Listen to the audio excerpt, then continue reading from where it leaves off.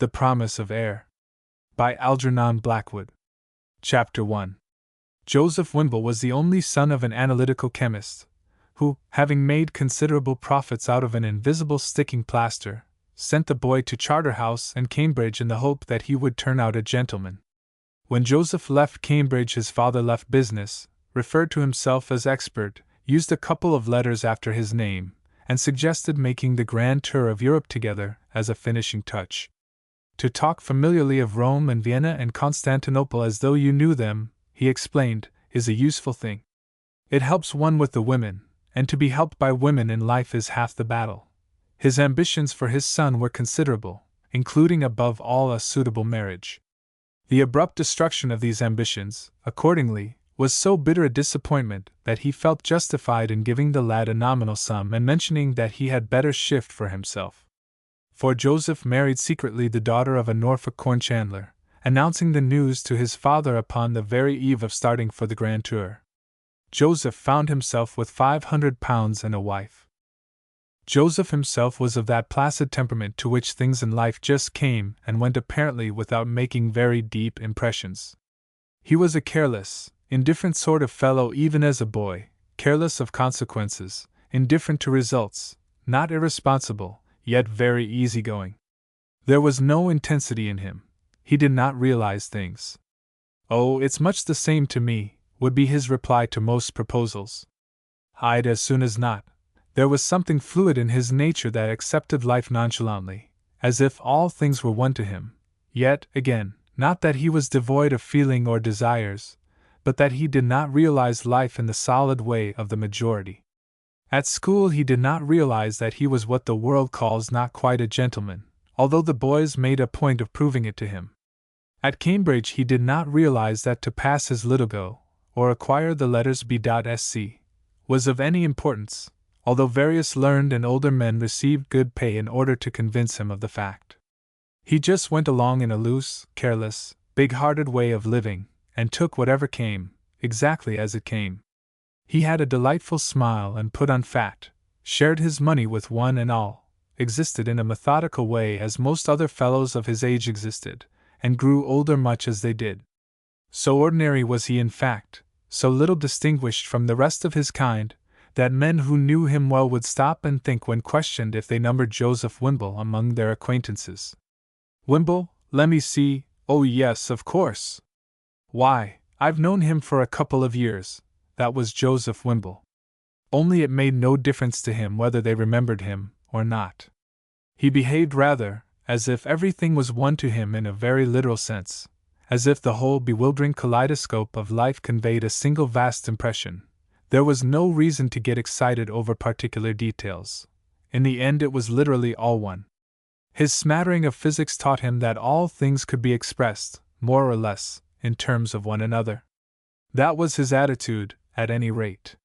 "Take it as a whole," he would say vaguely, "and it's all right. It's all the same." Yet his indifference to things was not so colorless as it appeared, but was due, perhaps, to the transference of his interests elsewhere. His center of gravity hardly seemed on earth is one way of expressing it. Behind the apparent stolidity hid something that danced and sang, something almost flighty. It was laborious explanation that he dreaded and despised, as though things capable of being explained were of small importance to him. He was eager to know things he wanted to know, yet in a way he was too intensely curious, too impatient certainly, to put himself to much trouble to find out.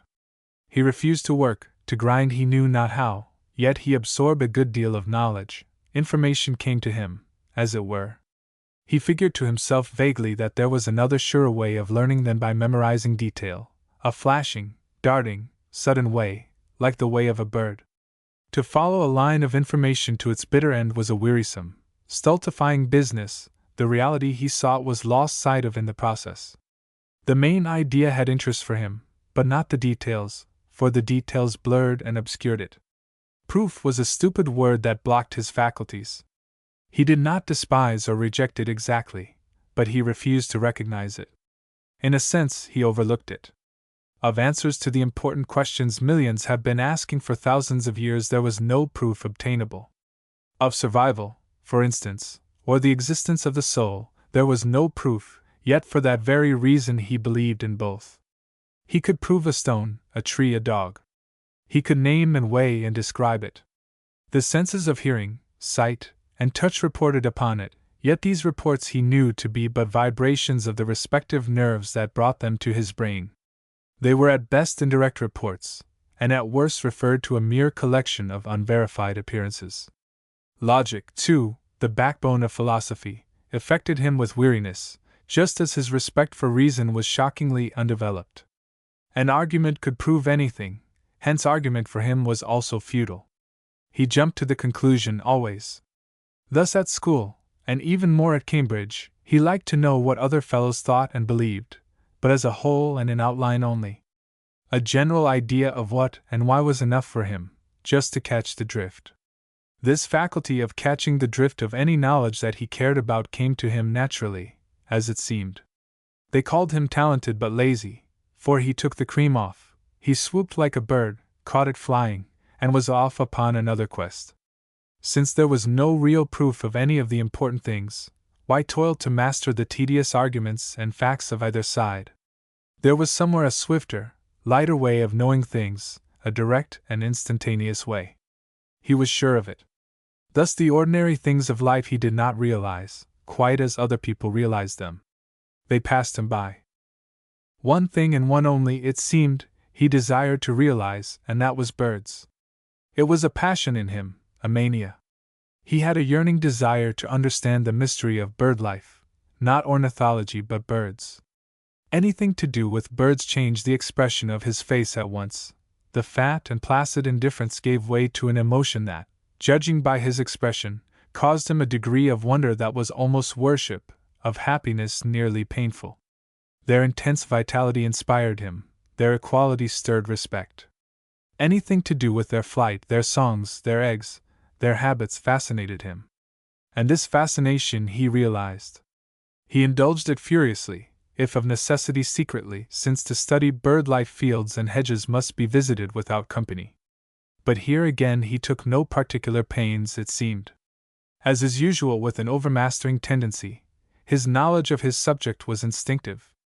Before he went to Charterhouse he knew the size and coloring of every egg that ever lay in a British nest, and by the time he left that school he could imitate with marvelous accuracy the singing notes and whistles of any bird he had heard once. He devoured books about them, studied their differing ways of flight, knew every nest within a radius of miles about his house in a given neighborhood, and above all was moved to a kind of ecstasy of wonder over the magic of their annual migration. That in particular touched him into poetry. He thought dumbly about it, but his imagination stirred.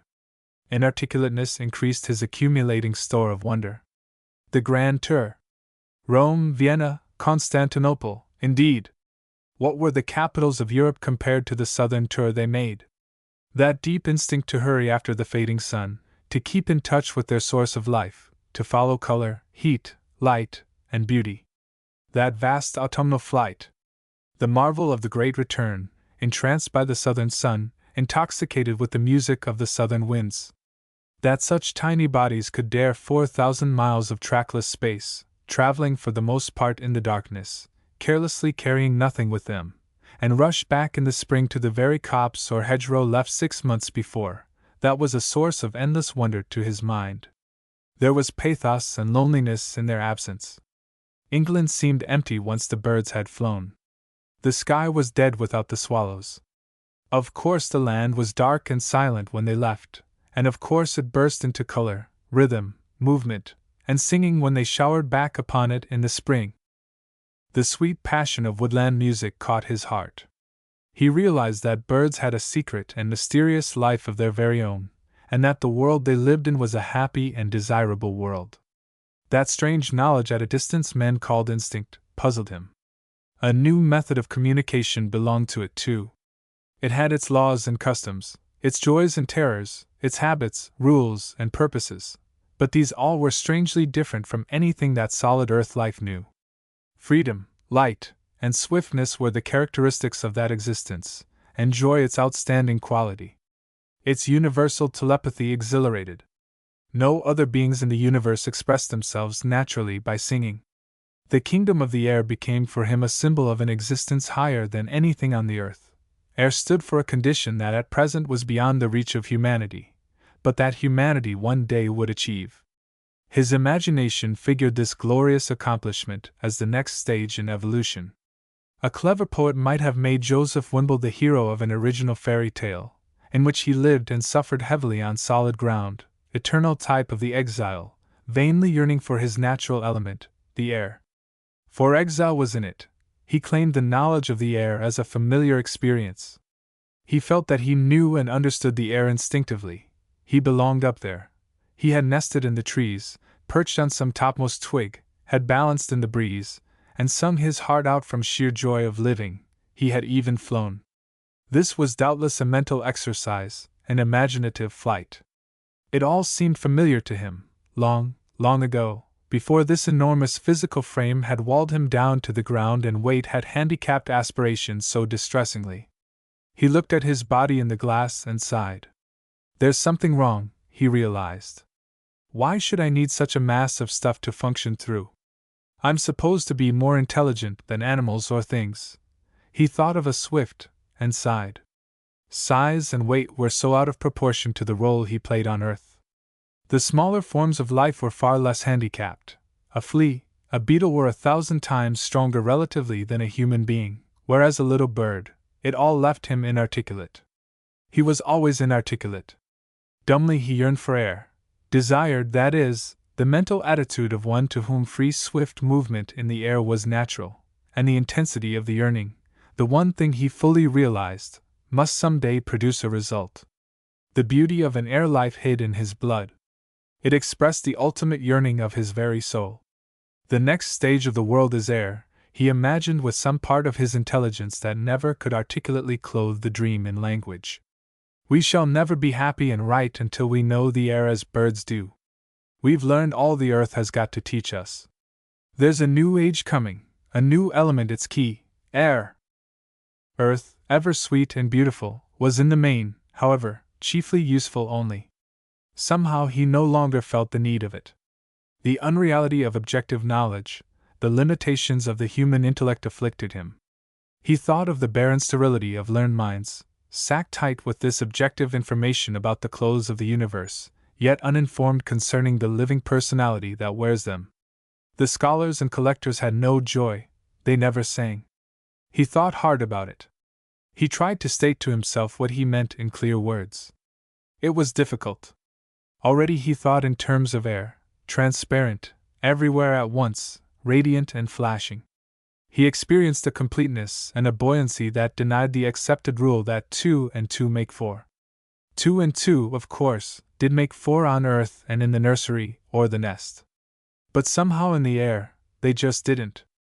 There was no 2 and 2 at all. They didn't exist. It was some kind of synthetical air knowledge that he sought. Earth is divisible, divided, he said to himself. It has details, separate objects, definite divisions into stones and things. But in the air there is no division. Air is homogeneous, not as the physicist's gas, but as an expression of space. In the air, or rather of the air, 2 and 2 make 4 became not false exactly, but impossible. It could not be said. Earth is not continuous, but broken up. It belongs to time and time's divisions of the nursery. Earth is an expression of separateness. Even water has drops, fluid and cohering though it is. Air has no drops. There are no drops of air. There are currents, streams and surfaces, all undetailed. Earth, he felt, belonged to time and time's divisions where 2 and 2 made 4. But air was of another category altogether, and not of time at all. Air was one. It explained his indifference to earth. Though fastened physically like every one else to the ground, his inmost being lived in the air already, and some day he would meet a person who would explain and justify this extraordinary yearning. He was aware of this expectancy in him, for the craving to become articulate produced it. He needed a mate, of course. Together, somehow, their deep desire would find expression. He would become articulate through her. And suddenly, with a kind of abrupt surprise that belongs to birds, he found her. The surprising way he found her, too, was characteristic. They floated, if not flew, into each other's arms. Chapter 2. It was a glad May morning, the air soft flowing and cool, the sunshine warm and brilliant, when the youth cut his lectures and went out into the fields, drawn irresistibly by the electric rush and sparkle of the spring. The swallows were home from the southern tour, and the sky was singing. He could not sit and listen to chemical formulae in a lecture room. It was not possible. He wandered out carelessly into the world of buttercups, following the stream where the feathered willows bent in a wave of falling green. It was a true bird day, and his heart, uprising like the lark's, was shrilling. He felt exactly like a bird himself, and it made him laugh as naturally as a bird might sing. He fell to copying their various cries. They came up close and saw him. They were aware of him. Birds of the sweet spring skies, he thought, and yearned to share their strange collective life, individual still, yet part of their magical community. He soon found himself out of the scholastic town, and among the flat expanse of yellow fields beyond. The stream was blue, the grass an emerald green, the willows laughed, showing their under leaves, the dew still sparkled. Buttercups by the million nodded in the breeze, wings were everywhere, the surface of the earth was dancing, and the whole air fluttered. The earth was dressed in blue and gold. The singing was so general that he had to pause in order to pick out the separate melodies. The song of the birds was, indeed, so much a part of their surroundings that an act of definite listening was necessary to hear it. It linked him on to nature, it made nature articulate. He heard the hearty whistle of the blackcap among the swaying treetops, shrill with joy. A whitethroat tossed itself exultantly into the air beside him. He heard the warblers trilling, the little calling cry of the chiffchaff, the tiny poem of the willow warbler, the merry laughter of the dainty wren. The tits shot everywhere, pecking in seed, pricking the sunshine with their tiny beaks, darting, flashing. He passed a farm and saw the vigorous outline of a blackbird, perched upon an oak bough still bare, fluting as Pen fluted upon many fountained Ida long ago. A chaffinch dipped at him over the wall from wet shrubberies beyond, hopped to a twig in the sunlight above the blackbird, and let loose a shower of notes like silvery drops of water. Singing shook itself out of the atmosphere everywhere, as though the whole of nature moved and trembled into her strange scaleless music. There was the joy of air upon the stirring world. The life of air was dominant, ruling the heavy earth, bird life. What delicious names they had: whitethroat, gold oriole, wheatear, dipper, bunting, redpoll, osprey, snowy owl, snowbunting, martin. What lyrical names with fun and laughter in them, a childlike beauty of air and sunny woodland space. The magic of spring captured him by its suggestion. Nothing was fully out, it was suggested only: eternal promise, ethereal glamour, prophecy, hope, expectancy, fulfillment. On all sides he felt the tremendous lift of the year that comes in May with song and color and movement. The world was rhythmical. It caught him into joy, as though it would sweep him like a harp into passionate response. Yet he remained dumb and inarticulate. He drank it in. But he could not sing, he could not soar, he could not fly. This piping, fluting, thrilling, this showering stream of sweet elemental song and dance was not of the earth, but of the air. The strange yearning in him grew and gathered into a dangerous accumulation. It must find expression somehow, or he would burst. He threw himself down in the long grass beside the blue-throated stream, and became at once all eyes and ears. There was no other way. The cool touch of the luxuriant herbage brought a slight relief, as did the itemizing of the songs he heard and imitated, the colors he gazed upon and named, the shimmering sheen of the rooks in the elm trees yonder, the deep, unpolished ebony of the blackbird with its beak of gleaming yellow, the bright and roving eye of the little whitethroat picking food along the bank, the shearing speed of the swifts cutting the air with tapering, scythe-like wings, the piping sweetness of a thrush, invisible in a thicket behind the farm buildings.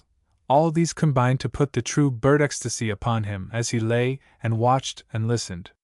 The amazing outburst of spring music lifted him almost into the air to join the ropes of starlings twisting and untwisting as if they reproduced the wild soft tangle of his unsatisfied yearnings. And their tiny flickering shadows fell upon the ground in ever-shifting patterns that he could never catch or seize. Upon his mind fell similarly rushing thoughts he was unable to express, the rhythm of some mighty promise that uplifted. He was aware of love and beauty. The soul in him rose and twittered like a lark. Then, presently, he raised his head above the screen of grass. There was a sound of footsteps. His hearing was abnormally acute when this bird mood took him, for the tapping tread of a wagtail on the bank had made itself distinctly heard. He saw the frisky creature, dainty as a sprite, tripping nimbly among the rushes just below him. It balanced very cleverly, neatly dressed in its tailor-made of feathers. He saw its very ankles. It seemed to hold its skirts up. He caught its bright eye peeping. It was gone. Soft slip of a bird, he thought to himself with a sharp sensation of regret. Why did it leave me in such a hurry? He felt something tender and earnest in him, something true and thorough, yet careless and light with joy, a true bird quality. He felt, too, the pathos of the sudden disappearance. A moment ago it had been there in all its gracious beauty, and now the spot was empty. Where, in what new haunted corner of these fields, he began, half singing, when a new and startling flash of loveliness caught his eye and took his breath away. Another wagtail, but this time yellow, marvelous as a dream, came pricking into view. Somehow, beyond all understanding, the sweet apparition focused his tangle of inarticulate yearning into a blaze of delight that was a climax. The advent of the exquisite little creature, with its delicate carriage, its bosom of pure yellow, seemed symbolical almost. The idea of something sylph-like from the heart of the air flashed into him. The whole singing, dancing, colored element produced this living emblem from its central heart of the flooding spring. There was true air magic in it. The passion of spring and the mystery of birds focused together in the tiny symbol. Imagination touched the pitch of ecstasy. He turned abruptly. There was a whir, a streak of burning yellow that lost itself against the sea of buttercups, and lo! He was alone again. But this time the loneliness was more than he could bear. He sprang to his feet, and at full speed took the direction in which it disappeared. Some wisdom of the birds was in him possibly, though alas, not their light rapidity, for while guided wisely along the windings of the willow-guarded stream, across the fields, past hedges, copses, farms, over ditches innumerable, he could not overtake his prize, and so at last came into a lonely spot that lay far away upon the surface of the countryside. The occasional flash of yellow had led him onwards in this way, as though the bird enticed him of set purpose. It would land, then shoot away again just as he came up with it. It left a trail of gold across the sunlit fields. It was a will-o'-the-wisp, in sunlight. It behaved like some spiritual decoy. Afterwards, when he thought about it, his chase took on this aspect of curious allurement, for he knew he could never catch the bird for actual handling, even had he so desired. Nor did he wish to. He had no desire to prove this symbol that summed up his imaginative passion. He only wanted to come up with it, to meet its peeping eye, to watch it at close quarters. Its sylph-like beauty had seduced him. Twice he dashed through the water, where the stream made a tiresome bend, and his track across the fields of early hay would have warranted a farmer in putting dust-shot into him. Yet he kept just within sight of it, of the flashing yellow which made him oblivious of all else, and the brimstone butterflies, the yellow hammers, the orange-tinted kingfishers that obviously tried to confuse the trail by shooting across his path, failed wholly to divert him from the chase. He knew which gold to follow. It was in his heart. The wagtail at last shot headlong past a clump of bramble-bushes, and Wimble, arriving also headlong, saw to his amazement that the yellow of its breast remained on the branches as though caught and fixed. To his astonishment the gold lay in a shining stream across the prickles without moving. It held fast. He saw the gleaming line of it. He thought he was dreaming for an instant, then discovered that the stream of gold was a yellow scarf that had been netted by the hedge. It belonged to a human being. The same second he saw a sunbonnet and a book lying on the other side by a pond below some willows. And the being was a blue-eyed girl. His sylph of the air had come to earth. 2 black stockings hung on a branch to dry. She was barefooted. He certainly met her eye, and it was a surprised, reproachful eye. He looked down at her, and she looked up at him. His heart came up into his throat, and then into his eyes. "I suppose you know you're trespassing," said a voice that was both cross and sweet at once. "These fields are father's." "Yes," replied young Wimble of Trinity, staring at her in amazement.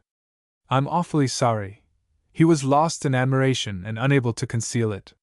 She was more than a farmer's daughter, he was thinking, as instinctively he transferred to her all the yearning, airy passion he had put into his search for the yellow wagtail. "Father complained last week again, and there are new boards up everywhere." He remembered vaguely there had been complaints about trespassing. He had blundered into the very spot where the offenses had been committed. "So you've no excuse," she added, watching him. "I'm awfully sorry," he repeated, as he disentangled the yellow scarf and passed the end into her outstretched hand. The sunburned skin just matched the landscape. He noted the tiny bleached hairs upon her arm. "I saw a yellow wagtail and went after it. They're rather uncommon." And then he added, "I suppose you got caught scrambling through the hedge. I'm frightfully sorry. Really, I'm ashamed. I saw the bird, and forgot everything. I believe it flew into you." They stood looking at each other. If he cut a comical figure, she certainly did not, for whereas his face was hot, his tie flown over one shoulder, his gray trousers splashed with mud, she seemed in her natural setting between the willows and the hedge, the untidy hair falling loose about the neck, her arms akimbo and her sunburned face suiting her to perfection. She looked cool and extraordinarily radiant. He thought she was absurdly beautiful. His heart began to beat deliciously, and when she lost the cross expression and smiled at him the next moment he blurted out a confused, impetuous something before he could possibly prevent it. "You're awfully becoming," he stammered. "I say, I'm jolly glad I saw that yellow wagtail and followed it. I believe it flew back into your heart." Her smile broadened into a laugh at once. It was impossible to be angry with such a youth. "You undergraduates," she said, "are the most ridiculous people I've ever known. But I shan't let you go now I've got you. You're fairly caught." "Rather," said Wimble with unfeigned delight. "Then you'd better come with me and see father at once," she went on. "You can explain yourself to him, about the wagtail." "Rather," he repeated, though with less enthusiasm. It was the only word that he could think of, and he added presently. She looked him up and down. "It's best, I think," and her laughter was now friendly. "I will," he repeated, "I'll go anywhere with you. I admit I'm caught. Do you think he'll be very nasty to me?" But he scarcely knew what he was saying all the time, for his one desire was not to lose sight of her now that he had found her. Her face, her laughter, her singing voice, her attitude, everything about her made him gasp. He already thought of her in bird terms. He remembered the redwing, delicate thrush, that comes to England from the north and is off again too soon, of countless birds that haunt our fields with transient beauty, then vanish suddenly, afraid to stay and rest. An anxious pang transfixed his heart. Any moment she might spread big yellow wings and leave him fluttering on the ground. "If I've done any damage," he added, "I'll put it right." It was worth it, anyhow. But he saw that she laughed with him now, not at him, and he began to smile himself. She was adorable. "I'll swear she's a birdie girl," the thought flashed through him. "If you'll turn your back a moment, please," he heard her saying, "I'll put my shoes and stockings on again. There's no good paddling any more with you here." "Rather not," he said, and ran down to fetch them for her. And so it began and ended in the brief 10 minutes of this intoxicating May morning beside the willow pond where the birds of the countryside came down to bathe at dawn and drink at sunset. It was an ideal opening. She put her stockings on, but not before he had complained that she was slow about it because a thorn had run into her toe, blaming him so that he had to extract it with trembling fingers and a penknife. They were laughing together like two children by the time he finished, and by the time they reached the house he had dipped into her being and found, as in a book of poetry, that all his favorite passages were marked. Moreover, she had led him by so round a way that they had been obliged to rest under the hedges more than once, and had discovered also that they were very hungry. The sudden intimacy was the sudden falling in love of two young persons who were obviously made for one another. It was the mating of two birds. They had met by the pond, exchanged glances, and then flown off together across the lawn. For it was spring and nesting time. The dust of blue and bronze was on the dragonflies, the bloom and promise of deep-bosomed summer in the air. "Father, this is my friend, Mr. Wimble," she introduced him. "You remember I told you. He's at Trinity. You'll stay and have a bite with us, won't you then?" "It's just time," was the genial invitation, given to hide his excusable lack of recognition. There was no mention of the damaged fields nor of the trespassing. "Come, Joan, let's get at it, for I'm starving." The name sounded wonderful, but Joseph knew it already and had already used it, his face close against her red lips and shining eyes. He also knew his fate was sealed, and he wished to heaven his own father was as nice as hers. "I'm a chandler," he was told in the course of the talk across the luncheon table by the window while the birds hushed their song outside, well knowing it was noon, "a corn chandler down in Norfolk. But I've got 2 farms up here in Cambridgeshire, and I'm just up to look over 'em for a chap as wants to buy 'em off me." He was a rough and ready type, free in his drink and language, using meaningless oaths more frequently as intimacy grew, and betraying a somewhat irascible temperament as well. Yet he was kindly enough. And before Joseph left to go back to his forgotten lectures there had been an invitation to, "You must come down and see us there sometime if you don't mind a bit of roughing it. We live very simple." From all of which it was clear that the corn chandler was favorably impressed by the visit of an undergraduate of Cambridge University, and would not be at all averse to marrying his daughter to the first available young man with reasonable credentials. It was all so easy, instinctive, natural. It ran so smoothly. It flowed, it flew. No obstacles appeared. There was flight and rapture in it from the very start. The couple managed to see one another once a day at least for the next 3 weeks, but before the first week ended they were engaged. Young Wimble said nothing at home because he knew his father would object to the daughter of a corn chandler who lived in Norfolk. By September they were married. But by the end of September Joseph realized that they were married, quite another thing. For his father meant what he said, and beyond a modest allowance from the chandler to his daughter, they started life with nothing but the small lump sum by means of which Mr. Wimble Sr. eased his conscience, and set himself right with the outside world. The capitals of Europe were not visited. Joseph and Joan, however, took the situation like a pair of birds, lightly and carelessly. They were as thoughtless as 2 finches on the lawn, and as faithful as red linnets. The game of the yellow wagtail chase was kept up between them. He pretended that it was her flying scarf he had seen shining 2 miles across the buttercup fields, and she declared that she had gone to the willow pond on purpose, knowing in her bones, she called them feathers, that one day someone would find her there and capture her. The actual wagtail was a real decoy. It was his yearning and her own materialized. They laughed and played with the idea till it grew very real. And the future did not frighten them a bit. They took their money and spent it on their honeymoon, leaving for the south in October with the birds. They started on the great southern tour, building their first nest far away in a sun-drenched Algerian garden where the air, soft with the bloom of an eternal summer, mastered the earth and made it seem of small account. Nothing could weigh them down, nor cage them in. They led a true air life together, the winds were softly scented, stars shone nightly above their cozy tent, they sang in the golden sunsets, and washed their young bodies in the morning dew. It was the paradise of a realized dream, a sparkling ecstasy they thought could never end. Her beauty seemed to him the one thing necessary. The autumn migration of the birds, mysterious with grandeur, had always suggested to him a passing away from earth, a procession to another life, and a returning to sing of it with rapture in the spring. Their honeymoon was this dream come true.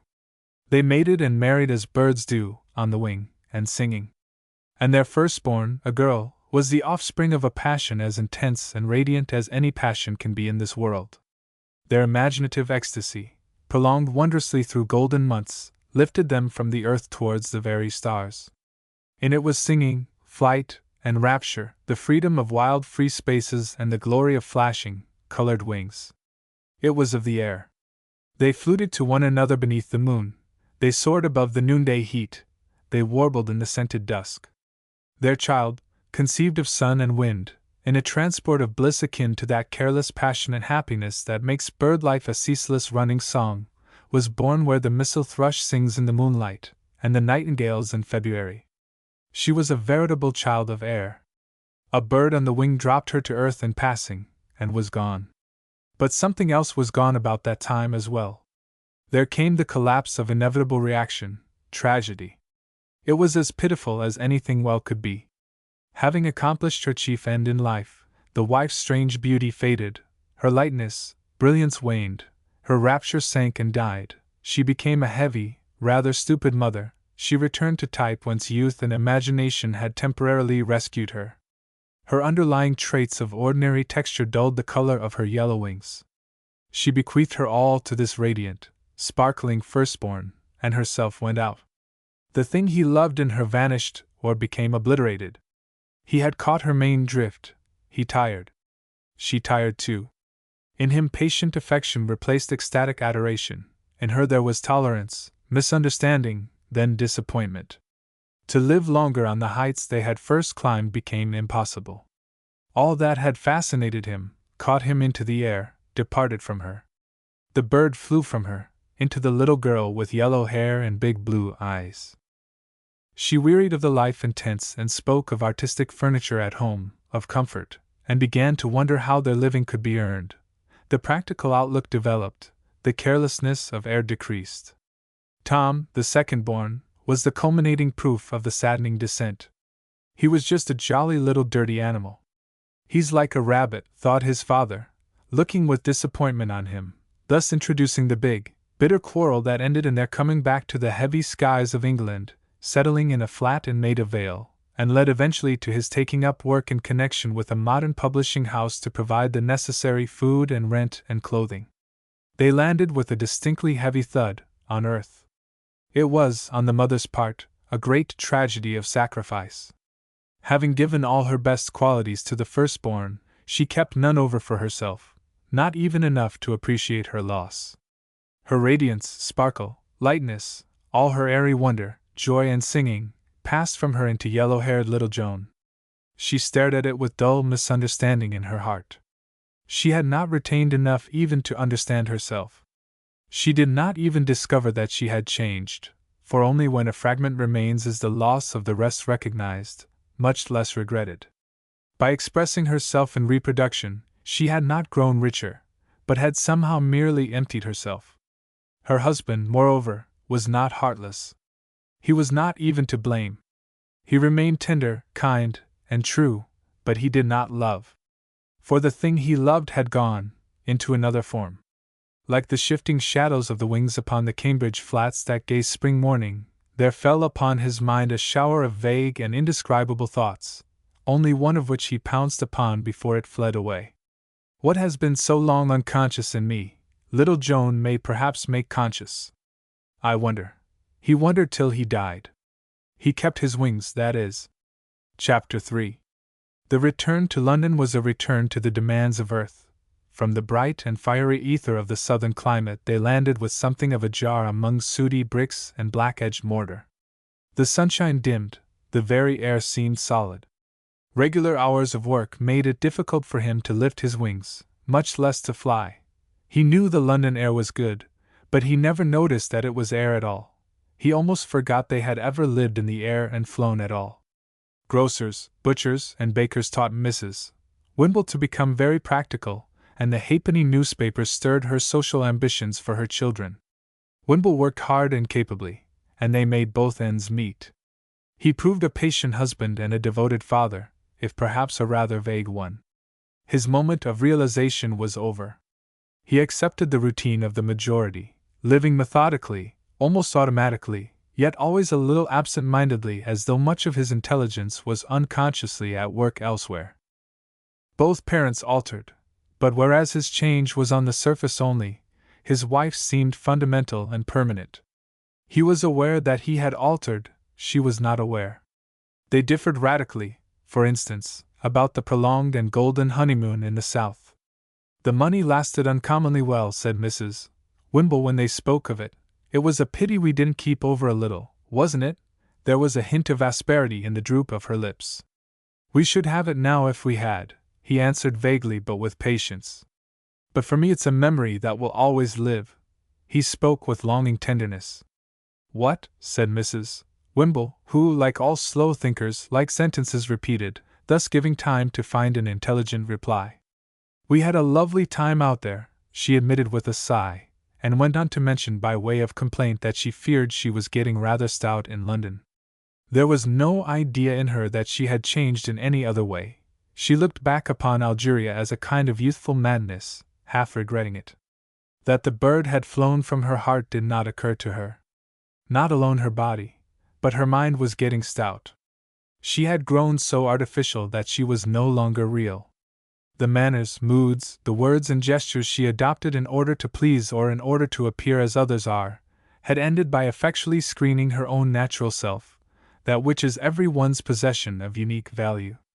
It was not so much that she was false as that she was not herself. She was unreal. In Wimble, however, those 2 years remained as something bewilderingly beautiful. Just out of sight in his heart he wore still the steady glow of it.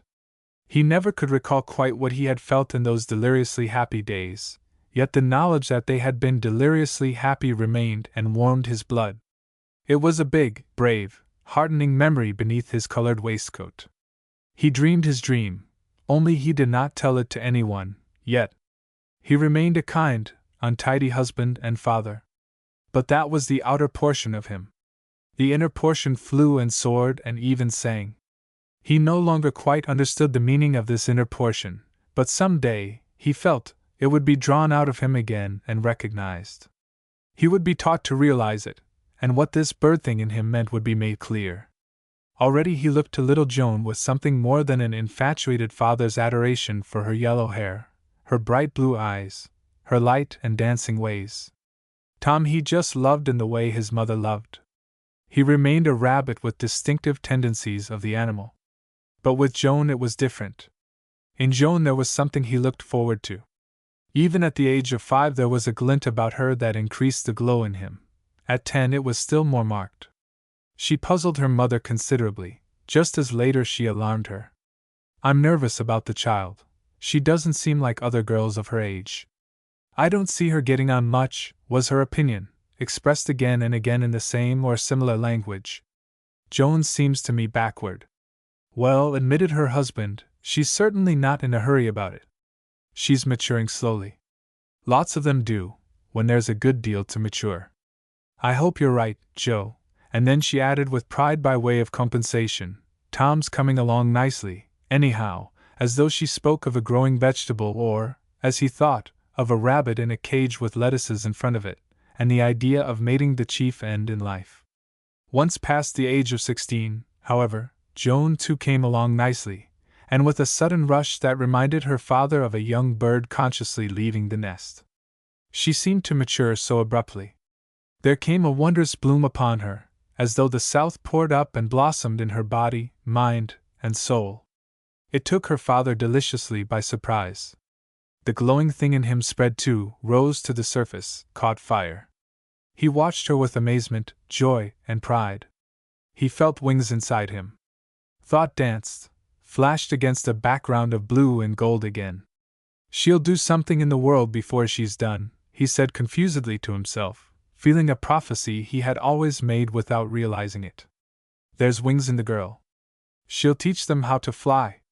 He was beginning to realize himself, through her. His early ideal had taken flesh again, but this time with a difference. He had not merely found it. He had created it. For, more and more lately, the influence of Joan upon him had been growing. It was not merely that she made him feel young again, nor that her queer ways made him aware that he wanted to sing and dance. It was, in a word, that he recognized in her the remarkable thing he had known first in her mother years ago, but released in all its golden fullness.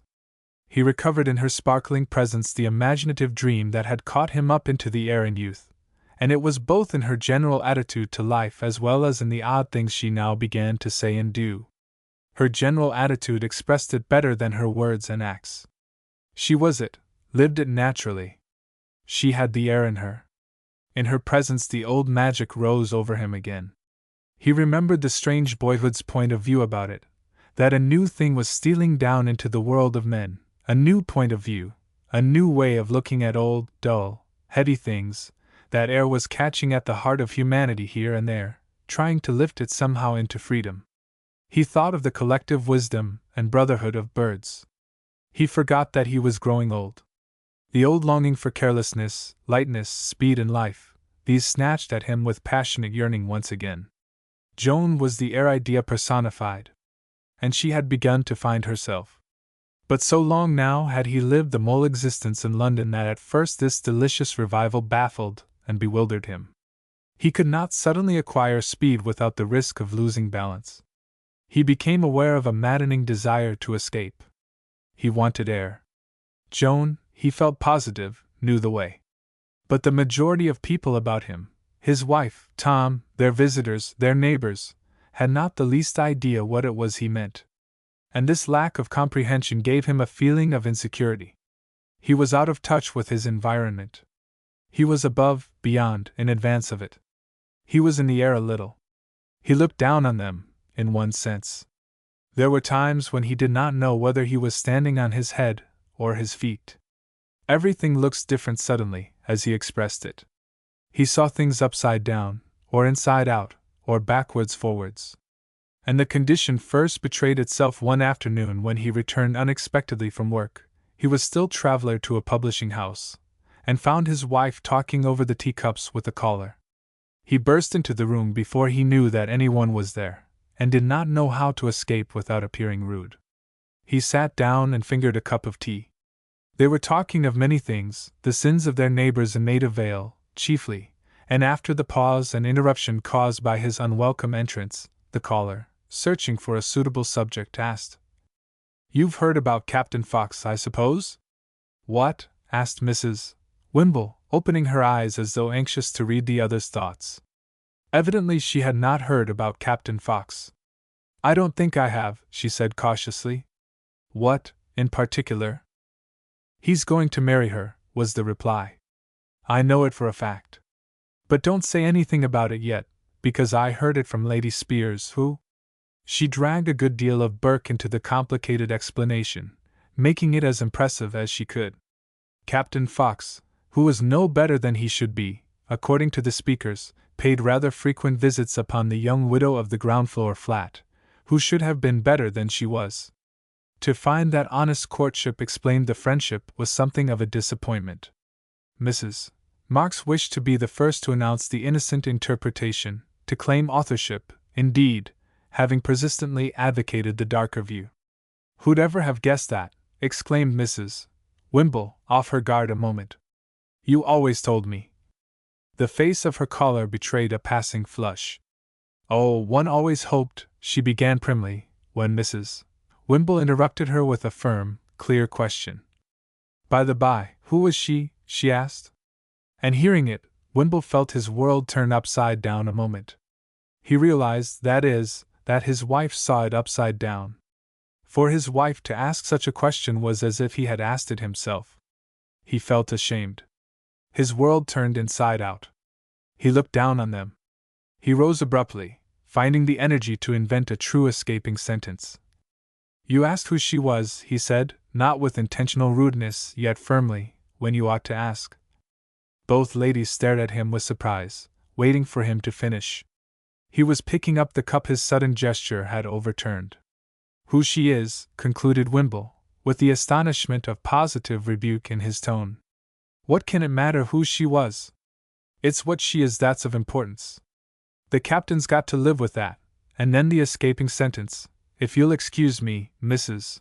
Marks, I have to go upstairs to see a book." He hesitated, stammered, and ended in confusion, "about a book," and off he went, making a formal little bow at the door. He went into the dining room down the passage, vaguely aware that he had not behaved very nicely. "But of course, I'm not a gentleman exactly," he said to himself. "What's called a gentleman, that is. Father was only an analytical chemist." He stood still a moment, then dropped into a chair beside the table with the red and black check cloth. His mind worked on by itself, as it were. What I said was true, anyhow. People always ask, "Who was she?" about everything. What the devil does that matter? It's what you are that counts. Father was a chemist, but I.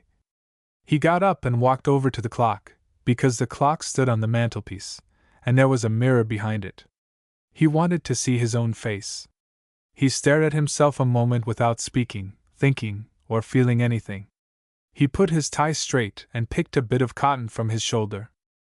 I am Joseph Wimble, not a gentleman quite, not of much account anywhere perhaps, but a true workman, earning £250 a year, knowing all about the outside, and something about the inside of books, 37 years old, with a boy at the grammar school, a girl of 16 in the house, and married to, he paused, turned from the mirror, and sat down. It cost him an effort to remember, to Joan Lumley, daughter of a corn chandler in Norfolk, who might die any moment and leave us enough to live on. He went on, in a more comfortable position, passing his hand over his forehead. And my life is insured, and I've put a bit by, and Tom's to be a solicitor's clerk, and everything's going smoothly except that taxes. The sound of an opening door disturbed him. He felt confused in his mind. He heard Mrs. Marks saying loudly, "And please say goodbye for me to your HS band," the aspirate so emphasized that it was obviously an insecurity.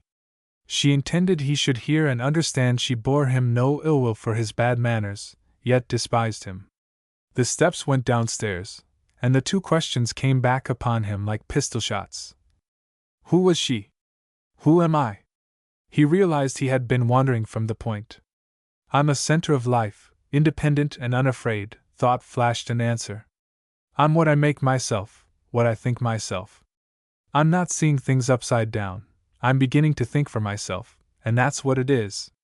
No one, nor nothing, nor anything anywhere in the world, he went on, mixed in speech, but clear in mind, can prevent me from being anything I feel myself, will myself, say I am. I've never read nor thought nor bothered my head about things before.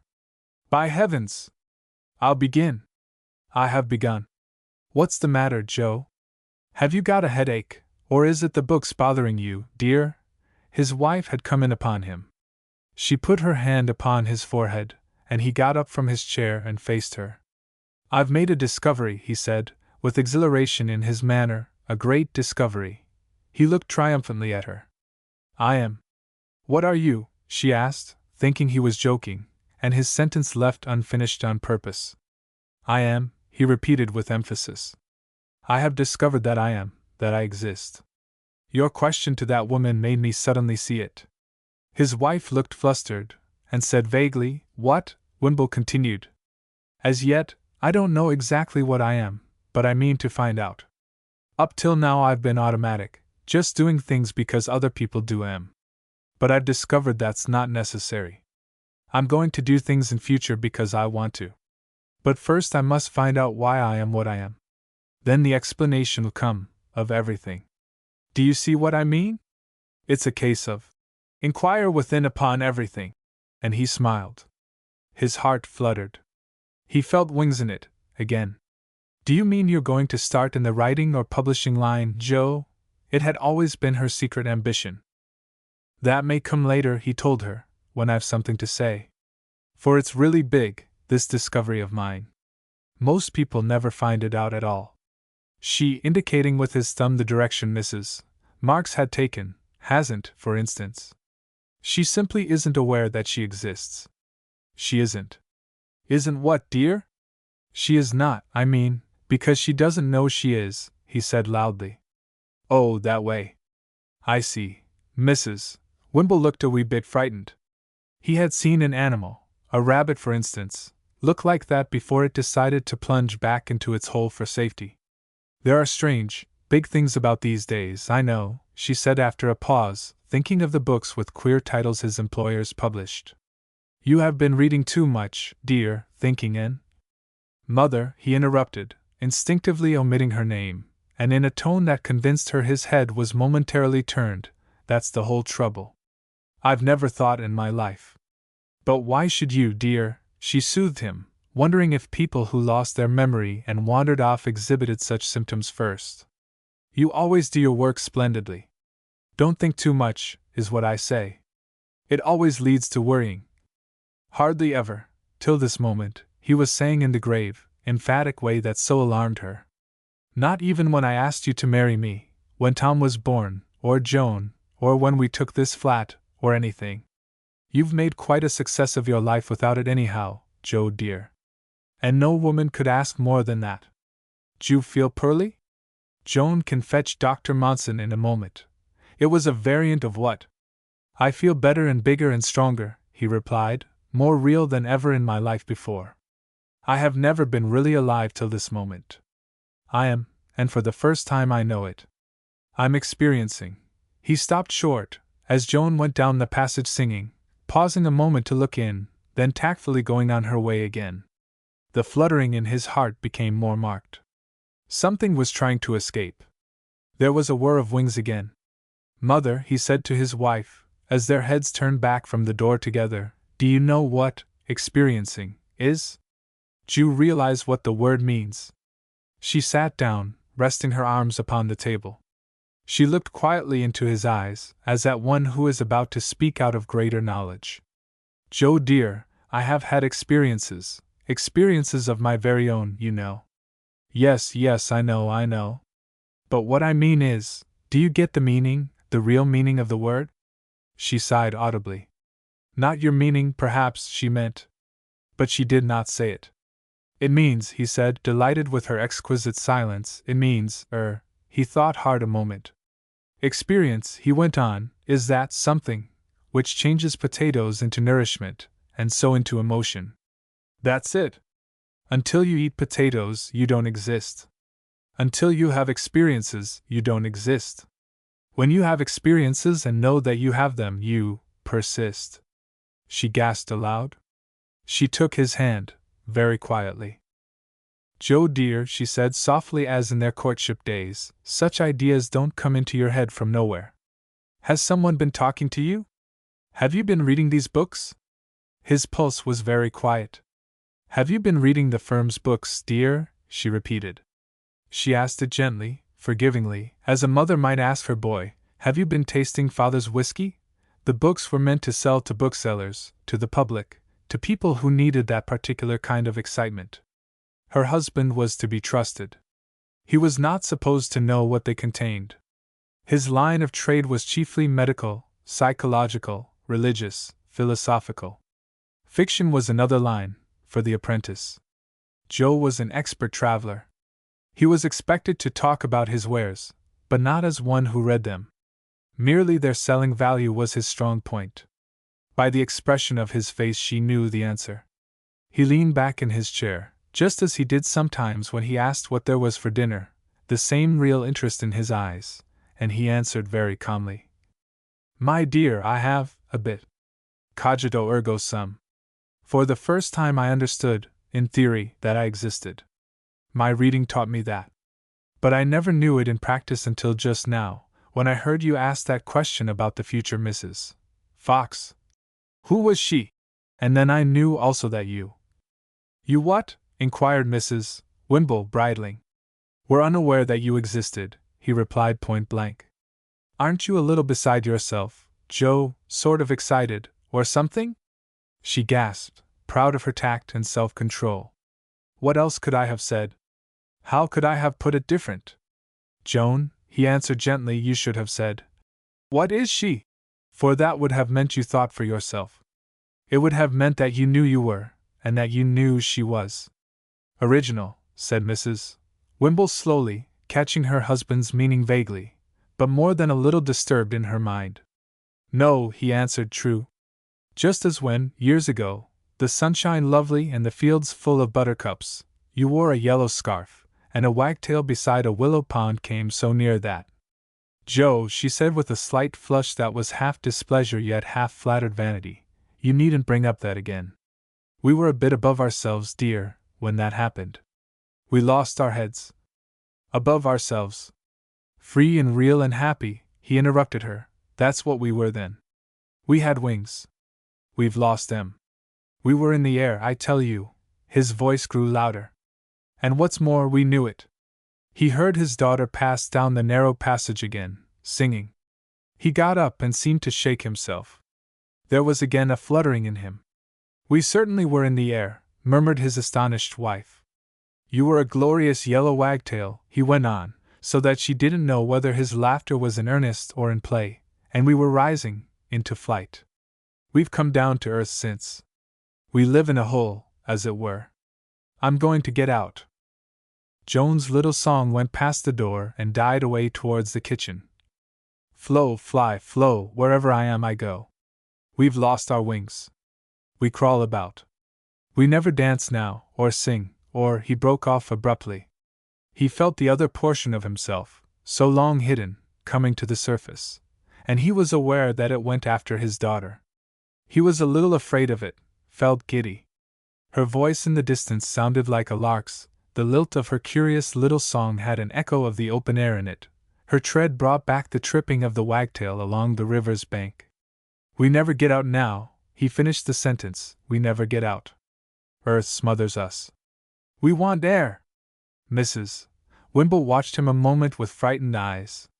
He was standing on tiptoe, holding the tails of his coat in his hands as though he was about to do something very unusual, something foolish and ridiculous, she thought. He seemed about to dance, to rise, almost to fly up to the ceiling. She felt uneasy, hot, a little ashamed. We can go out more, dear, if you think it wise, she said cautiously, moving a little further away. It's the expense, I always thought. Her husband stared at her a moment dumbly. He seemed to be listening. In his heart a little, forgotten song crept back, answering the singing of the girl. Then, dropping upon his heels again, he said patiently in a soothing tone, There, mother. Forgive me if I frightened you. I was only pretending we were young again.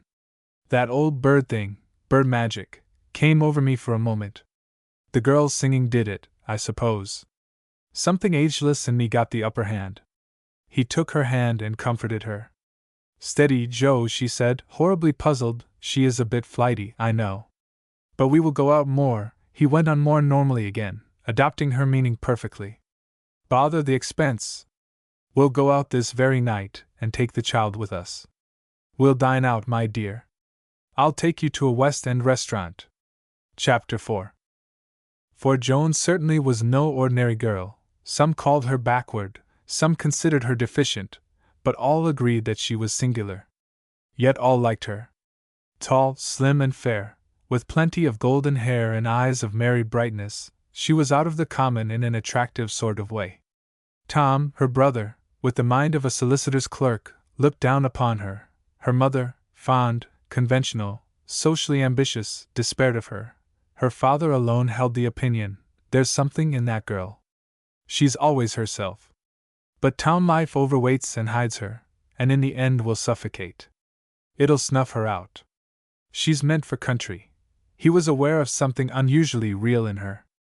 They were great friends. I want more air, she had said once. In a field or garden I'd grow enormous like a bean plant. In these streets I'm just a stone squashed down by crowds. I'm in a hole and can't breathe. I prefer a feudy. Even her words were her own like this. I'd like room to dance in. Life is a dance. I'd learn it in a field.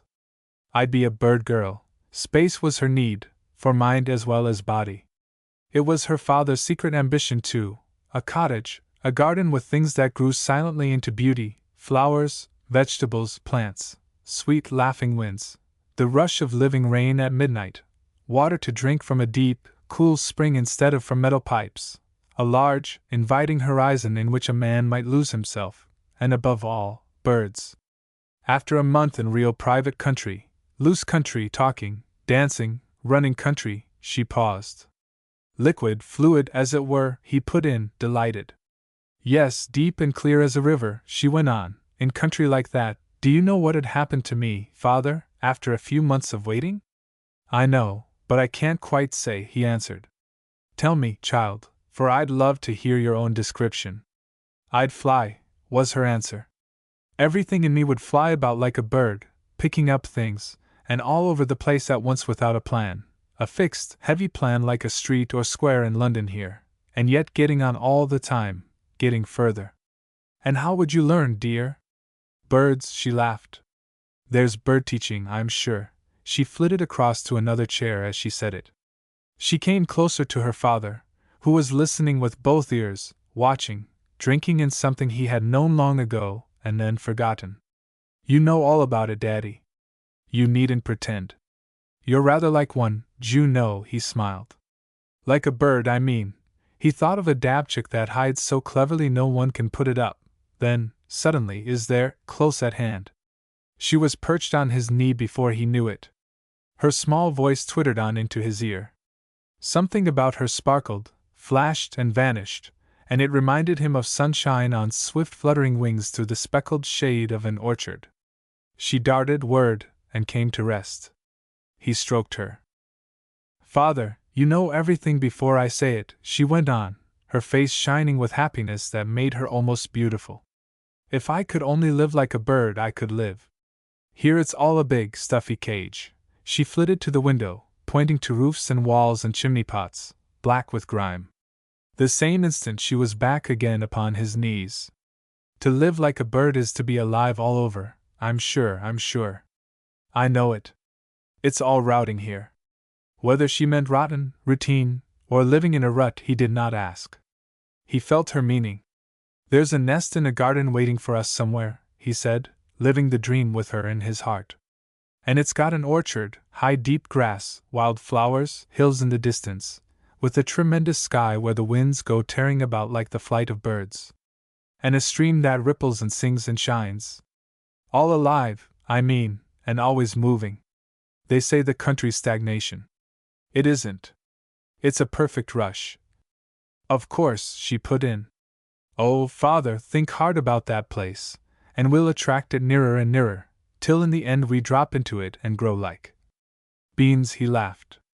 Birds, she rippled, and hopped from his knee across the room, and was down the passage and out of sight before he could draw another breath. There was something alert as lightning in the girl. She woke a similar thing in him, too. It had nothing to do with brain as intellect, or with reason, or with knowledge in the ordinary sense the world gives to these words. But it had to do, he dimly felt, with another bigger thing that was everywhere and in everything. Joan shared it, brought it nearer. It was universal.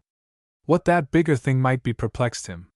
He was aware that it drove past, alertness in so huge a thing conveying the impression of vast power. There was grandeur in it somewhere, poise, dignity, beauty, yet this subtle alertness too, and this swift protean sparkle. It was towering as a night of stars, alluring as a peeping wildflower, but prodigious also as though all the oceans flowed suddenly between narrow banks in a flood of clearest water, very rapid, terrifyingly deep. For a robe it wore the lustrous coloring of untold age. His imagery, when he tried to visualize it, grew mixed. He called it experience. But sometimes he told himself he knew its Christian name, its familiar, little, intimate nickname, and that was wisdom. And so he was rather glad that Joan, like himself, was but half-educated, that she was backward, and that he knew, relatively, only the outsides of books. For facts, he vaguely felt, might come between them and this august yet precious thing they knew together. Birds could teach it, but ornithology hid it. Lately, however, as his wife divined, he had been dipping in between the covers of the goods he traveled in. Caught by the bait of several drugging titles, he had nibbled, in the train, in waiting rooms, in the parlors of commercial hotels where he put up for the night. He had found names and descriptions of various things, but they were the names and descriptions given by others to their own sensations. The ordered classification merely developed snapshots. He recognized photographs of dead things that he knew must be somewhere, alive. The names made stationary what ought to dance along with incessant movement. Only he did not realize this until he saw the photographs. The alleged accuracy of a photograph was an insolent falsehood, pretending that what was alive was dead, that what rushed was stationary. Dogs and savages cannot recognize the photographs of their masters. The resemblance has to be taught. Everything flows, his shilling Heraclitus told him. He had always known it. Birds taught it. Joan lived it. To classify was to photograph, a prevarication. To publish a snapshot of a jumping horse was to teach what is not true. Definitions were trivial and absurd, for what was true today was false tomorrow.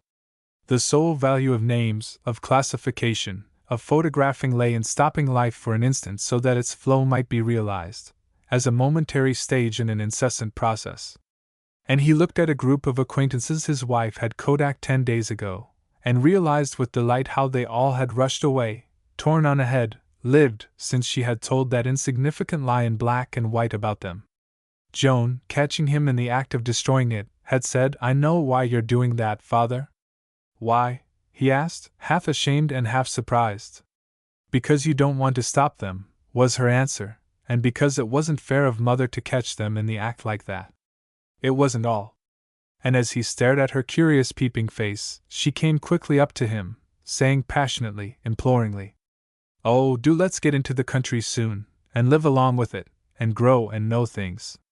I feel so stuck still here, and always caught in the act like that photo. It's so dead. It's a toad of a place. The streets are all nailed down onto the ground. In the country they run about." He interrupted her on purpose. "But in a city life is supposed to be much richer than in the country," he said. "You know that? It goes round and round like a circle, though. It doesn't go on. I'm living other people's lives here. I want to live my own. Everybody here lives the same thing over and over again, till they get so hot they get ill. I want to be cool and naked like a fern. Here I'm being photographed all day long. Every man who looks at me takes a photograph. Oh, father, I'm so tired of it. Do let's go soon and live happily like the birds." "You mean happily?" he asked, laughing with her. "It's the same thing," she laughed back. "It's like wings or running water, always going wherever they are." And was dancing to and fro over the carpet, when the door opened and in came her brother Tom, followed by another youth. He looked surprised, ashamed, then vexed. It was Saturday afternoon. He had been 6 months now in the office. "I've brought Mr. Halliday with me," he said pompously, "to have tea. We've just been to a matinee at the Coliseum. Joan, this is Mr. Halliday, our junior clerk. My sister, Harold." Joan instantly looked gauche and ugly. She shook hands with the speckled youth, whose shy want of manners did not prevent his eyeing her all over. He sat down beside his friend, talking of the singing, dancing, juggling and so on that they had witnessed. All the time he talked at something else in her. But she hid it away as cleverly as a bird hides its nest. The callow youth, without realizing it, was hunting for a nest. In the country he might have found it. He would have been sunburned, for one thing, instead of speckled. The wind, the rain, the starlight would have guided him. His natural instinct would have flowed out in a dance of spontaneous running movement, easy, graceful, clean. Here, however, it seemed rigid, ugly, diseased. He was living the life of others. "You were dancing just as we came in," observed Mr. Halliday. "Does that line of things attract you? You are going on the stage, perhaps?" Joan looked past him out of the window, and saw the swallows flashing about the sky. "I can dance," she replied, "but not on a stage." "But you'd be a great success, I think, from what I saw," opined the junior clerk.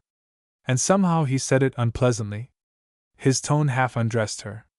She didn't flush, she didn't stammer, at first she didn't answer even. She watched the swallows a moment, as though she had not heard him. "You only stare, you don't watch and enjoy," she said suddenly, turning upon him. "And an audience like that." She stopped, got up from her chair, put her head out of the open window and gazed into the air above. When she turned back, she saw that her mother had come in and was leading the others into the dining room for tea. Her father's face wore a singular expression, it seemed, of exultation. Tom, black as a thundercloud, waited for her. "You're nothing but a little barbarian," he said angrily under his breath. The life of others he led had been sorely wounded. "I can never bring Mr. Halliday here again. You're simply not a lady." "I'm a bird," she laughed in his face. "And you men can never understand that, because no man has a bird in him, but only a creepy, crawly animal. We go on 2 legs, you on 4. I'm ashamed of you, Joan. You're nothing but a savage," he snapped at her. He could have smacked her. His face was flushed, but his neck thin, scraggy, white. He looked starved and twisted. "In the city he began with a clown's dignity. Live like rats in a drain, she interrupted quickly, perched a moment on her toes in front of his face. You don't breathe or dance. Tom, she added with a gesture of her arms like flapping wings, if you were alive, you'd be a mole. But you're not. You're a lot of other people. You're a herd, always enclosed and always feeding.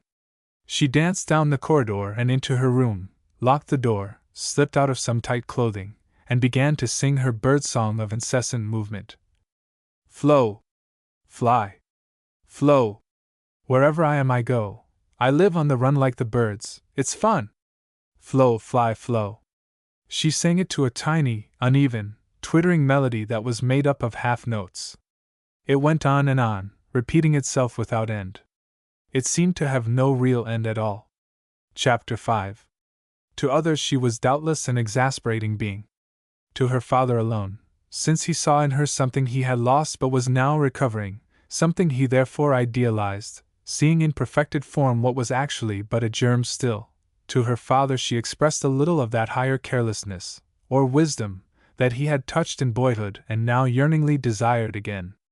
Oh, she's all in the air, people said. And it was truer than they knew. She had an affinity with all that flew. This bird idea was in her heart and blood.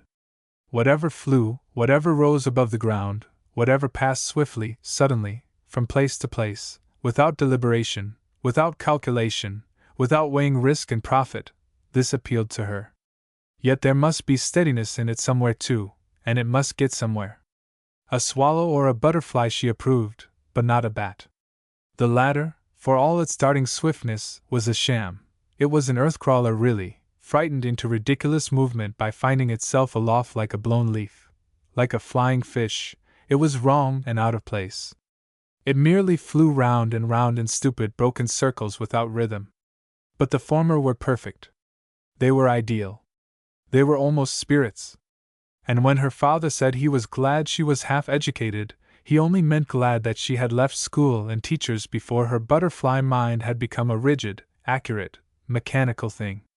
She might play with books as he himself did, fluttering over the covers, smelling their perfume, glancing at sentences and chapter headings, at indices even. But she must not build nests in them. A book, like a photograph, was an evilish attempt to nail a flowing idea into a fixed pattern. In the author's mind an idea was true, but when he had put it down in black and white he had put down only a snapshot of it. The idea was already far away. Not poetry books, Joan qualified this, because poetry runs clean off the page. It's alive and whingy. It sings my bird song. Flow, fly, flow, wherever I am I go. She had this unerring instinct of the bird in everything, the quality that flashes, darts, is gone before it can be killed by capture. A bird is everywhere and nowhere. It's all over the place at once. Look at it, and it's no longer there. Listen to it, and it's gone. Touch it, and you catch a sunbeam that warms the hand but loses half its beauty. Catch it, and it's dead. But no one ever caught a swallow or a skylark naturally on the wing. Even the eye, the mind, the following thought grows dizzy in the effort. For the cow in the field she had no song. Wherever I am, I stay, was without a tune of its own. A cow couldn't leave the ground. She wanted something with incessant movement that could touch the earth, yet leave it at will. Wings and water could. Birds and rain both flew. Half the time a river, the only real water for her, flowed over the earth without stopping on it, and half the time it was a cloud in the sky, yet never lived there. Flow, fly, flow, wherever I am I go, this was the little song of life and change and movement that came out of her curious heart and mind. Live on the run, like a bird, that's fun, and by fun she meant life, and the soaring joy of life. She applied her principle unconsciously to people too. Few men had the bird in them except her father. Mother was a badger, half the time out of sight below the earth. She felt respect, but no genuine love for mother. A whale or a badger, I really don't know which, she said. That's mother. Joan, I cannot allow you to speak in that way of your parent and my wife. The sentence was unreal. He chose it deliberately, as it seemed, from some book or other. What she had said was sparklingly true, only it could not be said. You were born out of mother, and so must think her holy. I only meant that she is not birdy, was the answer, and that she likes thick salt water or sticky earth. I mean that I never see her on the surface much, and never for an instant above it. A fish is all right, but not a half and half thing. She built your nest for you. She taught you how to fly. Remember that. He lit his pipe to hide the laughter that would bubble up. But she never flew with me, father, as you do. Besides, you know, I like whales and badgers. I only say they're not birds. She paused, stared triumphantly at him a moment, and then with anxiety in her tone, she added, "And you said that as if someone had taught it you, Daddy. Someone's put birdlime near you, some book, I suspect." "Grammar's all right enough in its way," he told her finally, meaning perhaps that there were correct and incorrect ways of saying a thing, and so the little matter was nicely settled up, and they flew on to other things as their way invariably was. But after that, whenever Mother was in the room, they thought of something underground or underwater that emerged for a brief moment to stare at them and wonder, heavens, how they lived. They wondered how, on earth, she lived. They were in different worlds. For a long time now Joseph Wimble, traveling in tabloid knowledge, had been absorbing what is called the spirit of the age. On the paper wrappers of his books, chiefly knowledge primers, were printed neat and striking epitomes of the contents. Written by expert minds, these epitomes were admirable brief statements. There was no room for argument. They merely gave the entire book in a few short sentences that hit the mind, and stayed in it. They left the impression that the problem was proved, though actually it was merely stated. Hundreds of those statements he had now read, until they flowed like a single sentence through his consciousness, each resume a word, as it were, in the phrase describing the knowledge, or at least the tendencies, of the day. Wimble was thus a concise phrase book, who taught the grammar of the 20th century. For his firm, alert and enterprising, had the gift of scenting a given tendency before it was understood by the mass, still in the air, that is, yet while the mass still wanted to know about it, then of choosing the writer who could crystallize it in simple language that made the man in the street feel well informed and up to date. The What's in There Today Publishing Company was well named, it had the bird quality. These picturesque knowledge primers sold like wildfire. They purveyed knowledge in tabloid form and advertised the hungry public into nourishment. The latest thing in politics, painting, flying, in feminism or call of the wild, in music, scouting, cubism, futurism, feeding, dancing, clothing, ancient philosophy redressed, or modern pulpit pretending to be neo, everything that thrills the public today, from pageantry and eurythmics to higher thought and psycheism, they touched with clever condensing accuracy of aim, and grew fat upon the proceeds. The stream of little books flowed forth, written by birds, distributed in flocks, scattered broadcast like seed in a wind, each picked up eagerly and discarded for the next, winged knowledge in sparrow doses.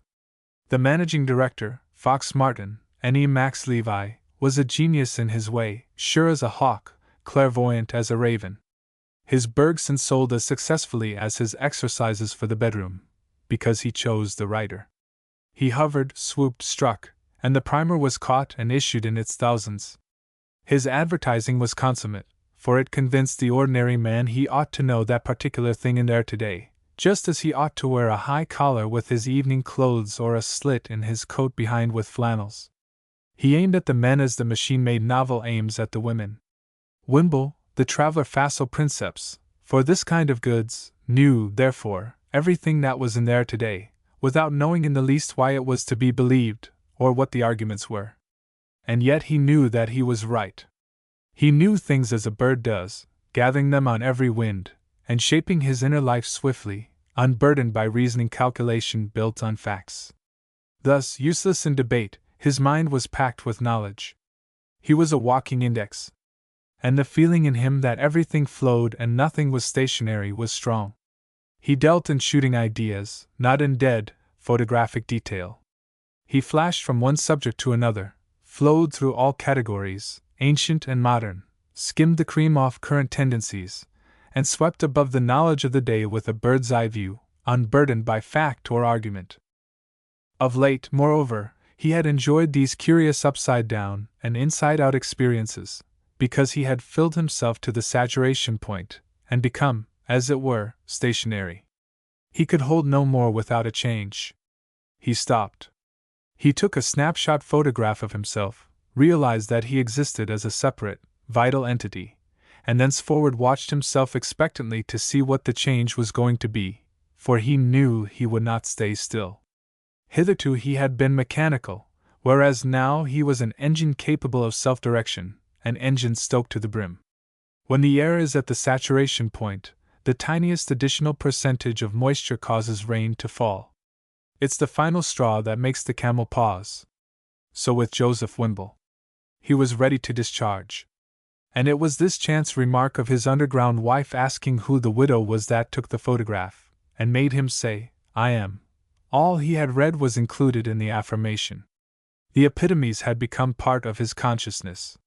Like the weary camel, like the moisture tired of balancing in the air, he wanted to sit down now and consider.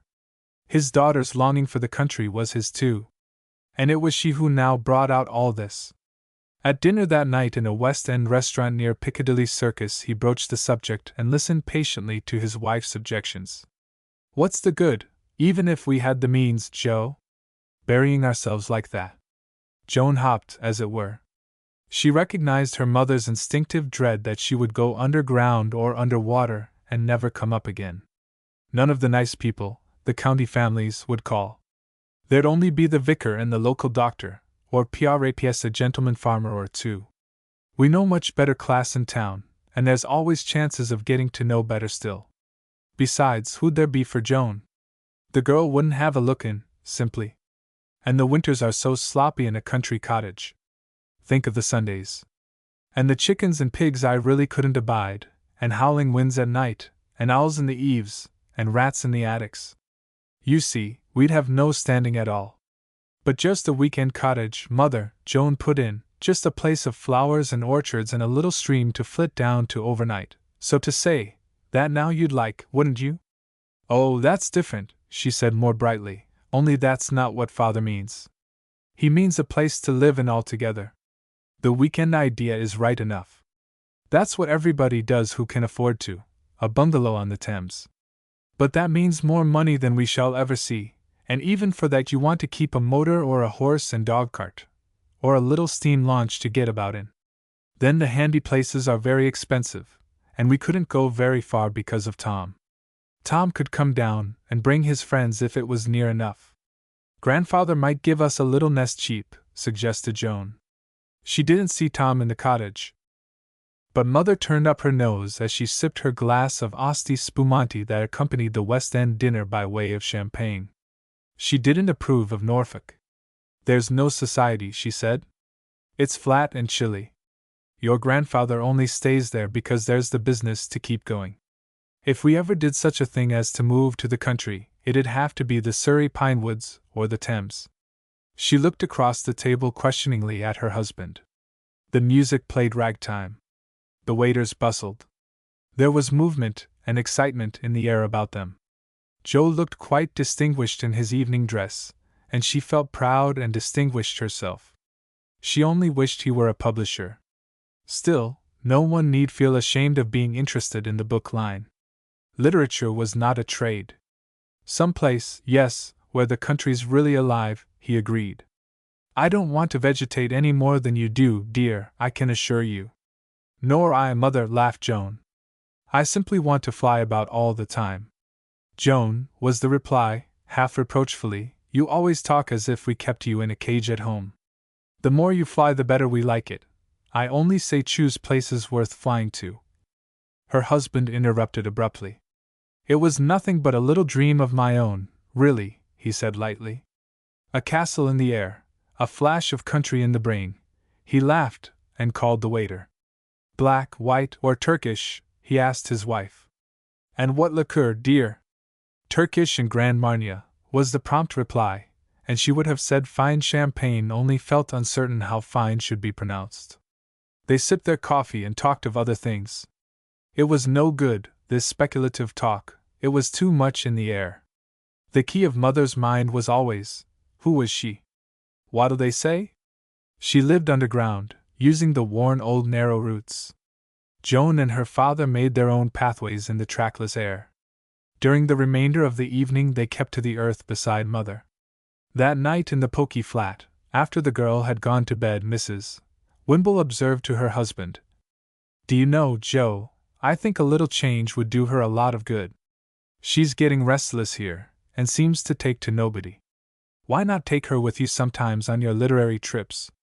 This was her name for his journeys to provincial booksellers, or when sent to interview one of the primer writers upon some practical detail. "If we could afford it," he replied. "Father might help," she said, showing that she had considered the matter already. "It would be good for her, educational, I mean." Her husband agreed, and they fell asleep on that agreement. A few days later a reply was received from Mrs. Wimble's father, the corn chandler in Norfolk, enclosing a check for £20 as a starter. The parents were delighted. Joan preened her wings and began at once her short flying journeys about the country with her father. He avoided the commercial traveler hotels and took her to little inns, where they were very cozy together. They went from Norfolk to the edge of Wales. She acquired a bird's-eye knowledge of the map of southern England. These short trips gave her somehow the general feel of the various counties, each with its different note, in much the same way as the primers gave her father his surface impression of England's mental condition. She noticed and remembered the living arteries which are rivers, he the streams of thought and theory which are tendencies. The two maps were shown and explained, and each was wonderfully alert in understanding the other's meaning. The girl drank in her father's knowledge, while he in his turn felt the country as a dancing sheet beneath them, flowing, liquid, alive. A new language grew into existence between them, a kind of shorthand, almost a symbol language. They realized it first when talking of their journeys at the dinner table, and Mrs. Wimble looked puzzled. Her face betrayed anxiety. She asked perplexed questions, looking up at them as a badger might look up at wheeling pigeons from the opening of its hole. Mentally she turned tail and dived out of sight below ground, where, with her feet on solid earth, her back and sides touching material that did not yield, she felt more at home, the darkness comforting and safe. Her husband and Joan flew too near the sun, it dazzled her. They could have talked for hours without her catching the drift, only they were far too fond of her to do so. They resented going underground with her, but they came down and settled on earth, folded their wings, used words instead of unintelligible chirpings, and chatted with her through the opening of the hole. One afternoon, then, in Chester, they received a telegram from her that, for a moment, stopped the flow of things, though immediately afterwards the rush went on with greater impetus than ever. "Father passed away peacefully, return at once, funeral tomorrow, Swaffham." And the family found itself with a solid little income of its own, free to fly and settle where it would. Chapter 6. Nothing showed more vividly the peculiarity of Joan's unearthly airiness than the way in which the death affected her. It was the first time the great thing all talk about but none realize until they touch it, had come near her. It gave her a feeling of insecurity. She felt the solid earth, so-called unreal. Not that she had a feather of affection for her mother's father. She regarded him as a second-rate animal of prey, like a jackal, and always shrank when he was near. There was something sticky in him. She classed him with her father's father, earthy, but not clean earthy, muddy rather. But that an earthy person could disappear in such a way made her feel shaky. If he couldn't stay on the earth, who could? Outwardly, and according to the newspapers, he had died rather well, leaving money to hospitals and waif societies. But inwardly, he had died in deep disgrace, a bankrupt soul with a heavy overdraft at the bank. He had been a self-seeker of that notorious kind that achieves worldly success without much thought for others. Now that he was gone, Mother declared he was a hero, Father denounced him privately as ignoble, and their daughter divined secretly that he was a jackal. His record, however, has nothing to do with this story, and is mentioned only because his departure affected the members of his family. Mother wept and pasted the obituary notices from the Norfolk papers in a book. Father soothed her with earth to earth, "My dear, you know," and Joan remarked beneath her breath, "He belongs there, he never really left it," and felt an entirely new sensation. For death puzzled her. She realized it as a fact in her own life. She, too, would come to an end, stop, go out. Yet that life could come to an end astonished her. She simply didn't believe it. In her own queer way, she looked into the odd occurrence. The corn chandler's death had raised a dust, but it was an unjustifiable disappearance somehow. Once the dust settled, she would surely see how and why it was unjustifiable. He would still be on the earth. But the dust did not settle, the chandler did not come back. He was beneath the earth. The feeling of insecurity remained in her. Earth, evidently, was not her element. She envisaged then suddenly a delightful thing, and possibly being a mere child still, in spite of her years, she actually believed it. It was wondrous enough anyhow to be worth believing. For it occurred to her that the body of earth went back merely to its own, earth to earth, sweetly, naturally, while something that had used that bit of earth, borrowing it, was set free. It, that marvelous something, likewise returned to its own element, air. The airy part, that's me, flies off, if it's there at all. Only grandfather had made the mistake of identifying himself with his borrowed earth, so he was finished and done with. Mother had the same downward tendency. If she wasn't careful, she would be finished and done with too. It was a matter of choice. But how could they? How could anyone? She and her father knew different, it was Mother's phrase, and identified themselves with the airy part that was the reality. She looked the thing in the face as well as she could, trying to hold it steady for a photograph. Death, to her mind, seemed to photograph the life it put an end to. The long series of acts and movements ceased. There came an abrupt full stop. Like a photograph, this was somewhere, somehow, false. Wings folded for the last time, air failed forever, there was a sudden drop to earth. Her grandfather, whom death had photographed, had gone, yet surely only gone, elsewhere. His record in the world of men and women was his attitude in the photograph. He was posing elsewhere now, but even he had not really stopped. Her little song of being did not mention anything of the sort. Flow, fly, stop. Wherever I am, I drop, was merely wrong. A living thing could never end. It could neither drop nor stop. Someone had made a big mistake about death. She felt insecure. And then she saw the matter differently, as though her mind made a sudden swerving turn into bright sunlight. And the sense of insecurity began to pass. This act of death revealed another meaning, connecting her with a vaster center somehow, joining her up with a main central power. Death was returning to the main. She recovered the immense sense of unity she had momentarily lost. It made her realize that this tremendous center, this main, was elsewhere than on the earth. Her conception of this unity deepened. To join the majority was more than a neat phrase. The photograph analogy came back of its own accord. Life here on the earth was indeed but a photograph, taken almost instantaneously, though it seemed quite long, of a moment's pose. The shutter snapped, the sitter flashed elsewhere, flashed away to resume big interrupted activities, behind space, behind time, where no hurry was, into a universal, mothering state she felt as air. Man's life was a suburb of this state, a furnished house in that suburb, a Maida Vale tenancy, as it were. But there was this vast metropolis of air, the main, the center, where the majority lived, and whither all lines of flight converged. A thought of everlasting wings came to her with amazing comfort. And she realized that the insecurity she felt belonged to the suburb earth, rather than to herself.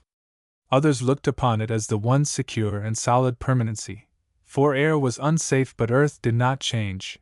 Air meant giddiness, absence of support, bewilderment, and terror of being lost, while earth stood for the reverse of all these dangers, permanent security. Her mother, for instance, simply dared not leave it for an instant. Whereas, it came to Joan suddenly now that it was earth that crumbled, melted, got easily broken and dispersed, while air, though it moved, could never be destroyed. You can photograph earth, she said, but no one has ever photographed the air. A person just goes out, like that, she asked her father, snapping her fingers. How can it be exactly? Time ends for him, is that it? Her face was distressed and puckered. She had no language to express the ugly thing that blocked her running, flowing mind. Once you're in among minutes, hours, years, she went on, how can you ever get out of them? They don't stop. It seemed to her, apparently, That once a living thing exists, it should not cease to exist unless time, which bore it, ceased as well. And then another notion flashed upon her. Or perhaps they're just a trick, she exclaimed, referring to days and minutes, and you've been alive somewhere else all the time too, and when you die you go back to that. Her father glanced up from the ordnance map he was studying and smiled with a sort of bewildered happy amusement on his face. Mother, however, turned with an uncomfortable sigh. That reminds me, she stated inconsequently, I must go and sit in the park. She turned as a cow that prefers the rein upon its tail instead of in its eyes. I'll take a taxi, dear, she added from the door. Do, said her husband, suppressing with difficulty an intense desire to laugh out loud. Asked the porter in the hall. Or shall I call one for you? The porter'll do, she said. I'll go and get ready. He said goodbye kindly, and she went. Time doesn't stop, of course, he went on to Joan. You don't stop either, I suppose, if the whole truth were known. He eyed her quizzically, for he delighted in her wild, nonsensical questioning. Behind it he divined that she knew something he didn't know, but only guessed. Or perhaps he had known it in his youth, and since forgotten it. He remembered the ecstasy which had produced her. But why do we know a bit of the truth and not the whole? It's all one piece. It must be, father. What hides the rest, then? But he ignored the new questions. At death, he said, you just go into another category perhaps. I suspect that's it. You continue, sure enough, but in another direction as it were. Joan brushed the map aside and lit with a hop upon the table as though she fluttered down from above his head. Her hands rested on his shoulders, and her eyes stared hard into his own. They were very bright and twinkling. That's just throwing words at me, she told him earnestly. That catty thing, as you call it, isn't in our language and you know it. You nipped it out of a book. She shook her finger at him solemnly. What I mean is, thrusting her keen face with its London pallor and shining eyes closer to him, how in the world can anyone get out of time? Once they're in it, she drew back as though to focus him better and command a true reply. Tell me that, please, father, will you? That's a question, isn't it? He said laughingly, yet not really trying to evade her. He wanted to hear her own answer, her own explanation. He knew quite well, had not the primer on expression said so, that the things they discussed in this way lay just beyond known words. Only by apparent nonsense talk could they be brought within sight at all. It's a thing we ought to know, Joan went on gravely. I do know it somewhere, only I haven't found it out quite. Then, with another flash of her blue eyes, she stated, if a person goes from here, from now, I mean, they must go to somewhere else. I suppose they go back to the bigger thing. They go all over the place at once, perhaps. And again she drew back a moment, staring at him as if judging height and distance before taking a breathless swoop down into a lower branch. Something like that, I imagine, her father began. Time, you see, is only a point, a single point, the present. And if... But Joan was already following her own wild swoop, and hardly listening. That I can understand, she said rapidly. You escape at death from a point where you've been stuck, like in a photograph. You go all over then. Her mind tried to say 100 things. I understand. That's easy. I'm an all-over person myself. I do several things at once, like a flock of birds or a great high wind. And when I do things like that they're always right, but if I wait and think about one of them, they go wrong and I'm in an awful muddle. Your intuition being stronger than your reason, he put in with a gasp. She did not notice the interruption. She had reached her tree. She saw 1,000 things below her simultaneously, grouped, as it were, into one. But what I don't see plainly, she returned to her original puzzle, is how a person, by dying, can get out of all this. She flung her arms out wide to include the room. Out of all this air and stuff. Space? Yes, space, she darted upon the word with a twitter of satisfaction. I feel much more free among yards and miles, up and down, across and round and through, than I do just in minutes and days and years. Oh, I've got it, she cried so suddenly that it startled him. Space is several things, and time is only one. Space has throughth, you go through it in several directions at once. Time hasn't. He caught his breath and stared obliquely at her, for the fact was she was taking these ideas out of his own head. He had found them in his primers, of course. Now, she was taking them from his mind, sharing his knowledge by some strange, instinctive method of her own. In some such way, perhaps, birds shared and communicated ideas with one another. He felt dizzy. There was confusion in him, as though he flew at 50 miles an hour through the air and was without support, seeing many things at once below. One of those moments was near when he stood upon his head. He was up a tree with the girl. He felt the wind. He, too, saw 1,000 things at once. He swayed. Space, he mentioned, as soon as he had recovered breath, and drawing upon his inexhaustible reserve of primers, has 3 dimensions: height, breadth, and length. But time has only one, length. In time you go forwards only, never back, or to the left or right. Time is a line. Don't pinch, it hurts, he cried, for in her excitement she leaned forward and seized his coat sleeve, taking up the flesh. So, possibly at death, he continued as soon as she released him, a person goes off sideways, she laughed, clapping her hands, disappears off sideways. In a new direction, he suggested. That's what I said long ago, another category, where a body isn't necessary. It's not a full stop, anyhow, she cried, it's a flight. Provided you've been already moving, he said. Some people don't move. They haven't started. And for them, I suppose, it's a biggish change, difficult, uncomfortable, painful too, possibly, he added reflectively. They start for the first time, at death. She ran to the window, but the same second was back again beside him. They get off the ground, off the map altogether. But they go into the air. They get alive, and she picked the ordnance maps from the floor where her impetuous movements had tossed them. Death is just a change of direction then, really, that's all. And the door slammed after her flying figure, though it seemed to her father that she might equally have gone by the window or the chimney, so swift and sudden was her way of vanishing. Bless me, Joan, how you do fly about, to be sure, he heard his wife complaining in the passage. You bang about like a squirrel in a cage. Whatever will the neighbors say? She had taken all this time to clothe herself suitably for the park. Mr. Wimble saw her to the lift. That's it, he reflected a moment, before returning to search the map for a suitable country place to settle down in. That's it exactly. Mother says. Who was she? And what'll people say? Joan says. Where, why, who am I? Mother is past and Joan is future. That's it exactly. And I, well, what do I say? He rose and looked at himself in the mirror with the artistic frame his wife had selected at Liberty's Bazaar. I just say, I am, he concluded. So I'm present. That's it exactly. He chuckled inwardly. Past, present, future, that's what we are. Yet somehow Joan's all 3 at once, a sort of universal point of view. Ah, he paused. Ah, she's not future. She's now. He caught dimly at the idea she tried to convey.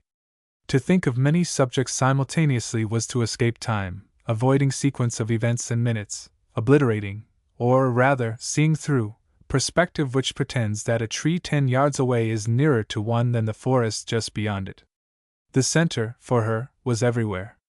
To see things lengthwise only in time or space was a slow addition some achieved laboriously by the mind, whereas, subconsciously, the bird's-eye view, as with the prodigy, perceived everything at once, making separate addition, or 2 and 2 make 4, absurd.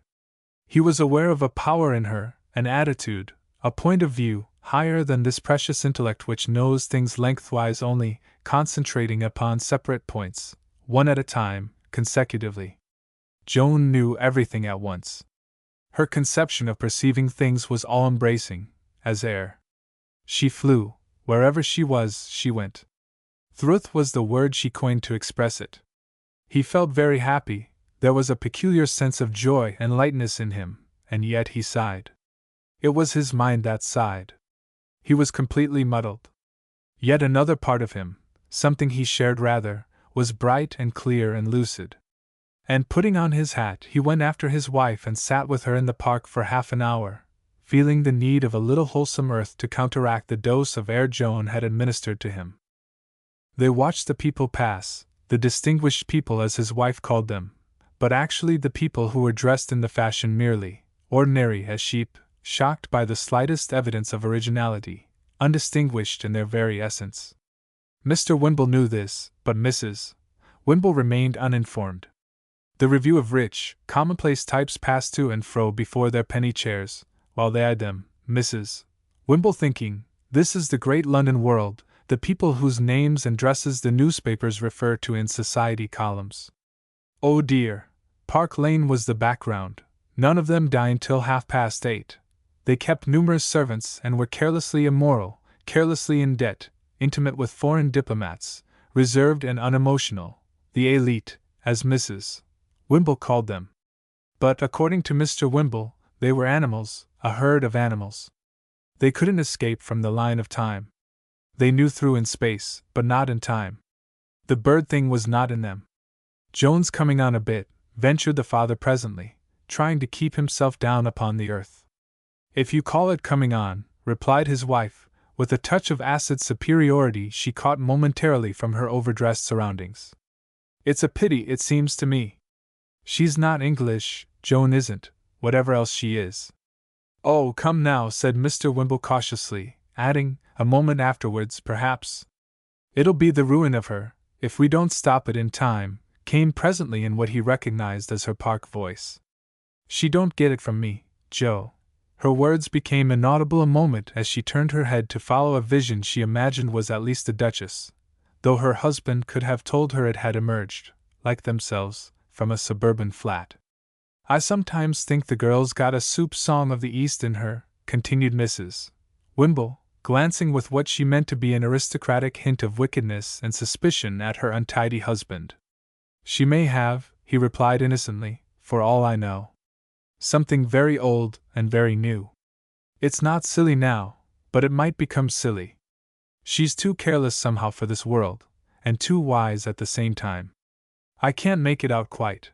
He looked up at the trees as the wind passed rustling among the dull green leaves.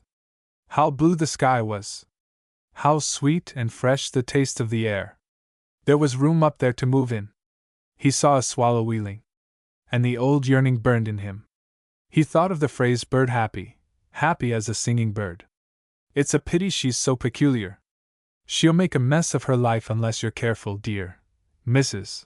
Wimble said it out of a full heart really, but she used the careless accent her surroundings prompted. She said it with an air. And to her keen annoyance, the county council man came up just then and asked for tickets, Mr. Wimble producing 2 plebeian coppers out of a dirty leather purse to settle the account. The penny spoilt her dream. Money, but a lot of money, was what counted in life. Tom's doing exceptionally, I'm glad to say, she resumed, by way of relieving an emotion that exasperated her. He'll make money. He'll be somebody, some day. Tom's a good boy. He's safe and normal, agreed her husband. When the taxi had rushed them back to Maida Vale, and Mrs. Wimble had gone up in the lift, Mr. Wimble decided that he would like to go for a little walk before coming in. It was towards sunset as he ambled off. Joan, from the roof, watching the birds as they dashed racing through the air at play, caught sight of him below and waved her hand. But he did not see her. He did not look up. His eyes were on the ground. Yet he had a springy walk as if he might rise any moment. Joan watched him for some time, signaling as it were, making a series of slight movements and gestures that seemed a method of communication almost. Had he glanced up and seen her, he must have noticed and understood what she was trying to say, as a bird on the lawn would understand what its companion, perched in the cedars overhead, was saying, distance no bar at all. Chapter 7. And then, suddenly, he did look up. Feeling his attention drawn, he turned and raised his eyes to her. The rays of the setting sun fell on her dress of white and yellow. She looked like a bird showing its underplumage. He waved his hand in return, instinctively making gestures similar to her own, and as he did so, a flock of ideas flew down upon him like a shower of leaves, nothing very distinct and sharp, but just loose, flying ideas that were in there today. They seemed to result from the signaling, They interpreted something he could not frame in words. They fluttered about his mind, trying to get in and lodge. It was wireless communication, the kind used by animals, fish, moths, insects, above all, birds. He remembered the female emperor moth that, hidden in a closed box during the short breeding season, summoned the males across 20 miles of country until her antennae were cut off, when no male came near her. He felt as if Joan transmitted ideas to him, shaking them through the air from invisible antennae. He received the currents, but could not properly decode them. He waved back to her again, then was lost to view round the corner. "It's a queer thing," ran through his mind, as though catching the drift of something she had flashed towards him, "but Joan's got something no one else has got, yet. It's coming into the world. Telepathy and wireless are signs, only she's got it naturally, she's born with it. She's in touch with everything and everybody everywhere, as though time and space don't trick her as they trick the rest. It's life, but a new kind of life. It's their life. That's what she means by saying she's an all-at-once and an all-over person. I understand it, but I haven't got it myself." And as if to prove it, he ran into another pedestrian who cursed him, and before he could recover himself, collided the next minute with a lamppost. The current that had been pouring through him was interrupted. It switched elsewhere. When more of us get like that, it went unbrokenly, when the whole world feels it, he snatched at an immense and brilliant certainty that was gone before he could switch it completely into his mind. It will be brotherhood. The world will feel together, one. It's beginning already. Only people can't quite manage it yet. And the strange lost mood of his youth poured through him, the point of view that made everybody seem one to him, when air and birds offered the dream of some inexpressible ideal. He lost himself among the buttercup fields of spring, wandered through Algerian gardens where the missel thrush sang in the moonlight and the radiant air was perfumed with 1,000 scents, then pulled himself up just in time to avoid collision with a policeman who came heavily along the solid earth against him. "Look where you're going," growled the policeman. "Go where you're looking," he answered silently in his mind. "That's the important thing, to look and to go." He steadied himself then. His mind scurried through the primers, but found nothing that helped him much. Joan had asked him about time and space, and he had replied almost as though she had put the words into him first. Never before had he actually thought in such a way. Time and space, as a primer reminded him, were merely modes under which physical phenomena are presented to our consciousness, under which our senses act and by which our thoughts are limited. Both were illusory, figments of our finite minds. Both could be subdivided or extended infinitely. Both, therefore, were unrealities. They were false, as a picture is false that makes a pebble in the foreground as large as a cathedral in the background in order to convey so-called perspective. And Joan, somehow or other, was aware of this, for she saw things all at once and all over. He thought of her word truth. It wasn't bad, for she applied it to time as well as space. Time was more than a line to her, it had several directions, like space. He smiled and felt light and airy. Joan knew a landscape all at once, as though she had another sense almost. Every man believes he sees a landscape all at once, but in reality each spot is past by the time he sees it. It happened several seconds ago. He sees it as it was when the light left it to travel to his eye. Each spot has its separate now, there is no absolute now. He had been wrong to tell her there was only the present. He saw it. She had flashed this into him somehow. To think the future is not there until it is reached was as false as to think his flat was not there until he stepped into it. He laughed happily, aware of a strange, light-hearted carelessness known in childhood first, then known again when he fell in love and so shared everything in the world. An immensely exalted point of view seemed almost within his reach from which he could know, see and be everything at once. Joan would know and understand what it meant, yet he had created Joan, and had forgotten. He thought of light. By overtaking the rays of light thrown off from the Battle of Waterloo he could see it happening now. If he moved forward at the same pace as the rays he could see Waterloo stationary. If he moved faster he could see the battle going backwards, of course. But Waterloo remained always there. Time and space were mere tricks. The unit of perception decided the childish dream of measurement. Ha ha, he chuckled. Real perception is for the inner self, then, omnipresent, omniscient, at once and all over.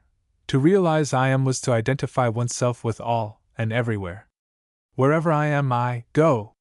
That's it, he concluded abruptly, dropping upon a bench in a little park he had reached. Joan doesn't think or reason. She just knows. She's an all-over and all-at-once person, and he put the primers, with their neat, clever explanations, out of his head forthwith. Cleverness, he reflected, leaning back in the soft smothering dusk, is the hallmark of today. It is worthless. It is the devil. It separates, shuts off, confines and crystallizes what should flow and fly. Birds ain't clever. They just know. There's no cleverness in that southern tour, there's knowledge, all shared together. The primer writers, men who had made their names, were clever merely by concentrating on a single thing they could describe it, but they didn't know it, because the whole was out of sight. They explained the bit of truth. Joan, ignorant of the photographic details they described and explained, yet knew the whole, somehow. But how? Wherever she was, she went? He drew a long breath, as if he had flown 10 miles. She's something new, perhaps, he felt run through him, something new and brilliant flashing down into the old, tired world. He lit his pipe with difficulty in the wind, fascinated by the marvel of the little flaming match. She's off the earth, a new type of consciousness altogether, sees old things in another way, from above and all at once. She's got the bird in her, half angel and half bird, he remembered with a sigh. Only that morning an essay on rhythm in his newspaper, The Times, had mentioned, angels have been called the birds of God, and an angel, as we imagine him, is a being that can do all good things as easily as a bird flies. When we represent him with bodily wings, we are thinking of the wings of his spirit, and of a soaring power of action and thought for which we have no analogy in this world except in the physical beauty of flight. By Jove, he cried aloud.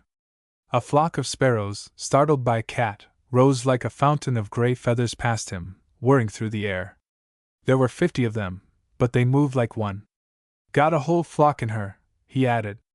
He watched the fluttering mass of busy wings as they shot into a leafy plane tree overhead and vanished. A touch of awe stole over him. There's a whole flight of birds in her. She's a lot, yet one, he went on under his breath, thinking that the 50 sparrows went out of sight like one person who turns a corner and is gone. How did they manage it? By what magical sympathy, as though one single consciousness actuated them all, did they swerve instantly together? There was something uncanny about it. He felt a little creepy even. The shadows were stealing over the deserted park. A low wind shivered through the iron fence. A vast nameless power came close. He got up slowly, heavily, and went out into the crowded street, glad a moment to feel himself surrounded by men and women, all following routine, thick, solid, reasoning folk, unable to fly. A swallow, flashing like visible wind across the paling sky of pink and gold, went past him. He looked up. He sighed. He wondered. Something marvelously sweet and lofty stirred in him. With intense yearning he thought of his little, strange, birdie daughter, Joan, again. His absorbing love for her spread softly to include the world. If she should teach them, came the bewildering idea, as though the swallow dropped it into him. Drag them out of their holes, show them air and wings, make them bird happy, teach them that. A tremendous freedom, lofty and careless, beckoned to him, release, escape at full speed into the infinite air, all cages opened, all bars destroyed, doors wide and ceilings gone. That was what he felt. But lack of words blocked the completion of the wild, big thought in him, for he had never felt quite like this since early youth, and had no means of describing the swift yet deep emotion that was in him. He could not express it, unless he sang. And he was afraid to sing. The county council would misinterpret joy. There was an attendant in the park, a policeman in the road. He would be locked up merely. Chapter 8. He plunged into the stream of pedestrians, and it struck him how thickly, heavily clothed they were. The street resembled a sluggish river of dark liquid. He struggled through it, immersed to his shoulders. And the flock of curious, elusive thoughts, half-formed, fluttered above his mind just near enough to drop their shadows before they scattered and passed on. Much as a kitten pounces on the shadow of shifting foliage on a lawn, his brain pursued and pounced upon them, bringing up the best words available, yet that did not suit because the necessary words do not exist. It was only the shadow of the ideas he captured. A new language is wanted, he decided, a flying language, with a rapid air vocabulary, condensed, intense. Everything else is speeding up nowadays, but language lags behind. It's old-fashioned, slow. All these ideas I've got, for instance, ought to go into a word or two by rights. Joan put them into me just now from the roof by a couple of gestures, enough to fill a dozen primers with words. Ah, that's it! What comes to me in a single thought, and in a second, takes thousands of words to get itself told in language. Words are too detailed and clever, they miss the whole. Aha! There's a new language floating into the world from the air, a new way, a bird way, of communicating. We shall share as the birds do. We shall all understand each other by gesture, thought, feeling. Instant understanding means a new sympathy. That, again, means a divine carelessness, based on a common trust and faith, and the immensely lofty point of view, as from a dizzy height in space, once more floated past him. He steadied himself by pausing to look in at the shop windows. On a chemist's shelves he saw various things to stimulate, coax, and feed people into keener life. The invisible sticking plaster was there, too, to patch them up. Next door was a bookshop, where he remained glued to the window like a fly to treacle paper. Success and How to Attain It, he read, in 12 lessons once. Train your will and earn more money for 1/2d. The Mysteries of Life, Here and Hereafter, all explained, 6d. Net. And second-hand copies of various books, marked all in this row 2d only, including several of the What's in There Today primers. Beyond was a window full of clothing, woolen garments guaranteed not to shrink, electric or magnetic belts, to store energy, special line, a bargain, and various goods for keeping warmth in various parts of the body. All these shops, he reflected, sold things intended to increase or preserve life, artificial things, cheaply made, and sold to the public as dearly as possible, things intended to increase life and prevent its going. In other shops he saw mechanical means for stimulating, intensifying, driving life along. Life had come to this. All these artificial tricks were necessary to keep it going. Food, knowledge, clothes, speed that a bird possessed naturally in abundance. A robin's temperature in the snow was 110 degrees. Yet human beings required thousands of shops that sold the conditions for keeping alive, at a profit. He passed an undertaker's shop. To die was a costly artificial business too. There was too much earth in the whole affair. He remembered that no one ever saw a bird dead, when its death was a natural death. It slipped away and hid itself, ashamed of being caught dead. A crowd collected round him, thinking he had discovered something exciting, and it jostled him until he elbowed his way out. He swerved dizzily amid the booming, thundering traffic, as he crossed the road and brought up against a toy shop, where the sight of balls and butterfly nets, ships and trains and colored masks restored his equilibrium. Real things are still to be had, the fluttering shadows danced across his mind, and there are folk who like them, he added in his own words, as 2 touzled-headed children came up and stood beside him, staring hungrily. He gave 6pence to each, told them to go in and buy something, and then continued his evening walk along the crowded pavement. Life is a great grand thing, he realized, if we could all get together somehow. It's coming, I think. A change is coming, something light and airy penetrating all this sluggish mass. He broke off, again unable to express the idea that fluttered round him. Ah! It's good to be alive, he went on, but to know it is better still. But you have no right to live unless you can be grateful to life, and create your own reason for existing.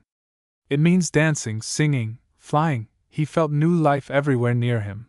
A new supply of a lighter, more vivid kind was descending from the air.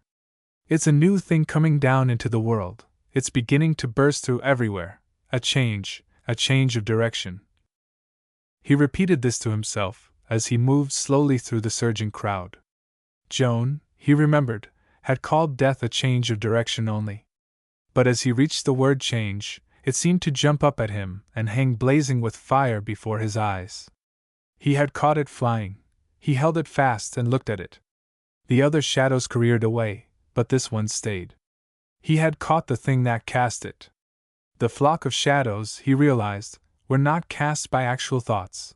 They were the faint passage through his mind of mysterious premonitions that Joan's gestures had tossed carelessly towards him through the air. Coming ideas cast their shadow before. This one, at least, he had captured in a word, a figure of speech. He had pounced and caught it by the tail. It fluttered, but could not wholly get away. Change was the keyword. A gigantic change was coming, but coming gently, stealing along almost like a thief in the night, emerging into view wherever a channel offered itself. Life was being geared up everywhere. Human activities, physical, mental, spiritual, too, were increasing speed. Humanity was being quickened. They were passing from earth to air. Signs were plentiful, though mysterious. His mind roamed through the epitomes of his primers, skimming off the cream. Thinkers, artists, preachers, although they hardly realized it, were beginning to look up instead of down. From pulpit, press, and platform the little signs peeped out and flashed about the mass of expectant men and women. The entire world seemed standing on tiptoe, ready for a tentative flight at last. There was a universal expectation abroad that was almost anticipation. But change involved dislocation here and there, and this dislocation was apparent in the general confusion that reigned in the affairs of the world. Stupendous hope was felt, though not yet realized and fulfilled. No one as yet could justify it. Pessimism and confidence, both strangely fundamental, were violently active. So long accustomed to terra firma, the world asked questions of its little coming wings, and the new element of air frightened even while it attracted. Nervous, timid, wild, uneasy questions were asked on every side. Deprived of the old, comfortable ideas of heaven and hell, and suspicious of the newly hinted promise of survival, hearts trembled while they listened to so sweet whispers of escape into the air. The old shibboleths, distrusted, were slinking one by one into their holes. Science could, perhaps, go usefully no further. Reason, still proud upon her pinnacle, yet hesitated, unable to advance. Theology looked round her with dim, tired eyes. The whole starving earth paused upon a mighty change that should usher in a new and single thing, a new direction. Alone the few who knew felt glad and confident, joy. But they felt it only, for as yet they could not tell it in language usefully. They might live it, though. Live it, ah, he exclaimed, and his thoughts came back again to his queer, birdie daughter. For Joan, he told himself, brimmed over with it. She had in her the lightness, speed, and shining of the new element. She was glad and confident, full of joy, bird-happy, aware of principles rather than of details. She sang. Of all creatures this spontaneous expression of joy in life was known to birds alone. No other creatures sang. The essential ecstasy that dwells in air, making its inhabitants soar, fly, sing, was liberated in her human heart. True. The weary world stood everywhere on tiptoe, craning its neck into the air for some new expected prophet who should take it by the wing. It was a marvelous, delightful thought, and it sent his imagination whirring into space. The wings of his mind went shivering. He gave expression to it by a sudden gesture of his arms and head, making, it seemed, a spontaneous effort to rise and fly, and luckily, no one observed him making it. It was similar, however, to the movement Joan had made upon the roof as she stood outlined against the red and yellow sky, similar, also, to the flashing curve the swallow had shown him not long afterwards. It conveyed 1,000 laborious sentences in a small spontaneous gesture that was rhythmical. Ah! There was a change of rhythm coming. And in rhythm lay a new means of instantaneous communication. Two persons in the same rhythm knew and understood each other completely, felt together. Then why not all? The flock of shifting shadows fell more thickly down upon the floor of his receptive mind. He pounced upon them eagerly. Yes, it's an air thing somehow, he felt, watching the amazing pattern, a bird thing coming. And she knows it. She's born with it. He again remembered the buttercup meadows of Cambridge and the singing gardens of Algeria, the ecstasy, the light and heat of that exalted passion. Her mother had the germ of it, but in Joan it's blossomed out. People would call her primitive, backward, even a little crazy. Hysterical is the word they'd use today, I suppose, but in reality she's awfully advanced. To be behind the race is the same as to be ahead of it, for life is circular, and to run fast ahead is to overtake your tail. Signs of going back are equally signs of going forward. The same place is passed again and again until all it can teach has been caught from it, so the brain may be justifying scientifically today what was known instinctively to ancient times. The subconscious becomes the conscious. No, the shadow's painted somewhere behind his thought. It's not circular, it's spiral. We come round to the same place again, only higher up, above, in the air. And with the bird's eye view from above comes understanding.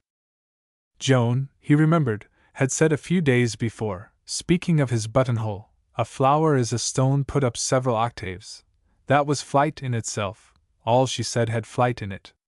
Her statement was true, literally, scientifically, spiritually, yet evolution was a word certainly unknown to her, and the spiral movement equally beyond her mental vocabulary. The shadows danced and grouped themselves anew. He reviewed strange signs that were in there today, seeing them all as aspects of one single thing. They were not really disconnected.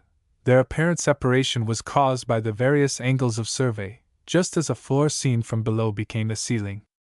All that he was thinking now was, similarly, one big thing caught from various points of view. Some power swifter, surer than thought in him surveyed it all at once. The tiresome descriptions his mind labored over took in the details separately, the shifting shadows, yet the pattern as a whole was in him, captured by some kind of instantaneous knowledge such as birds possess. Like Joan, he caught the bird's eye view, in principle. Yet she refused to be blinded and smothered by the details, whereas they certainly muddled him. It was necessary to select the details one thought about evidently. He tried to stand outside himself and see the single something that included all the details, and in proportion as he did so he seemed to rise into the air. He reviewed these details flashily, and so doing, got a glimpse, an inkling, of the entirety whence they arose. All seemed to him significant evidence of one and the same vast thing, this new, queer, rushing supply of air life flowing through everything everywhere, forcing a swift and rhythmical way in the most unlikely places, modifying human activities in all directions unaccountably. He saw 100 of his primer writers sitting in a studious group about it, each describing certain specific details, while the general outline of the whole escaped them individually. Each called his scrap by different names, little aware that all sat regarding the same one thing. It came up bubbling, dancing, pouring forth with rhythm, bringing lightness into solid details, unsettling the old-fashioned, and carrying many off their feet into the air. It was so brimming that it overflowed. To resist it brought confusion, insecurity, distress. To go with it was the only way to understand it, accepting the huge new rhythm. Yet it had so many guises, so many protean forms. Proteus was, indeed, a deathless truth, things changing into one another because they all are one. He felt this new thing as synthesis, unity. The signs he reviewed combined in a single gesture that conveyed it. Earth, with its reason, logic, facts, could teach no more. Science was blocked from sheer accumulation of undigested detail. The new knowledge was not there. A new element was needed. And it was coming, air. Already there was a change even in sight itself, and artists saw things in a new direction. Mere foolishness to the majority, the cubists, futurists, and the like presented objects to others quite as intelligent as the majority, quite as competent to judge, with an authentic fiat of truth and beauty. They conveyed an essentially new view of objects, warning the man in the street that the objective world is illusory and that concepts built upon the reports of the senses are radically deceptive. A city seen from an airplane resembled a cubist picture. This new sight seemed a bird's eye view, again, though going back to, the primitive, naked, savage sight, yet a stage above it, higher, a tumultuous rhythm in it. The spiral again. Side by side with it ran a strange new hearing too. The musicians, he recalled the names that showered through the primer pages, called attention to this new hearing from another angle. And here again, it was a going back apparently. Debussy used the old, primitive tone scale, while Strauss and Scriabin, to say nothing of 100 lesser ears, extended the rhythm of music to include the world of sounds as none have dared before. In literature, more swiftly assimilative and interpretative of the Aryan rush, the signs were thickly bewildering. Only, for the majority, Pan being still misunderstood, the god of air came more slowly to his own. But the signs were everywhere, like birds and buttercups in spring. The bird's eye view, flashing marvelously, imperishably lovely, was on the way into the hearts of men, the fairy touch, the protean aspect, the light, electric rhythm running from the air upon the creaking ground, urging the mass upwards with singing, dancing, into a synthesis, a unity like a flock of birds. The nonsense of unintelligible words and decapitated sentences tried to catch hold of what he felt, only failed to express it because it was too big for used-up, pedestrian language. He felt this coming change and swept along with it. He was aware of it all over. It came, he realized, flushing the most sensitive, receptive channels first, the artist chiefly, and the apparent ugliness here and there was due to distortion and exaggeration, to that violence necessary to overcome the inertia of habit in a narrow groove, the tyranny of mode. The accumulated momentum of habit flowing so long in one direction called for a prodigious rhythm to stop it first, then turn it back, into the new direction. Mode was the devil, der Geist der Stets Vernit, forbidding change, destroying innovators, worshipping that formal, dull routine which is ever anti-spiritual because it photographs a moment and fixes it to earth for always. It was, of course, attacked, as all new movements are attacked, with contempt, with ridicule, with anger, but the attacks were negligible, and could not stay its gathering flow. The bright little minds of the day charged against it, stuck their clever shafts, and scuttled back again into the obscurity of their safe, accustomed groove. Mistaking stagnation for balance, they clung to the solid earth of years ago, but knew it not. Of all this his mind did not frame, much less utter, a single word. But the pattern of its coming fell glowingly across his feelings. Life too long had been a single photograph. It seemed now a rushing cinematograph, revolving, advancing, mounting spirally into the air. He felt it thus. Something new was pushing up the map from underneath to meet the air. It was sprouting everywhere, going back to deep pagan joy and wonder, yet with reason added to it. Reason looked back breathless to instinct long despised and cried, "Come! Help me out!" And into his mind leaped the symbolic image of a centaur combining both these faculties. He added wings to it. Reason, oh, of course! Without reason, who could know that at a certain station there must be a change of carriage? The train and station once there, that method of roving once accepted, reason was as necessary as a railway ticket. Only, well, he thought of the great southern tour and the perfect motion and perfect knowledge that led those tiny travelers to their distant destination and brought them home again to the identical hedge and bush and twig 6 months later. There was another way of communication. Birds knew it. The female emperor moth used it. Our wireless poles and instruments followed laboriously to achieve it. Yet the power itself lay in ourselves too, somewhere, waiting to be recognized without costly mechanism. Yes, there surely was another way of traveling, of motion, coming, a bird way, yet even swifter, surer still, because independent of the earthly body. The real, airy part of men and women were acquiring it already, their real selves, thought and consciousness, learning the new mighty rhythm by degrees. The transference of thought and consciousness was close upon them, from the air, wireless communication with all parts of space, the mysterious, unconscious wisdom of the bird, organized and directed consciously by men and women. An immense thrill passed over him. He began to sing softly to himself, but so softly, luckily, that no one overheard him. Flow, fly, flow, wherever I am, I go. Joan knew it all unconsciously. She just sang it. And bits of a bird primer flew across his mind, casting the same delicate, protean shadows against the wall where thought stopped helplessly. The precocious intelligence of feathered life was still a mystery no primer writer could explain. The curlew, he recalled, after wintering in New Zealand, paused to mate and nest in the south of England on his way to northern Siberia, while awaiting the summons to complete its journey when the ice is gone. It is a fact, proved and attested beyond dispute, that the evening the curlew leaves the south of England is invariably the day on which the ice breaks in the north, at least 2,000 miles distant. How does the curlew know it?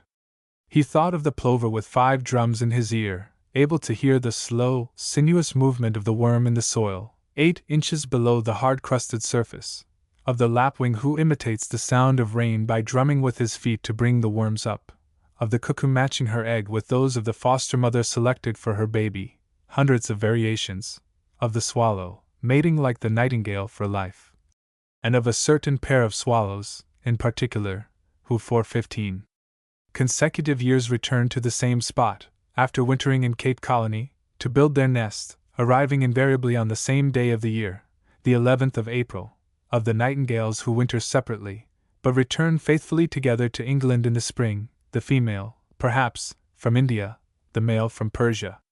100 marvels of air life came back to him, all instinct, only mere instinct.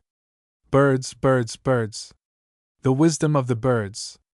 Their communications, their flocking together, their swift rhythmical movements, their singing language, their unity, their brotherhood.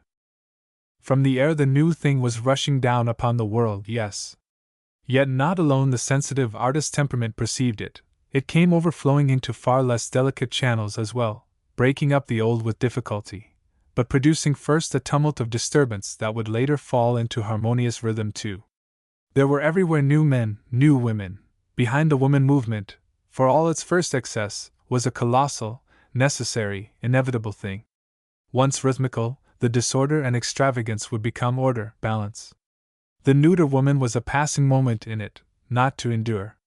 The new woman was but another sign of the airy invasion which the painters and musicians, the writers and the preachers, felt. And the airman, with new nerves, new courage, new outlook upon energy, even new bird-like face and strange lightning eyes, was another obvious, physical, yet only half-physical, expression. His audacious courage seemed somehow to focus the new consciousness preparing. The birds were coming everywhere. A new element, a new direction. In advance of the invasion, making way for it, old solid obstacles were everywhere breaking down. He seemed to recognize a crumbling of religions, of religious forms. The rigid creeds and dogmas, made by man, and imprisoning him so long, were turning fluid before the stress of the new arrival, melting down like sand castles when the tide comes in. They must hurry to adapt themselves, or else cease to exist. Formal, elaborate, dead-letter theology must go, to let in religion. The churches seemed to have become unreal already, continuing, parrot-like, to teach traditional doctrines the people have long ago abandoned. He heard another primer whisper in his ear. Every one is aware of the failure of the churches to touch modern life, to escape from their grooves, to cease to deal in conventional and monotonous iterations of old-fashioned formulae, instead of finding vital, human, developing expressions of the spiritual craving in man. They do not teach that the kingdom of heaven is on earth. They have isolated religion from practical life. Religion must evolve with the evolution of human culture, or disappear. Its teaching must take wings and rise to lead into the air, or remain stagnant on the ground in ruins, stony, motionless, dead, a photograph. The wireless imagination of the futurist was not so meaningless as it sounded. The exaggeration that preceded the new arrival would soon pass. Only the first flight took the breath away a little, as when a man, from walking, breaks into a run to leap into an unknown element. Through the scientific world the quiver was running too. What's coming next? What in the world is going to happen? Seemed the universal cry. The composite face of the world already assumed the eager lineaments of the great bird visage. The air was coming. The rhythm of life was everywhere being accelerated, and side by side with the mechanical expression in telephones and wireless communications, a quickening transformation of human sensibility was taking place as well. It was the running start for a leap into the air. Facilities for increasing the spontaneity of living existed at every street corner, but it was air that first produced them. Air made them possible. There was even approach towards the unification of the senses, one man hearing through his teeth and skull, another seeing through his temples. The localization of sensibility was merging into a unified perception whereby people would presently know over and at once. They would realize the eternal principle and ignore the obscuring details. Once they all felt together as the bird did, brotherhood, which is sharing all in natural sympathy, would be close. The shadow patterns flashed and rustled on across his mind. In a couple of minutes all these wild ideas occurred to him. They were extraordinarily elusive, yet extraordinarily real. In an interval as brief as that between saying quite well, thank you, to someone who asks how are you, this flock of suggestions swept over him and went their way. They never grew clear enough to be actual thoughts. They were just passing hints of what was in there today. All telescoped together in a rapid rush, marked him, vanished, yet left behind them something that was real. They came through his skin, he fancied, rather than through his brain. They came all over. The pedestrians, meanwhile, shuffled past him heavily. He made his way with difficulty, the thick stream opening to let him through, then closing in again behind him. He felt closely in touch with them all, in more ways than one, but the majority were still groping on the ground, hunting for luxurious holes to shelter in. Only a few were looking up. He saw, here and there, an eager face turned skywards, tipped with the beauty of a flushing dawn. These, perhaps, felt it coming. But few as yet, 1 in a million, say, would dare to fly.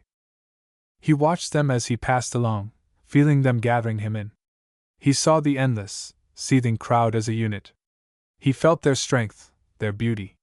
He was aware of democracy, virile, proud, inevitable. He felt the hovering bird above it somewhere, immense, inspiring.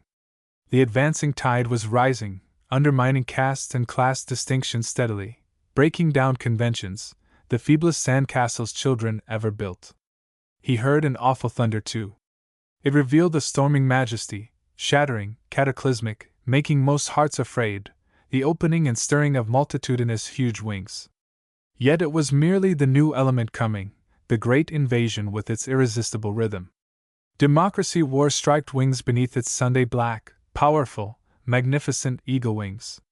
Birds flying in their thousands, he recalled, convey sublimity. But yet he shuddered. The rising of such tremendous wings involved somewhere blood. He saw, with his bird's-eye view, the general leveling up, or leveling down, in progress. No big outstanding figure led the world today. There were no giants anywhere. Much of a muchness ruled in art and business, as in statesmanship. No towering figures showed the way into the air. On the other hand, there was degeneracy that could not be denied. He saw it, however, like the dirty, flotsam seaweed pushed in front of a great high tide. Degeneracy precedes new growth when that growth is of a different kind. Out of decaying wood springs a tree of fairer type, and from the ashes of a burned hemlock forest emerge maple, birch, and oak, while the flaming fireweed lights the way with beauty. When a Canadian forest is destroyed by fire, the growth next spring is of a totally new kind, and no one has yet told whence came the seed of this new, different growth. After a prairie fire, similarly, new flowers spring up that were not there before. The subsoil possibly has concealed them. They are discovered by the fiery heat. The decay of old, true grandeur he saw everywhere, the democratic vulgarization of beauty, the universal leveling up and leveling down, but he saw these as evidence of that crumbling of two inbred forms which announced the new coming harvest from the air. It was but the decay of old foundations which have served their time. We shall build lighter, he half sang, half whispered to himself, squeezing between a lamp-post and a workman who came rolling unsteadily out of a tavern door. Birds' nests, up among the swinging trees. We shall live more carelessly, and nearer to the stars. No cellars any more, no basements, but gardens on the roof. Winds, colors, sunshine, air. Oh, as the man bumped into him and sent him off the pavement with "Beg parding, sir." "No, I beg yours," he replied, and came down to earth with a crash, remembering that supper was at 7:30 and he must be turning homewards. So he turned and retraced his steps, feeling somehow that he had come down from the mountain tops or from a skimming rush along high windy cliffs. The net result of all these strange half-thoughts was fairly simple. His imagination had been stirred by the sight of his daughter in the sunset, making those suggestive gestures against the colored sky. With her hands she had flung a shower of silver threads about him. Along these, somehow, her own queer ideas flashed into him. A new point of view, a new attitude to life, something with the light, swift rhythm of a bird's flight was coming into the minds of men. Most of those who felt it were hardly conscious, perhaps, that they did so, because carried along with it. The old were frightened, change being difficult for them, but the young, the more sensitive ones among them at any rate, stretched out their arms and legs to meet the flying invasion.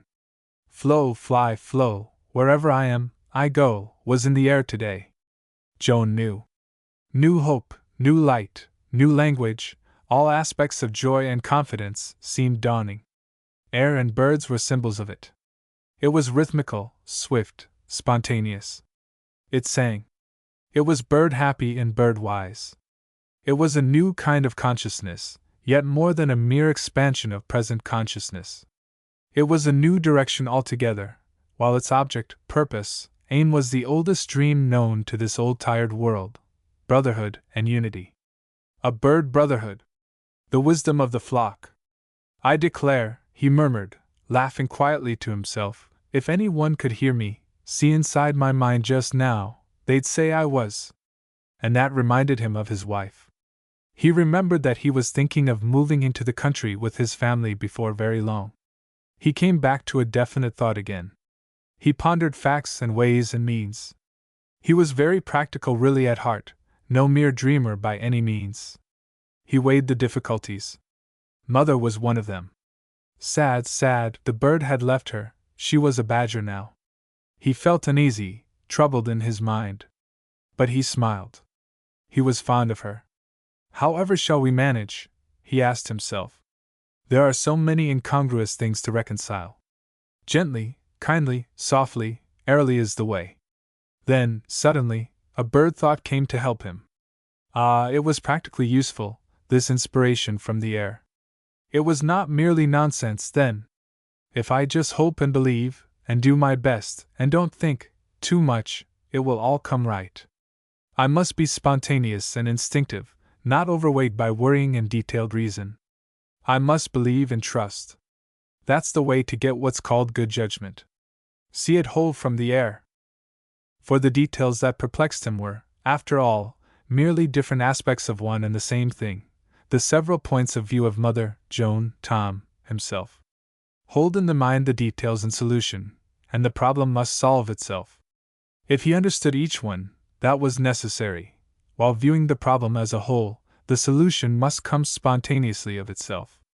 The bird's eye view would show the way, while he remained nominally leader, like the bird that heads the triangular wedge of wild geese across 100 miles of sky. This flashed upon him like a song. And as he realized this, his trouble vanished, joy took its place. With it came a sense of confidence, power, even wisdom. Though the matter was trivial enough, it was the triumph of instinct. Reason laid out the details, instinct pieced them together, then intuition led.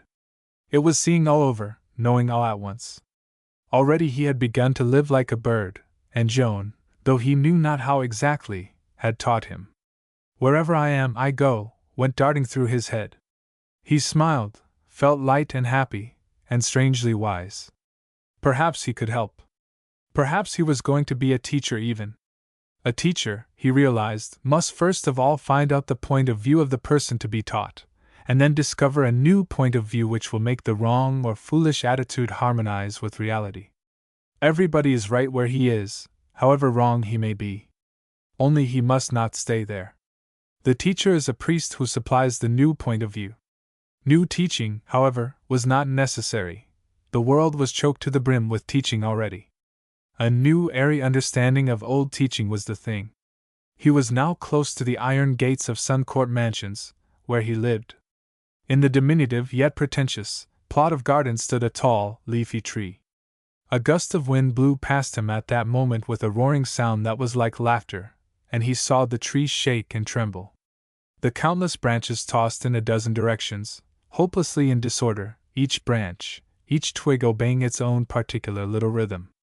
That they all belonged to a single, central object seemed incredible, so brave the show they made of being independent and apart. Then, As he stood and watched, 70,000 leaves turned all one way, showing their delicate underskins. The great tree suddenly blew open. He saw the trunk to which leaves and branches all belong. And at the wind's order the tree behaved as a single thing, even the most outlying portions answering to the one harmonious rhythm. At which moment, once again, a flock of birds rose from somewhere near with an effortless rush and swooped in among the leaves with one great gesture common to each one. They settled with the utmost ease. The myriad little busy details merged in one, they disappeared.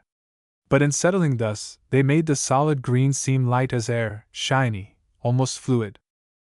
And Wimble, taking the odd hint, felt too that his own difficulties had similarly turned fluid, melted, disappeared. The details merged into a whole. They were referred, at any rate, to some central authority that hid deep within him. A wind of inspiration, as it were, had blown him wide open too. Details that tossed in different directions, apparently hostile to one another, betrayed their common trunk. They showed their undersides. He was aware of an essential unity to which all belong. Something in him shone. He had taught himself, at any rate. He went upstairs, confident and light-hearted, breathless a little too, as though he had enjoyed an exhilarating flight of leagues, instead of a 2-mile trudge along the solid, crowded pavements of Maida Vale. And later, when he went to bed, he fell asleep upon a gorgeous, airy conviction: the golden age lies in front of us, and not behind. It was a birdie thought. He flew into dreamland with it in his wings. Chapter 9. Mrs. Wimble felt the death in another manner. It disconnected her from life. It cut her off from a network of safe, accustomed grooves. Something solid she had clung to subsided underground. A final link with childhood, youth, and beauty broke. Death has a way of making survivors older suddenly. Mrs. Wimble now admitted age to herself, wore unsightly and depressing black, felt sentimental about a big pea past, and ruminated uneasily about other worlds. Black with her was an admission that an afterlife was at best an open question. It was a lugubrious conventional act symbolical of selfish grief, a denial of true religious teaching which should have faith, and therefore joy, as its illuminating principle. She did not understand the question. She had no answer ready. She said, "What?" She referred to the lost at intervals. It did not occur to her that what is lost is open to recovery. When she said lost, she really meant annihilated. For, though a Christian nominally, and a faithful churchgoer, when she had clothes she considered fit for the deity to see her in, her notions of a future state were mental conceptions merely that contained no real belief. She was not aware that she did not believe, but this was, of course, the fact. Her father, moreover, had long ago destroyed the reality of the two after-death places generally accepted, soon after he had taught her that they both existed. Not wittingly for his part, nor for her part consciously. But since heavenly was a term he used to describe large sales of corn, and go to hell, you idiot was a phrase he applied frequently to underlings in yard and office, his daughter had grown up with less respect for the actuality of these localities than she might otherwise have had. And with regard to her love for him, it was not love at all, but a selfish dependence tempered with mild affection. He was now gone, she missed him. A prop had sunk, a tie with the distant nursery snapped, the sense of continuity with the fragrance of early days, of toys, of romance and Christmas presents was no longer there. Instead of looking backwards, still possible while a parent lives, she now looked forward into a muddled, shadowy future that brought depression and low spirits. It was a subterranean look. She went down underground into her hole, yet backwards, still peering with pathetic eagerness into the sunshine of life that she must leave behind. Therefore, for her father at any rate, she knew not love. For the one thing certain and positive about love is that those who feel it know, and to mention lost in the sense of annihilation is but childish ignorance. There is physical disappearance, separation, going elsewhere, but these are temporary, another direction, as Joan expressed it. Love shouts the fact, contemptuous of exact photographic proof. No mother worth her salt, at any rate, believes that death is final loss. She has known union, and love brings, above all, the absolute consciousness of eternal union. Loss, used of death, is a devil word where love is, and as ignorant as loss of appetite when food has become a portion of the eater. One's self is not separable from itself. Love, having absorbed the essentials of what it loves, remains because it is, forever indivisible, there. The beloved dead step nearer when their bodies drop aside. The dead know where they are, and what they're doing, as Joan mentioned. It's not for us to worry, in that way. And they're out of hours and minutes. They probably have no time to come back and tell us. To which Mother's whole attitude replied with an exasperated "What? I don't think you know what you mean, child." Joan answered in a flash, her face clouding slightly, then breaking into a happy smile again. "But, Mother, what people think about a thing has nothing to do with the real meaning." Said Mother. "Their opinion doesn't matter." Mrs. Wimble bridled a little. She was not yet ready to be taught to fly. In this airy element she felt unsafe, bewildered, and therefore irritable. "Then you'll find out later, Joan, that it does matter," she replied emphatically with ruffled dignity. "One can't play fast and loose with things like that, not in this world, my dear. One must be fixed to something, somewhere. Life isn't nonsense. And you'll remember later that I said so." Joan peeped at her sideways, as a robin might peep at a barking dog. A tender and earnest expression lit upon her sparkling little face. "But life is a vision," she said with a glow in her voice. "It begins and goes on just like that," and she clicked her fingers in the air. "If you see it from above, from outside, like a swallow, you know it all at once like in a dream and vision, and it means everything there is to be meant. You put in the details afterwards." She was perched upon the windowsill again, her long legs dangling. She began to sing her bird song. There, expostulated Mr. Wimble, who was listening, "we're not birds yet, Joan, whatever we're going to be," but the last 7 words dropped unconsciously into the rhythm of her singing tune. He felt a wind blow from her into his heart. Mrs. Wimble, however, remained concealed behind her world. She was not actually reading anything, because her eyes moved too quickly from paragraph to paragraph. But she said nothing for some moments, and presently she folded the paper with great deliberation, laying it beside her on the table, and patting it emphatically. "Visions are for those that like them," she announced, moving towards the door and casting a sideways look of surprise and contempt at her husband, whose silence seemed to favor Joan. "To my way of thinking, they're unsettling. What time does Tom come in tonight?" They discussed Tom for a few moments, and it was remembered that he had a latchkey and could let himself in, and that therefore they might go to bed without anxiety. But what Mrs. Wimble said upon this unnecessary topic meant, "Really, you're both too much for me. My hopes are set on Tom." She continued her perusal of the world in her room, retiring shortly afterwards to sleep heavily for 9 full hours without a break. Chapter 10. Her father stood upside down, mentally, of course, not physically. Certain of the primer epitomes came in helter-skelter to support his daughter's nonsense. At the same time he was aware that he ought to chide her. And probably he would have done so but for the fact that before he knew it, the girl was asking to be forgiven. He had not seen her move. His mental sight was still following Mother. There was a flutter of something white across the air, and there Joan was, upon his knee. And so he did not chide her. Nor did he rebuke her for singing under her breath what she called Mother's song, beginning, "Oh disaster! You're my master!" "Your mother's tired tonight," he observed. "But all the same, you are a nasty little tease, you know." Her arms felt like warm, smooth feathers as he stroked them. He seemed floating lightly in mid-air above the roof. And he remembered vaguely the fairy tales of his youth when princesses turned suddenly into swans. Oh, how beautiful it was, this bird idea, this seeing and feeling things in the terms of birds.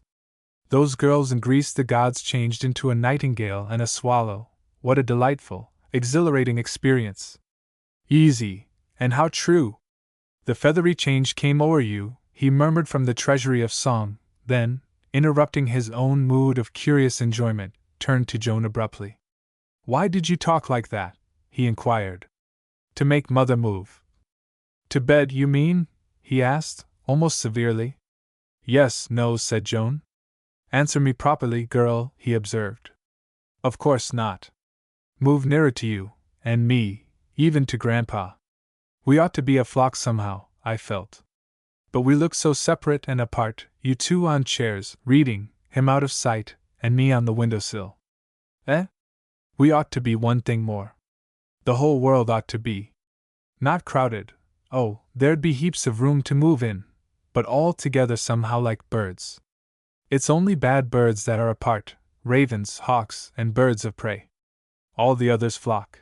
She darted from his knee and stood upon her toes a second before him, staring down into his eyes. It's coming, you know, Daddy. It's coming, anyhow, she said it brightly, eagerly, yet with a singular conviction in her tone. The whole world's flocking somehow, somewhere, for I feel it.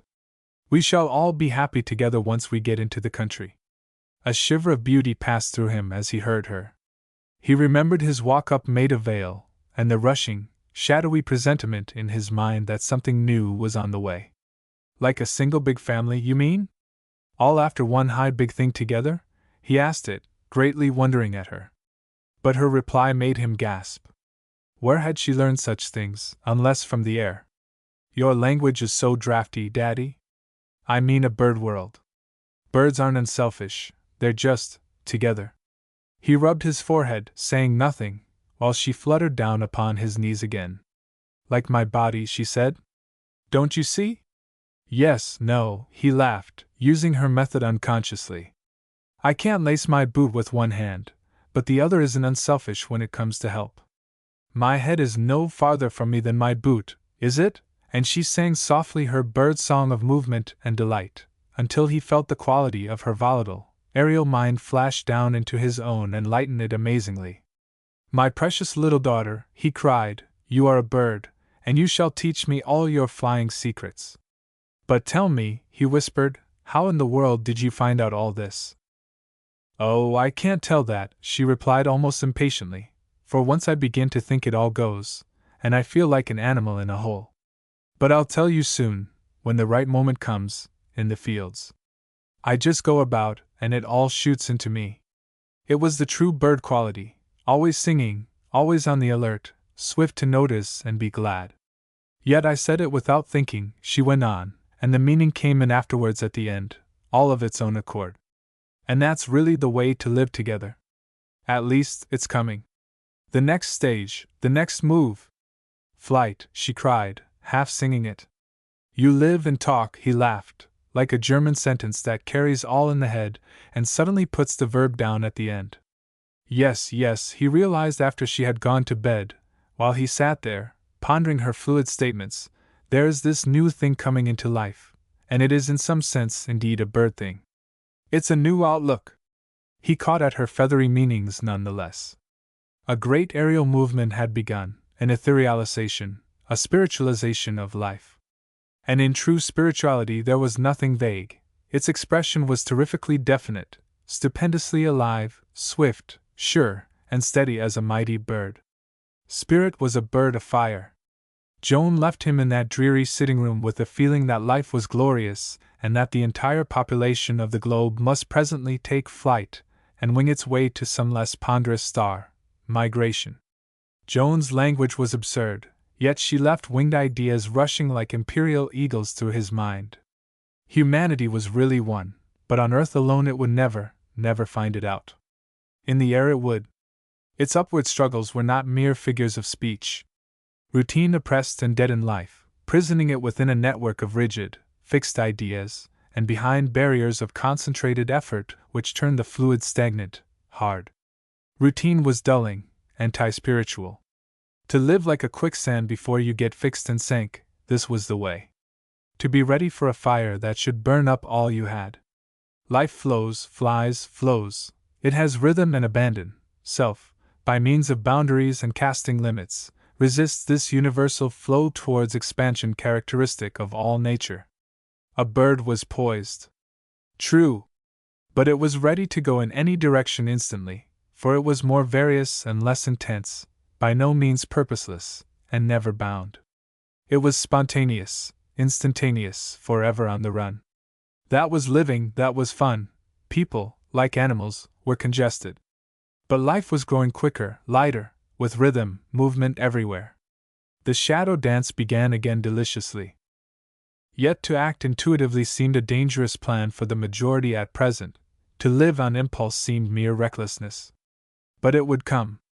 Already people were tired of knowing exact and detailed reasons for all they did. Confusion would come first, of course, but out of that confusion, as out of the apparent trouble of a rising flock of birds, or the scattered muddle of leaves and branches in a wind-tossed tree, would follow magnificent concerted life. Democracy was growing wings. Soon it would sing for joy. Yes, there was truth in it. Majestic powers were moving already past the visible curtain of fixed and rigid formulae. To obey an intuition the instant it came was to find the opportunity at hand for carrying it out effectively. To wait and hesitate, consider, reflect and reason out, was to lose the chance. It was disobedience, and disobedience detached from power. Fate was controlled by an obedient and instantaneous mind, for it meant acting in harmony with these majestic powers. Understanding followed later, as with Joan's outlook. The verb came down at the end, explaining, justifying all that had preceded it. Good and evil were, after all, misnomers of the nursery. In rhythm or out of rhythm was common, aye, the commonest sense. Rhythm was simply ease, as separateness, due to want of rhythm, was dis-ease. Oh dear, sighed Joseph Wimble, as he turned the light out and pattered down the corridor to bed. I feel carried off my feet. What a buoyant thing life is, to be sure! It gets big and light and happy when you least expect it. Evidently, there's a big universal thing underlying it all. That's what she means by air, and to lean upon that, subconsciously, I suppose, to act in rhythm with it. He broke off, colliding with a chest of drawers Mother would keep in the narrow passage. Then, suddenly, as he switched the light on in his bedroom, he realized something very big and striking. Of course, I'm a cosmic, not merely a planetary being. Chapter 11. But what followed that night, while it may have caught him into the air, as he phrased it, and given him an airy point of view, took his breath away at the same time. He was not ready yet for so strange a revelation. He did not sleep very soundly. Too many ideas were rustling in his brain. Rise out of rigid ideas, a voice kept whispering. Hold ideas loosely in the mind. Cultivate agility of thought. Refresh, remake your thought. Destroy the hard walls that hide God from you. He is so close to you always. Shatter your idols and get free. Rise out of the network of fixed ideas. Watch life without sinking into your own personality. That is, share every point of view and think in every corner of your body. Grow alive all over. Don't think things out in your head, just see them. Embrace all possibilities. Get into the air. Melt down that absurdity, the scientific materialist, and show him life. He heard these whispered sentences traversing the darkness like singing arrows whose whistling speed made a noise of words. Even in sleep he stood upon his head. But the arrows, of course, were feathered. They were feathers. Wings flashed and fluttered everywhere about him. He was in a cage. He must escape. He tried. Somehow, it seemed, he used his whole body instead of his brain alone. He was escaping. Life, blown open by a wind, seemed to show its underside where everything was one. By this time he was half awake. I must do something. I must act, he dimly realized. He turned over in his bed, and the sound of arrowy, rushing air went farther into the distance as he did so. Its imagination sneered a tiny, wakeful point in his mediocre brain. Another part of him, not brain, was alight and shining. But you're no farther from reality by letting your imagination loose, sang a returning arrow, in his head. It came from something bigger than his mind. His mind, strutting and arrogant, seemed such an insignificant part of him, whereas the rest, where the arrows flashed and flew, seemed so enormous that he was conscious of the nightmare touch of size. Mind strove to justify itself, however, and reason snatched at names and labels. But that's right, a flying sentence laughed. You do not see a thing until you've named it. You only feel it. Once, however, it's described, it's seen. Aha! That's Joan's fairy tale method grotesquely cropping up in my dreams, he realized, and so, of course, awoke properly. And it was here that his breath got shorter and his heart beat irregularly. The room was dark and silent, but he heard a murmuring as though night were talking in her sleep. The dizziness of great heights was still about him, and remained a little even when he turned the lights on. It was 4 o'clock. The room wore a waiting, listening air, as though a moment before it had all been whirling, and his waking at this unlawful hour had disturbed it. Waking had rolled the darkness back, let in light, and taken a photograph.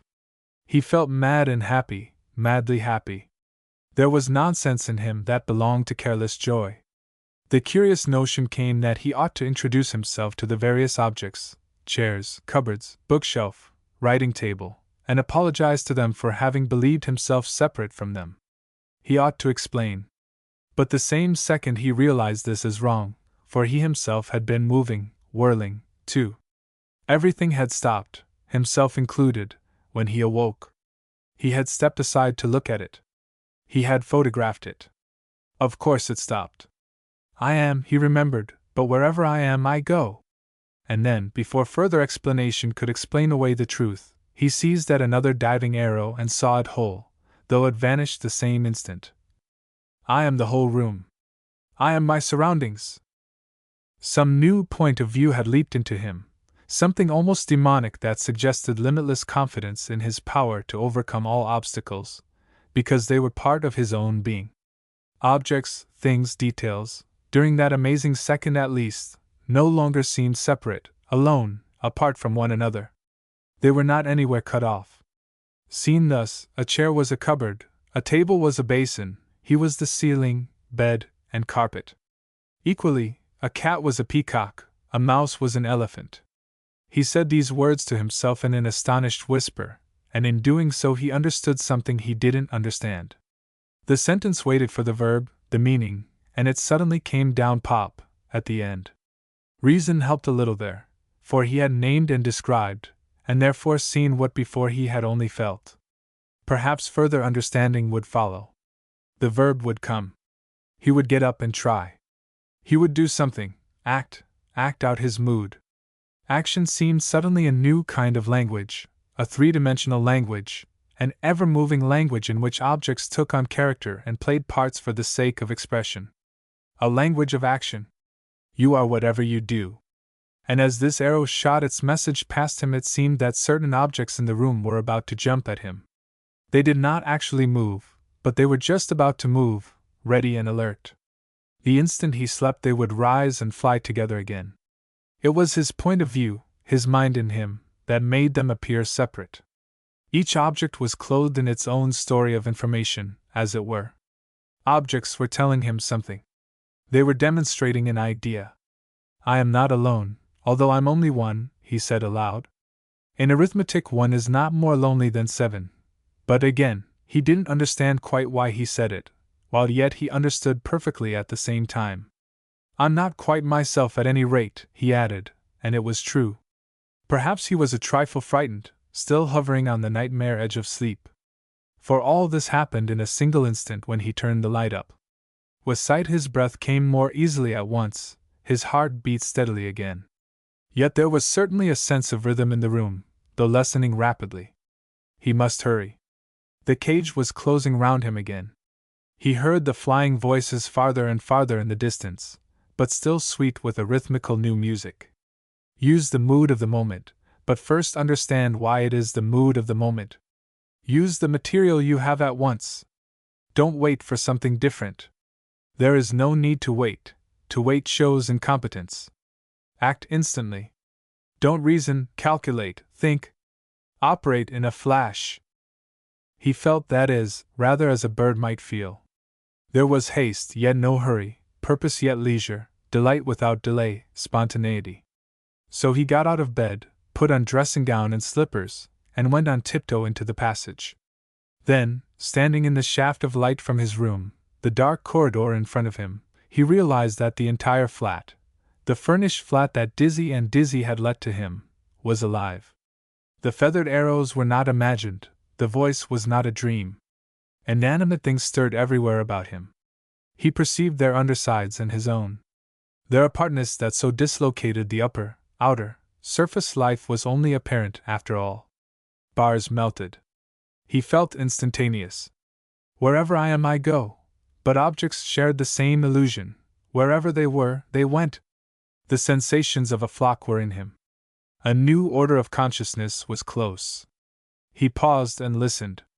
No sound was audible. Mother's door was closed, but Joan's, he saw, just opposite, stood ajar. A draught blew coldly on him. He tapped gently and, receiving no reply, pushed the door wider and peeped through. The light from the corridor behind poured in. The room was empty, but the sheets, he saw, had not been lain in. Recalling then her state of excitement when she went to bed, he searched the flat, peering cautiously even into Mother's room, but without result. The front door was bolted on the inner side. She had not left the building. He felt alarmed. Then a cold air stirred the hair of his head, and looking up, he saw that the trapdoor in the ceiling was open and that the latter looked inviting.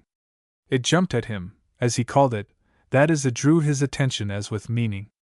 So he snatched a rug from the shelf beneath the hat rack, and throwing it round his shoulders, clambered up onto the roof.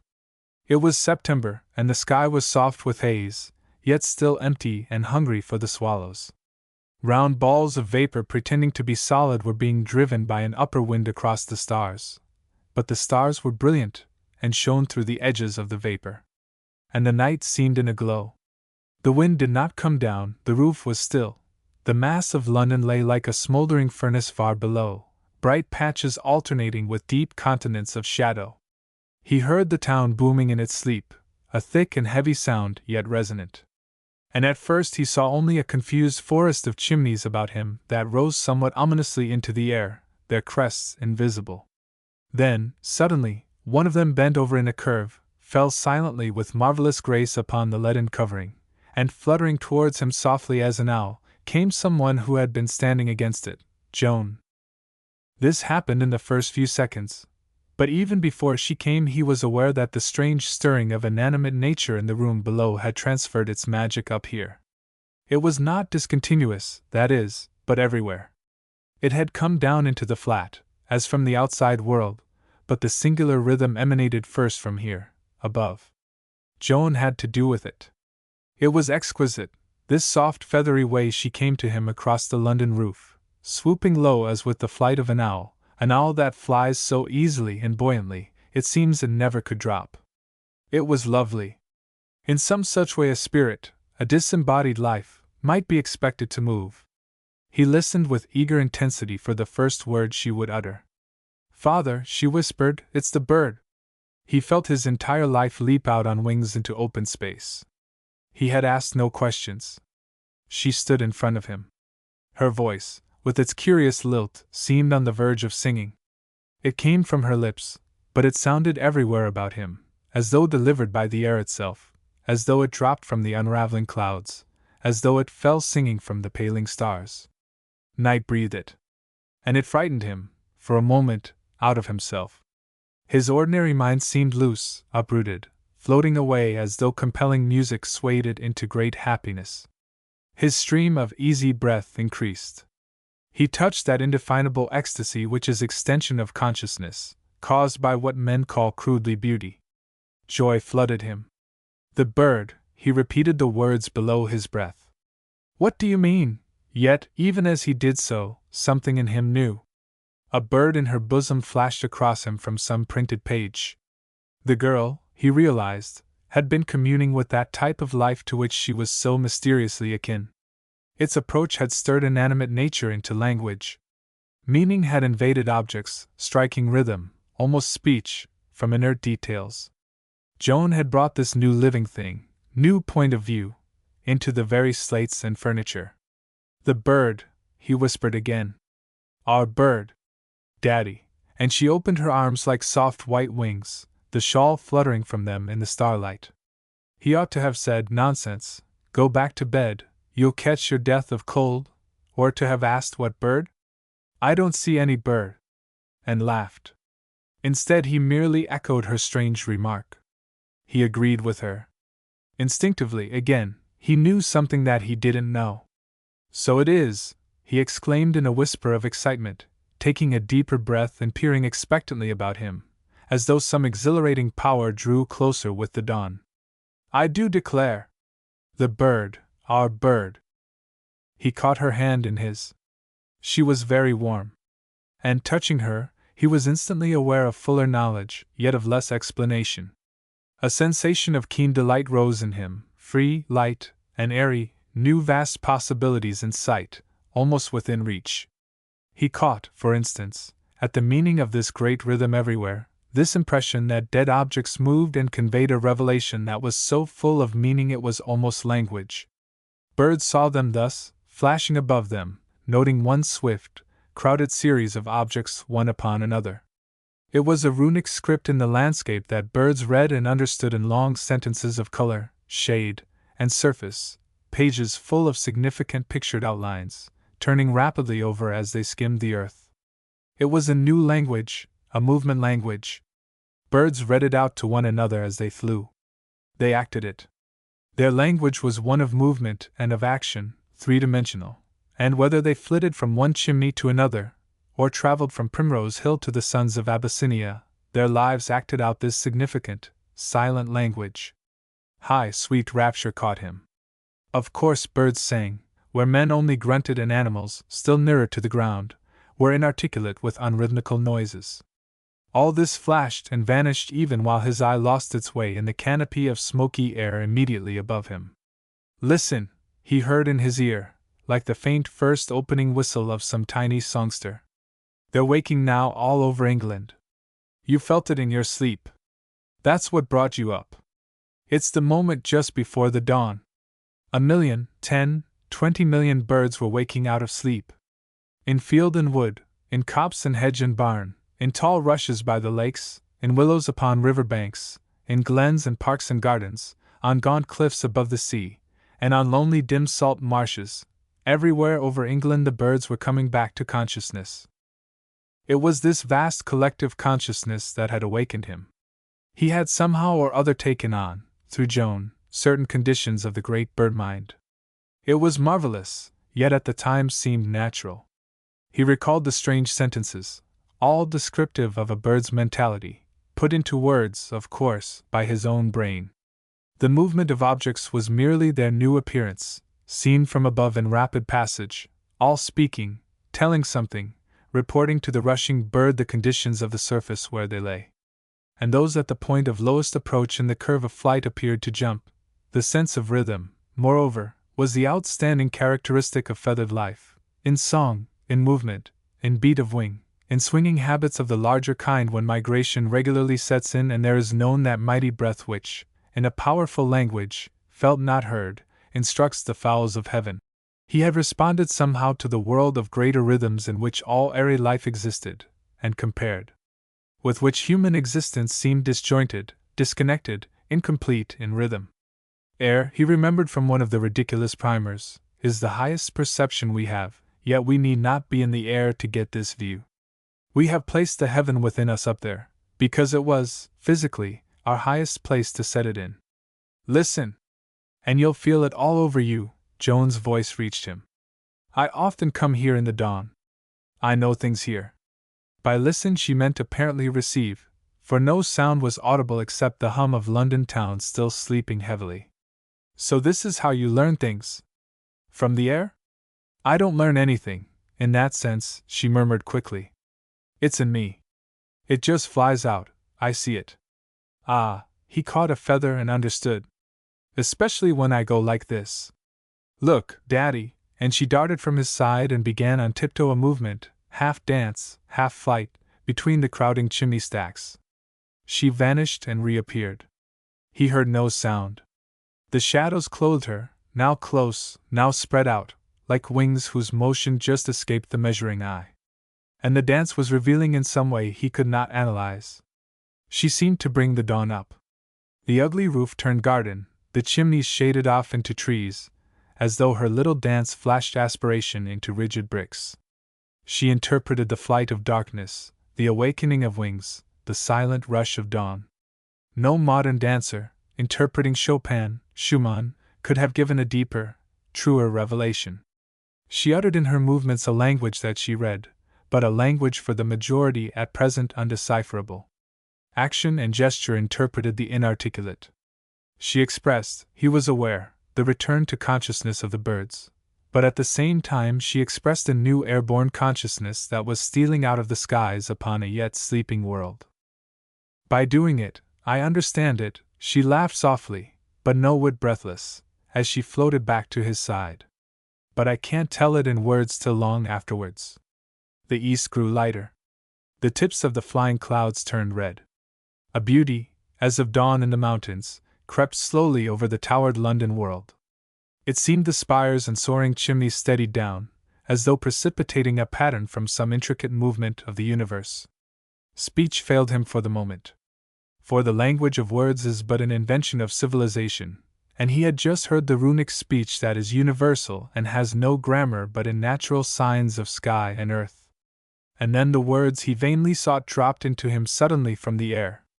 Above him on a chimney crest a group of starlings fell to chattering gaily. Hidden in the leaves of trees far below he heard the common sparrow chirp. The earliest swallows, just awake, flashed overhead, telling the joy of morning in their curves of joy. In the distance trilled a rising lark. The wonder and glory of that breaking dawn lay for him, indeed, beyond all telling, not that he had been insensible to loveliness in nature hitherto, but that he saw a new meaning in it now. In himself he saw it. The point of view was new. To Joan, however, it was merely familiar and natural. But more, he was aware that in him lay the germ, at least, of a new airy consciousness that included it all, and that he longed to share it with the still sleeping world below. A mighty spiritual emotion swept him. Mother would feel cold, and notice the blacks. She laughed, but there was love and pity in her laughter. For her it was all in the ordinary run and flow of habitual life. She was aware of no exalted state of emotion. She said it as normally as a swallow dares to take an insect from the heart of an amazing sunset. That sunset and that insect both belonged to it. There was no need to be hysterical about either one or other. Chapter 12. He woke in the morning and decided that his experience of the night had been a vivid dream experience, although that was not to deny a deep reality to it. A sense of uplifting joy was in his heart that was the rhythm of some larger life.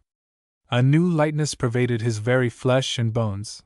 It sent him along the narrow passage to the bathroom, dancing, much to the astonishment of the cook who caught a glimpse of the phenomenon as she stirred the porridge. It made him sing while he sponged himself, waking Mrs. Wimble earlier than usual and stirring in her an unwelcome reminder that she was older, stouter than she had been. For the singing brought back to her a fugitive memory of a sunny Algerian garden, where life sang to a measure of blue and gold romance, now vanished beyond recall. Joe's odd this morning, she thought, turning over to sleep upon her other side. But Joe, meanwhile, splashed in his bath and went on singing just because he couldn't help himself. His voice was meager, yet it would come out. He dried himself, standing in a hot sunbeam on the oilcloth that made him feel he caught the entire Sunday. Such a deluge of happiness, confidence, natural bliss seemed in him, seemed everywhere about him too. He could not understand it, but he felt it, and therefore it was real. In the rise and fall of some larger rhythm than he had ever known he swung above a world that could no longer cage him in. He saw the bars below him. Alarm, anxiety, worry, even death were but little obstacles that tried to trip him up and make him stumble, stop, and give up existence as too difficult to face. They lay below him now. He saw them from above. He was in the air. It made him laugh and sing to think that such tricks could ever have frightened or discouraged him. Actually, they were but of use to stand on for a leap into the air, taking off things, spots to jump from into space. I can't explain it, occurred to him, so it must be true. It was a thing his daughter might have said. He shared her point of view, it seemed, completely now. They were in the air together. And though later and by degrees, the airy exhilaration left him, so that he came down to earth and settled, the descent was gradual, and without a thud. Something of lightness and of wonder stayed. The memory of some loftier point of view guided him all day long amid the tangle of little difficulties that usually seemed mountainous. He rose lightly above all obstacles that opposed and hindered. He saw them from above, that is, he saw them in proportion. Stepping on each in turn, he flew easily over every one. They served their purpose as jumping-off spots for taking flight. It was the bird's-eye point of view.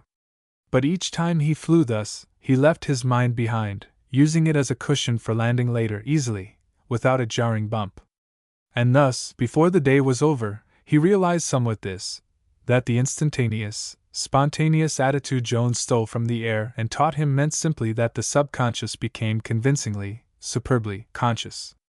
The personality operated as a whole without friction or delay from separate portions that held back and hesitated. All these lesser, separate rhythms merged in one. Immobilized, as with a lightning instinct, the entire available forces of the being. He reacted to every stimulus as a whole, instead of in separate parts. Action and decision came in a single flash.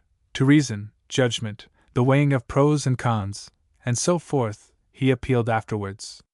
That is, intuitive knowledge became instantaneous action. And realizing this, he also grasped what Joan meant by describing a room as happening all at once, and found meaning also in her nonsense dream of feeling for the oneness of all life everywhere. The details of the room could be inserted later according to judgment and desire, and four-footed animals on the ground might also discover later the point of view of birds who, from a high altitude in the air, saw everything at once. Instantaneous action, immediate conduct, spontaneous behavior enlisted the supporting drive of the entire universe behind them. Properly accepted, absolutely obeyed, such a way of living ensured inevitable success. It was irresistible, for since everything was one, each detail was the whole, and no whole could be disobedient or hostile to itself. And this was why he had danced along the passageway and sung into his sponge. Yet this attitude of mind, this point of view, was easily lost again. It was difficult to hold permanently, to practice, still more difficult. How to translate it into daily action was the problem. At breakfast this new language of action seemed mere fantasy. He certainly had enjoyed a dream of a three-dimensional language in which objects and things helped to interpret his own wishes. He remembered that distinctly, and surely it was not all imagination. Imagination, he felt sure, included prophecy as well as memory. "It's time we found our country cottage," he remarked, tasting his crisp Cambridge sausage and bacon. "I must get to work at once." Mother glanced up over the morning newspaper she had crumpled till it looked like a bundle for lighting the fire. She had ignored the news and been deep in the advertisements. "It's best to go to the agents," she observed, folding the paper with the creases uneven and the pages mixed, then patting it into flatness. "And if they're no good, we might insert an advertisement stating our exact requirements." She mopped up a remnant of fried egg with a thick wedge of brown bread at the end of her fork. "A nice neighborhood's the chief thing, isn't it?" Her husband straightened the paper so that the creases fitted evenly, and the pages lay in sequence. It hurt him acutely to see it twisted. He felt something out of place inside himself, as though the feathers of a wing were tangled. "It'll turn up," he said airily. "We shall come across it suddenly. I'll go and see some agents all the same, though," he added. He had the feeling that the right place would hardly come through agents, but would just turn up. Somehow he would be attracted to it. It would be there before his eyes.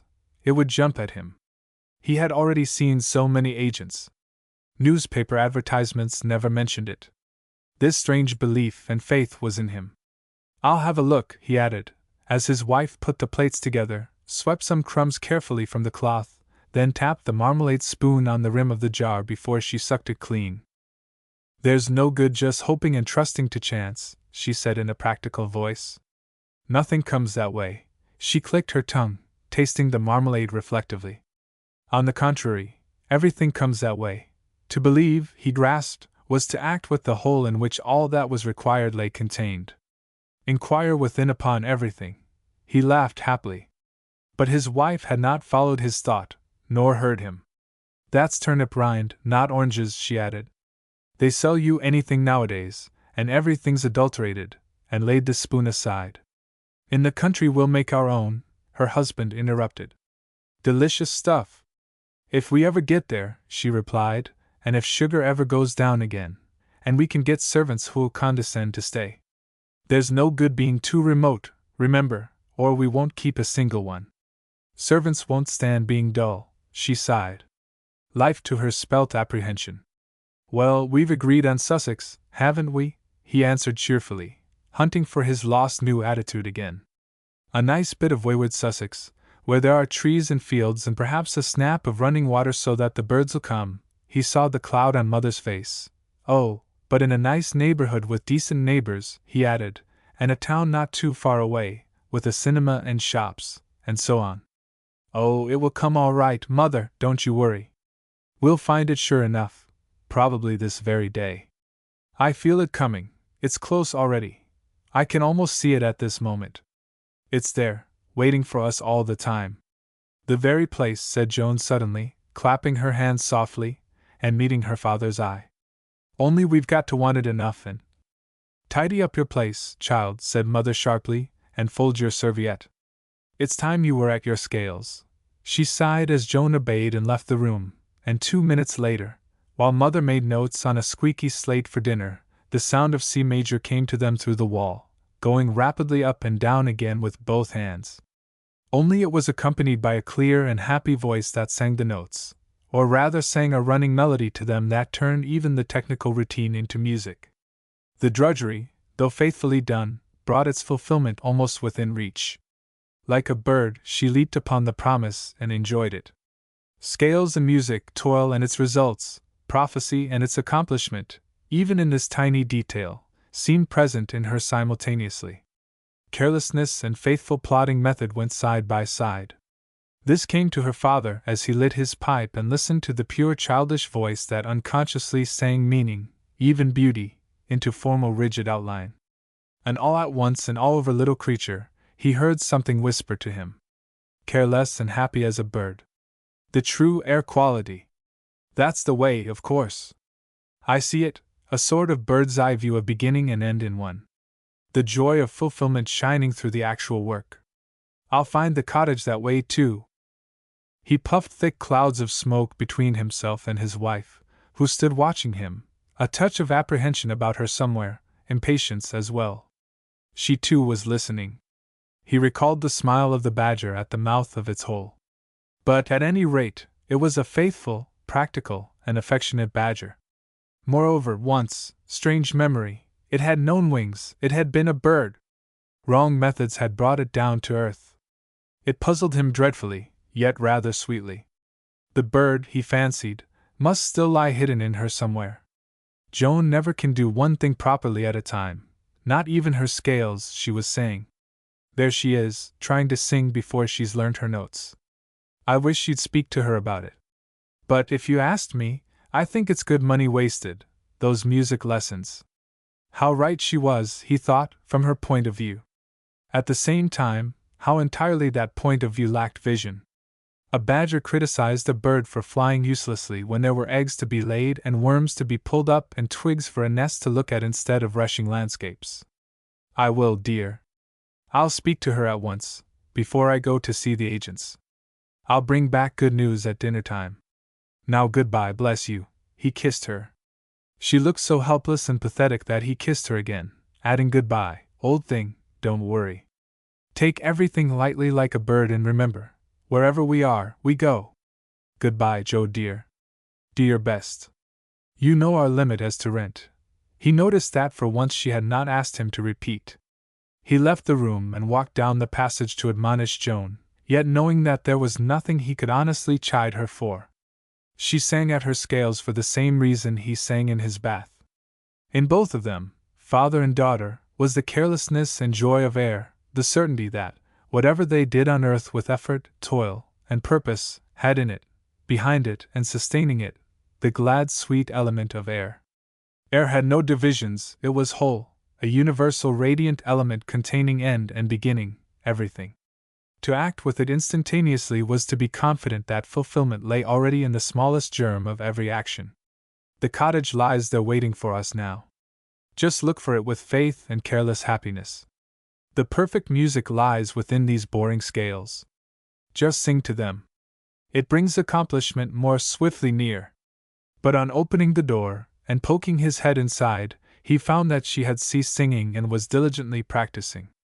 That's right, he said, smiling. It's rather dull, but stick to it. It'll please your mother, and before long you'll be able to play all my favorite pieces. She stopped, swung round on the stool, and looked at him. Her little face in its wreath of shining hair was very earnest, the eyes big with wonder, as though she had made a great discovery. He had seen a robin thus, perched on a windowsill, its head cocked sideways at a crumb of bread, poise, alertness, happiness in the attitude and gesture. Well, he asked, what is it now? And pointing to the maze of black printed notes, she said, I only wanted to tell you something I've got hold of. There are only 7 notes, after all. Only 7 altogether. That's all, yes? All the music in the world comes out of that, just 7 notes.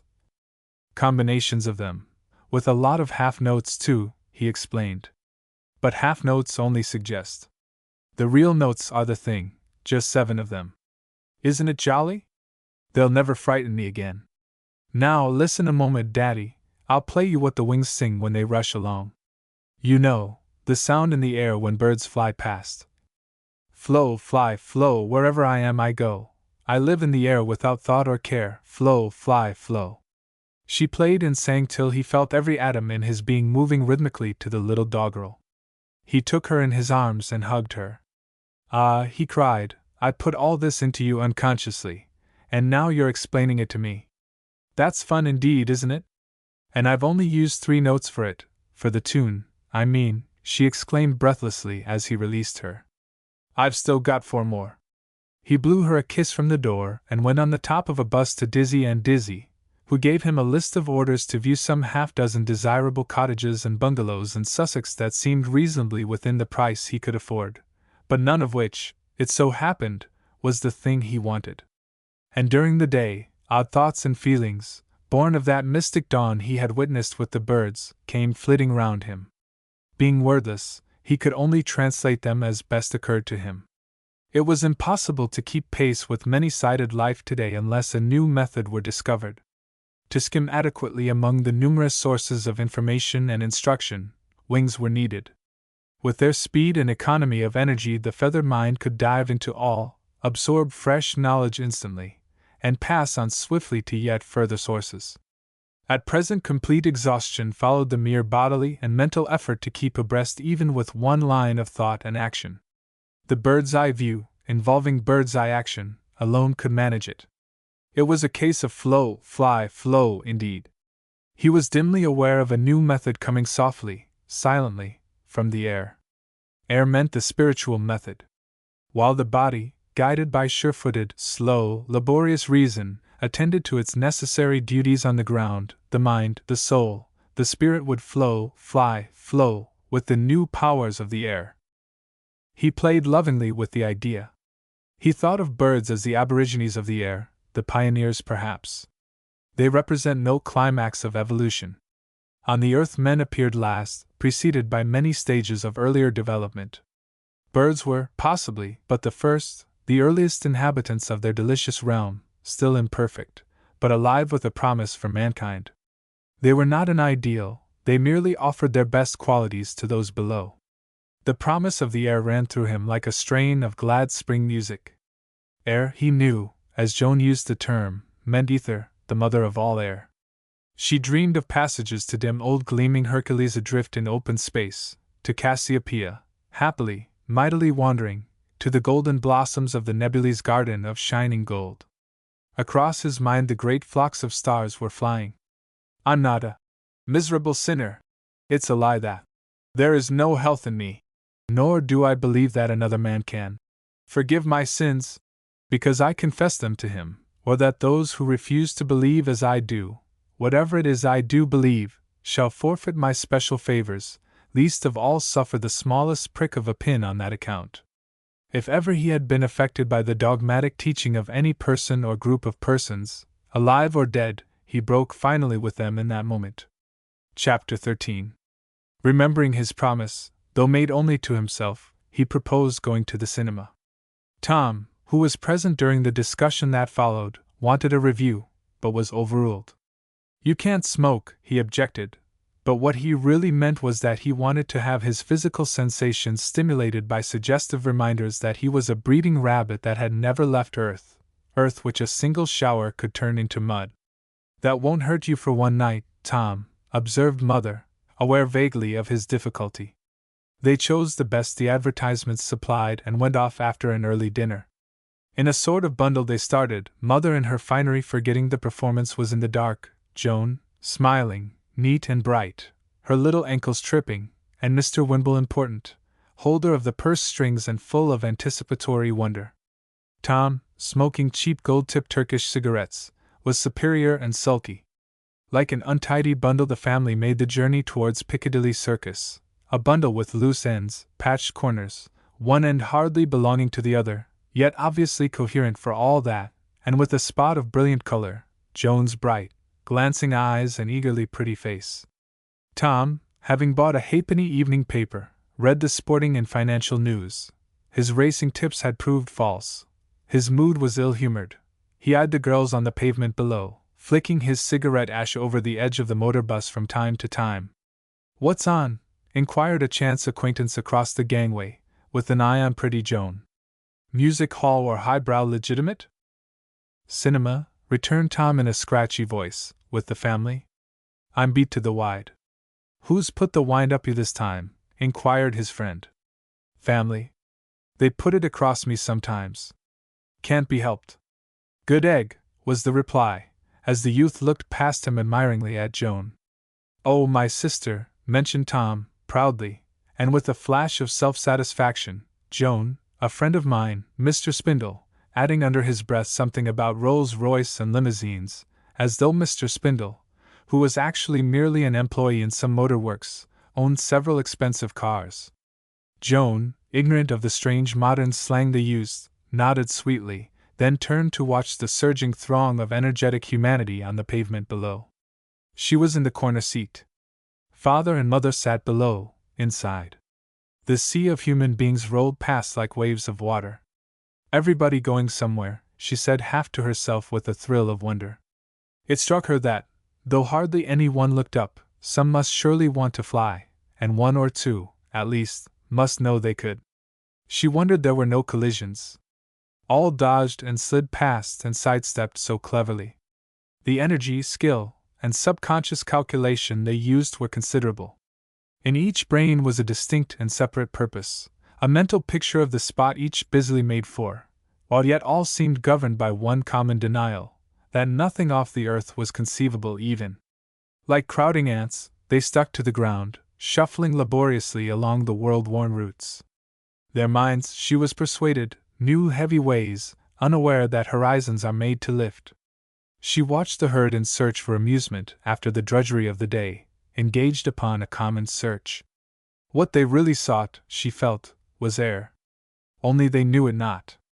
In ignorance they toiled to find artificial excitement, pleasure. She longed to lift them up and swing them loose into undivided space, let them know freedom, lightness, spontaneous carelessness. If they would only dance, it would be something. "And all going to the same place," she added aloud. She sighed. "I hope to God they're not," said Tom in his scratchy voice, thinking of the cinema. Remarked Mr. Spindle, with a thrust forward of his head. The motor bus lumbered into the circus and drew up, leaning over to one side. "So long," said Tom to his friend, "we push off here." Mr. Spindle offered his hand to Joan, who shook it, but looked past him, refusing the gleaming eye he offered her at the same time. They clambered down to their parents on the pavement, and joined the throng that swept heavily into the pretentious doorways of the cinema building. As they went in, Joan glanced at her mother, and realized that she loved her. She looked so worried and so helpless. It was pathetic how heavily she moved. Age. The age of the body, of course. But why should she be old? She was barely 40. She was out, seeking with a good expenditure of energy for pleasure. It struck the girl suddenly that her mother's ignorance was singular. She knew so little. Somewhere about her, at the corners of her mouth, flickering in her opaque eyes, in the tilt of her ears, was still a vestige of youth and fun and joy. But Mother ignored it, crawling willingly with the herd. Yet the bird lurked in her surely. In spite of this heavy crawling, there were wings tucked away in her somewhere. Mother, we're out on a spree, whispered Joan. Wherever we are, we go. Let me carry your bag. Joan? What'd you say? Don't shove, my love. We shall get nowhere that way. It was the is my hat on straight tone of voice. Self the center, she yielded the tiresome bag gratefully. Everywhere, Mother, Joan whispered gaily. We'll get everywhere because we belong everywhere. Besides, I'm not shoving. She glanced round at the other people, all pressing thickly towards the booking office. All of them had troubles, joys, hopes, fears, and vague desires. All were out to enjoy themselves. Only their faces were so anxious, lined, and careworn. They wore an enormous quantity of manufactured clothing, and each article of clothing represented similar joys, hopes, fears, and vague desires, complicated toil of those who had made and sold them. She felt a curious longing to collect them all together on the roof one morning so that they might dance and hear the birds sing at dawn. If only they could realize the bird life and what it meant, careless, happy, singing, dancing, deep purpose underneath it all, but that purpose not clogged with the stupefying detail of unimportant items. The trouble all had taken to clothe themselves suitably for this particular enjoyment was alone enough to kill any spontaneity. She smelt the fields, the keen, fresh air, the dew. She heard a lark rise whistling through the silver air. And she glanced back at her mother. Her mother was obviously adorned, with effort and difficulty. She looked as if she had walked through a Liberty curtain and parts of the curtain had stuck to her in patches. This complexity of cloth and silk and beads was wrong, funny at any rate. She sighed. It's all right, said her father, catching the sigh behind him. We must take our turn, you know. But I'm out for the best seats, no matter what it costs. It was like a breath of air to hear him say it. Extravagance, put in Mother under her breath, overhearing. But it is an exception, isn't it? Her mind fixed upon the difficult side of existence, the cost in labor and in pain. Said Wimble. He put his gaudy tie straight with a free half-finger. It isn't every night, I mean, whispered Mother. It's an exception. She looked challengingly at the listening crowd. It was very warm. The air smelt of people, clothes, and cheap scent. She was aware of scullery maids, boot polish, stable boys, and wages. The ham in the larder, had they put the fly cover over it? Oh dear, how sordid even enjoyment was! Move on, please, boomed the deep voice of a policeman, and everybody moved on a step or half a step, casting looks of admiration, respect, and exasperation at the great Bobby who represented rigidity, law, order, and that vague, distant power, the government. To be spontaneous meant to be arrested, evidently. What V you got left? Asked Wimble mildly, facing at last the booking clerk, then added quickly, good. I'll take the 3, and put the money down. No, 4, of course. How stupid of me. Thanks very much. He had forgotten himself. Also, he had felt for a second that he couldn't afford the price, but yet somehow it didn't matter. It was stupid, it was extravagant, it was unpractical. No one in their senses could have approved his conduct. The clerk had explained briefly that no cheap seats were left. There was nothing under 4 shillings, and Wimble, without an instant's hesitation, had snapped up the expensive seats. Joan witnessed it with a rush of joy. She saw her father slip several silver discs across the counter and take pink slips of paper in exchange. But it was not his extravagance, nor the prospect of greater comfort, that caused her joy. It was the unhesitating spontaneity. Daddy had not haggled. Without hesitation he had taken the risk. He had flown. In reality he could not afford it, yet only a stingy convention might have urged him to be careful. And he had not been careful. Take no thought, whispered a voice, was it Joan's, in his ear, as they pressed forward. And as a consequence, he immediately bought several programs where one would have been sufficient. Ah! They were in full flight. Their wings were spread. The earth lay mapped beneath them. In the silver, dewy dawn they flew. How keen the sweet, fresh air! He looked at her. You don't earn the family income, my dear, he observed drily, half ashamed, half proud. He fingered the pink tickets nervously, clumsily. "But I will," she replied. "Besides, there's heaps for everybody, really." "You're an unpractical absurdity," he murmured, then gasped. It was the child's reply that made him gasp. "We're alive! So we deserve it." They swept the meadows and the pine copse in their flight. There was a crimson dawn. They smelt the sea, the wide salt marshes. Freedom of space was theirs. Perhaps he didn't quite understand what she meant, yet it made him feel happy and careless. In a sense, it made him feel spiritual. She had said something that was beyond the reach of language, of accurate language. But it was true as a turnip. It satisfied him as a mouthful of mashed potatoes, and was as easy to eat and swallow. What a simile! He laughed to himself. "Be more accurate in your language," he said slyly. "And stick in grammar all your life," she replied. They moved on.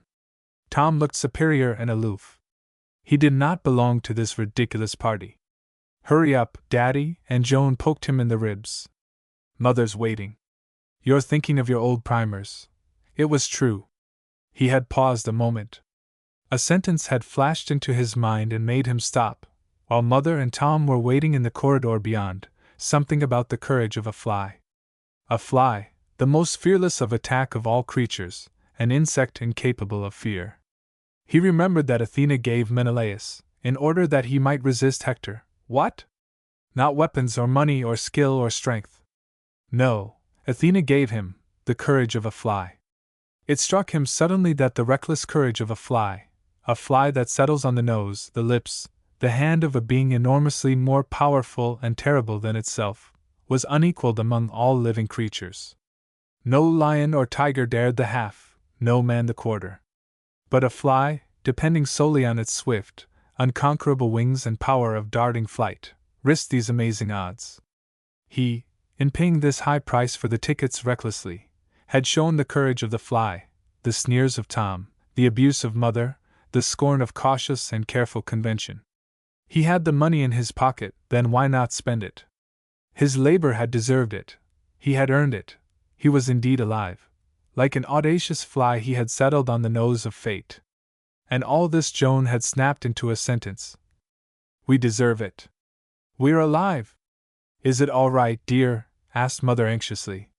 She was stuck with her elaborate flounces in a corner of the corridor. The program seller was at her elbow, pressingly. "All right," he replied, waving the programs like a flag of victory, and led the way towards the seats. "Everything's paid," he bowed dismissingly to the girl. He walked on his toes. They went in.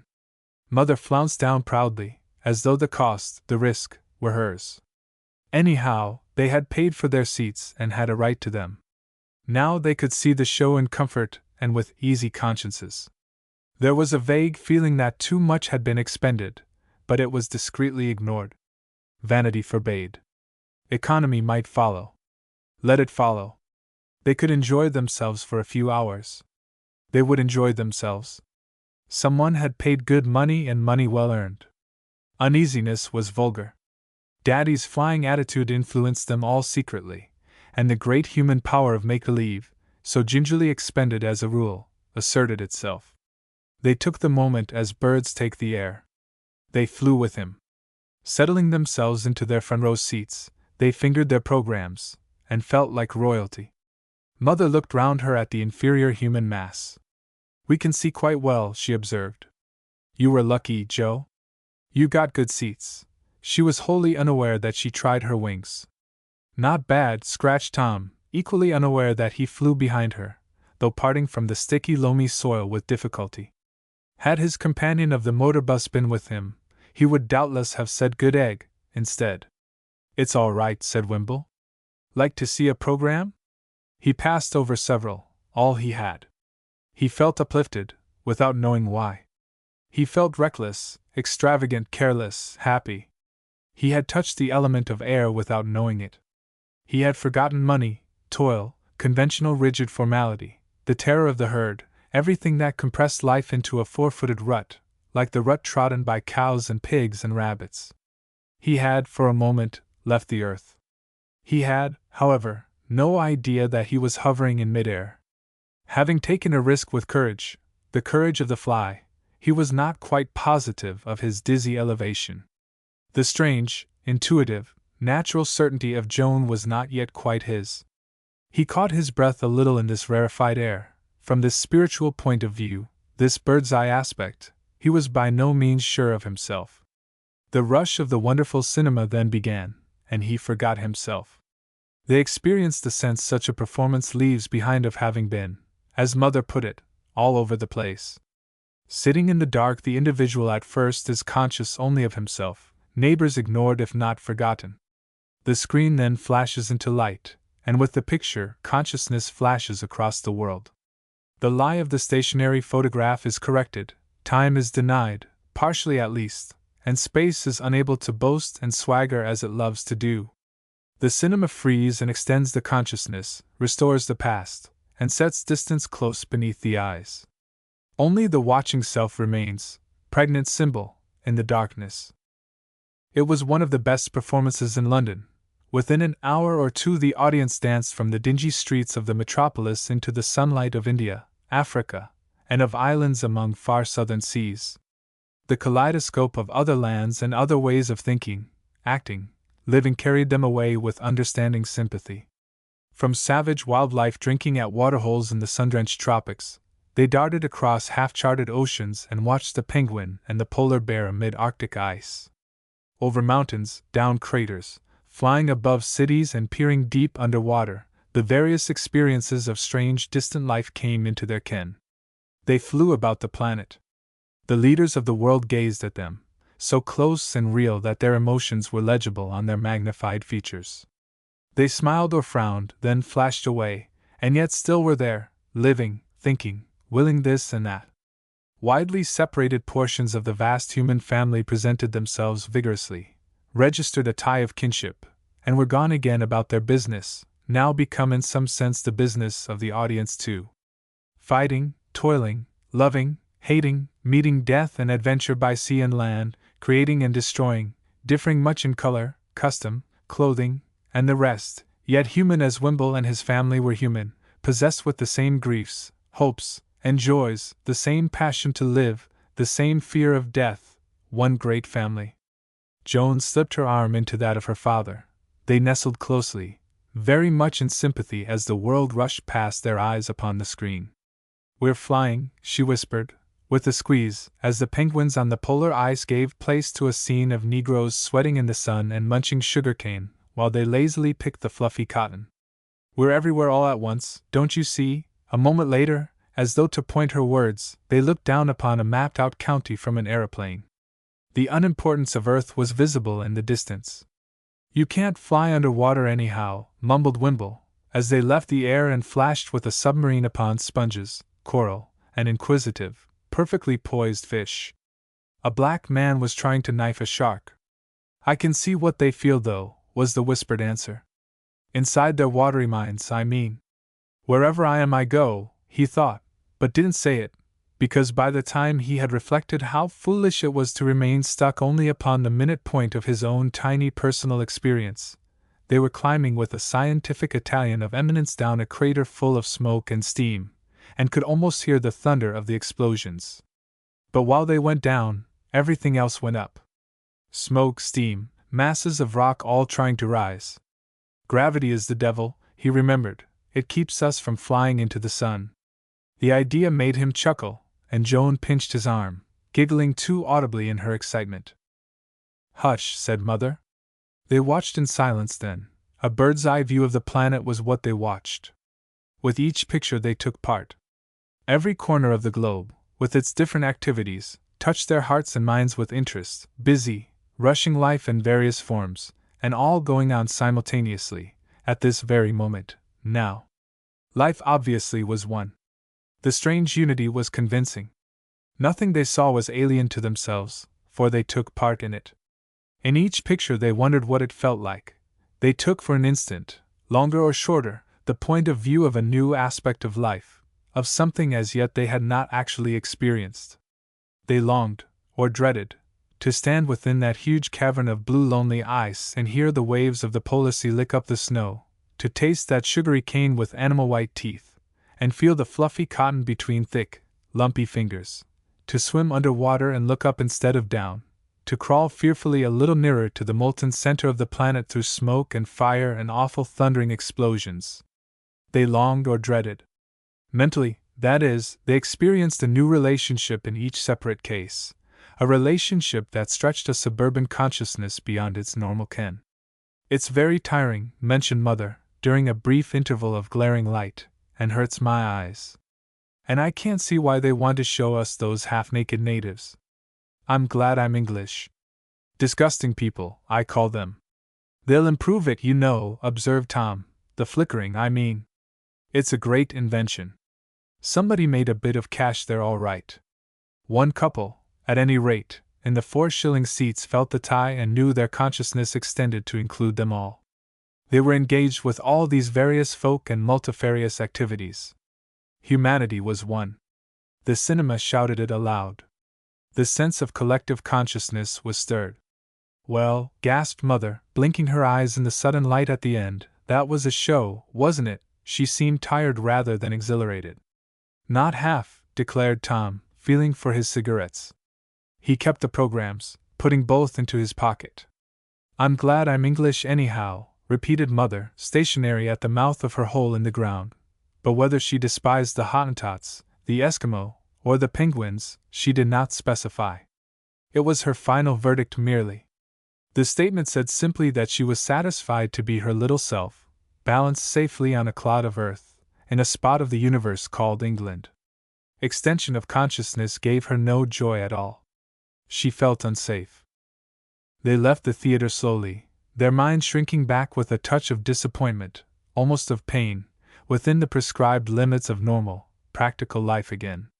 Wimble felt he had been flying, and had just come back. He settled with difficulty.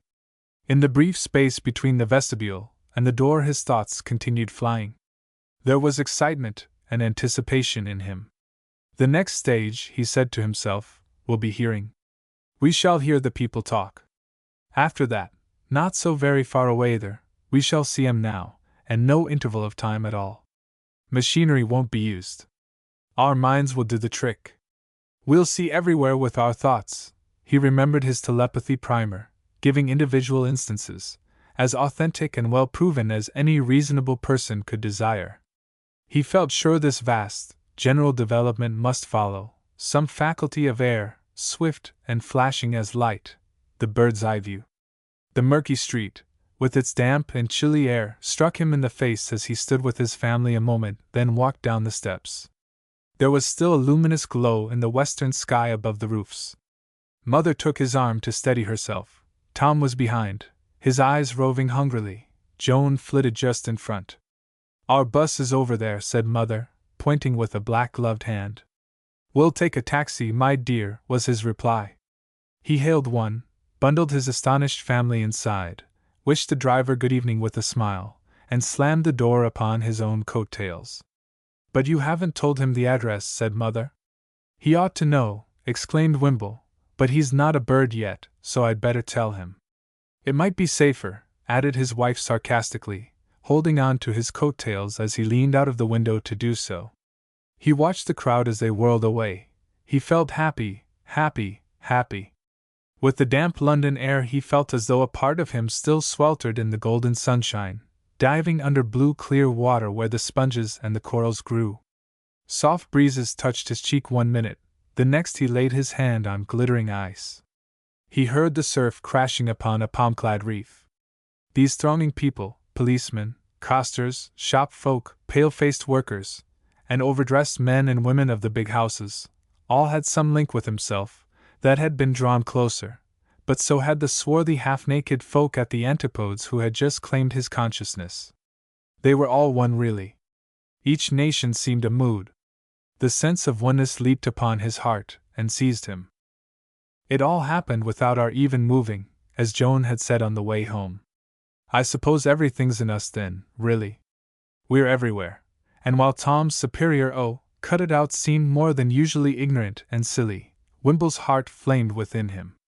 For it came to him, like a promise of wind-born freedom, that there existed in his own being an immense and mighty underside that was only waiting to be organized into fuller, even into all-embracing, consciousness. Man, he felt sure again, was a cosmic, not only a planetary being. He could know the stars. The real self was of air. Chapter 14. "Look here, Father," said Joan next day, "why is it," then paused, unable apparently to express herself. Child?" he gasped, thinking her question consisted of those 3 words alone, and wondering how in the world he was going to satisfy her. "Why is it," she went on the next moment, "that wherever we are we want to be somewhere else, and whatever we know we want to know something else, more at any rate. And we never want it alone. We want to tell everything to someone else, I mean." Father almost preferred the first question, it left openings for vaguer answers.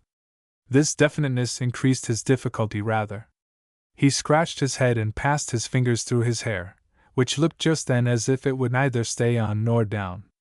He smoothed it deliberately, thinking as hard and quickly as he could. He knew what the girl meant, of course, more or less. "The instinct to share what we like is, I suppose, a proof that he was going to say. Before he could utter the words, however, she answered for him, "Because we ought to be everywhere at once and know everything at once, like in that cinema. Isn't that it?" Mother, it so chanced, just then went past the open door along the corridor. She went steadily, not to say heavily. She was obviously in one place at a time, doing one thing at a time, a worthy, practical, useful human being, and what the world considers a valuable unit of humanity, yet surely, oh surely, wrong and a wingless entity clogged with earth and the limits that earth ignorance involved. She was on her way to scold the servant, to order dinner, or to fetch socks to mend. Good. But it was the way she went about her job, the unbirdie way, that proved the badger in her. Air and the careless joy of air was nowhere in her, not even in her most helpful actions. One should take life as a bird takes the air, he was thinking again. It had become a motto.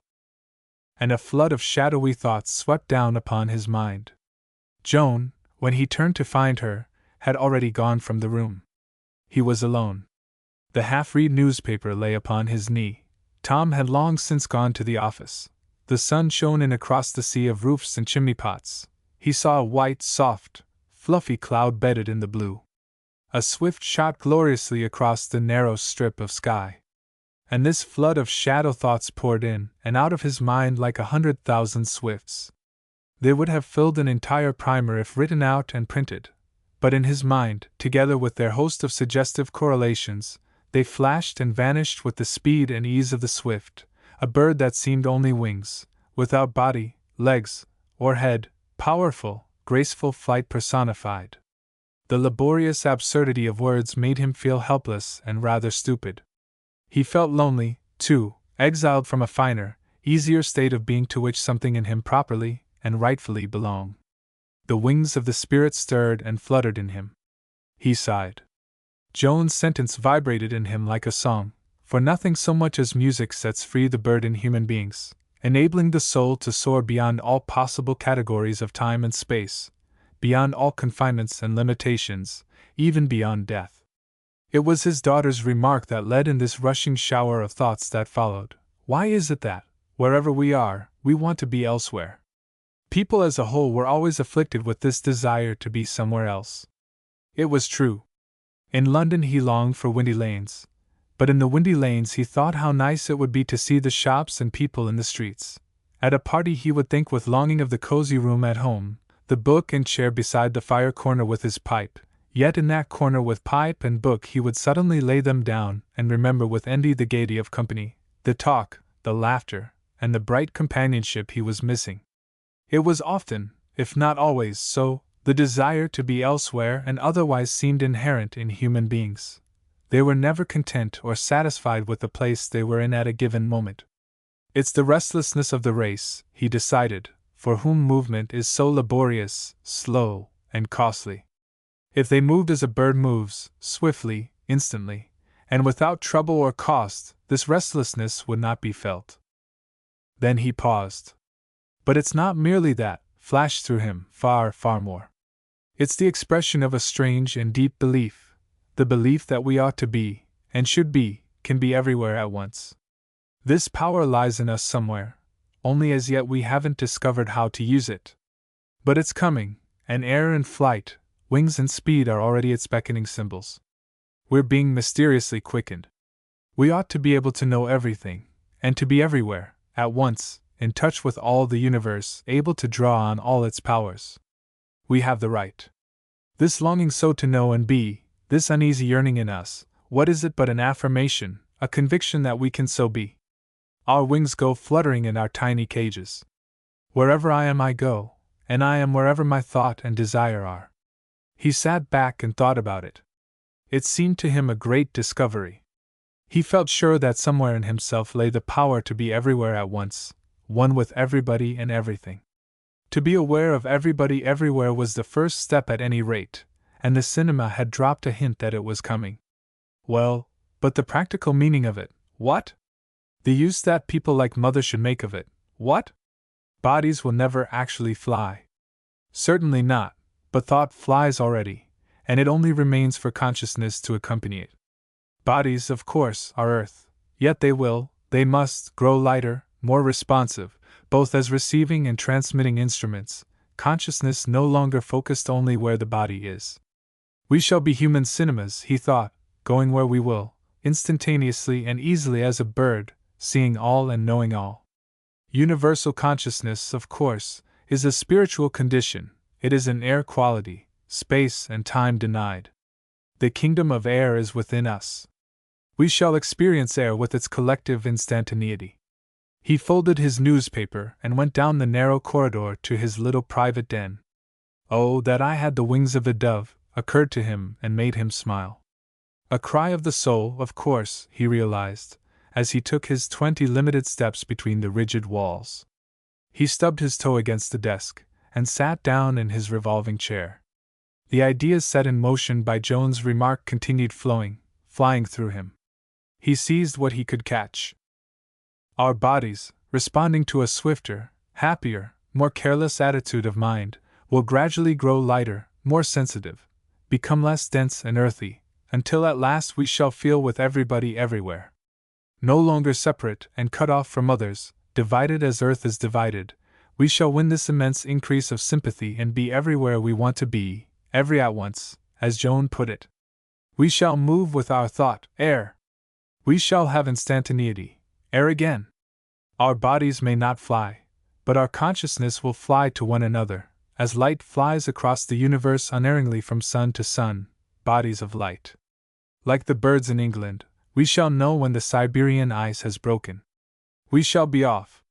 The thrill of some mighty wisdom came very near. He became strangely aware, it was like the lifting of great wings within his soul, that this collective, airy consciousness was already gathering the world into a flock, and it was the cinema, explained by Joan's brief sentence, that flashed the amazing and uplifting thought upon him. Whirling round and round in his revolving chair, reason tried to grapple with the rush of ideas. The contents of 100 primers rose higgledy-piggledy, to congest his mind and memory. But his soul, rising like a lark, outdistanced everything he had ever read. The one clear, dazzling certainty was this: we shall no longer be cut off and separate from others. A variant, surely, of loving, and therefore knowing, all neighbors as ourselves. 1,000 years as one day. To be everywhere at once and to know everybody was, after all, but to slip the cables of the tiny, separate self, and experience the whole. Hence the desire to be always elsewhere and otherwise. Hence, too, the innate yearning to share experiences of all kinds with others. Nirvana dropped from a forgotten primer into him, and for the first time, pages of laborious explanation utterly ignored, he grasped its gracious meaning fully. To meet the Lord in the air and be forever with him, came another cliché. They poured and rained upon him in their naked meanings, undisguised by words. Ah! To live in the whole was not, then, to lose individuality, but to extend and share it. He spun round and round happily in his chair. Grand bird idea, an air ideal. He saw in his heart the nations taking wing at last, leaving earth below them, free of space and free of time, sharing this new and undivided consciousness. It was spiritual, of course. yet not an inaccessible nor a different state. It was a state growing naturally and truly out of the physical. Spontaneous living and the bird's-eye point of view were the first faint signs of its approach. The chair stopped turning, while he filled and lit his pipe, watching the clouds of blue smoke float here and there in wreaths and eddies. Joan's eyes peered across it at him like a phantom's. It's immense, but very simple, he was thinking. Her funny little song puts it all in a nutshell, and the way she tries to live, when a heavy tread disturbed him and something came into the room. "Joe dear," said his wife as she entered, "but you've got no air here." She opened a window, while he at once sprang up and opened another. Her manner gave him the impression that she had come in with a definite purpose. She had something important she wished to say. He decided to let it come out naturally. He would wait. "Not both," she said, "it makes a draught," and closed her own. "Bless you, my dear," he exclaimed, "you do look after me splendidly." He gave her a sudden hug and kiss that startled her. Looking at him in a puzzled, wistful way, she smiled, and something of long-forgotten days slipped in magically between them for an instant.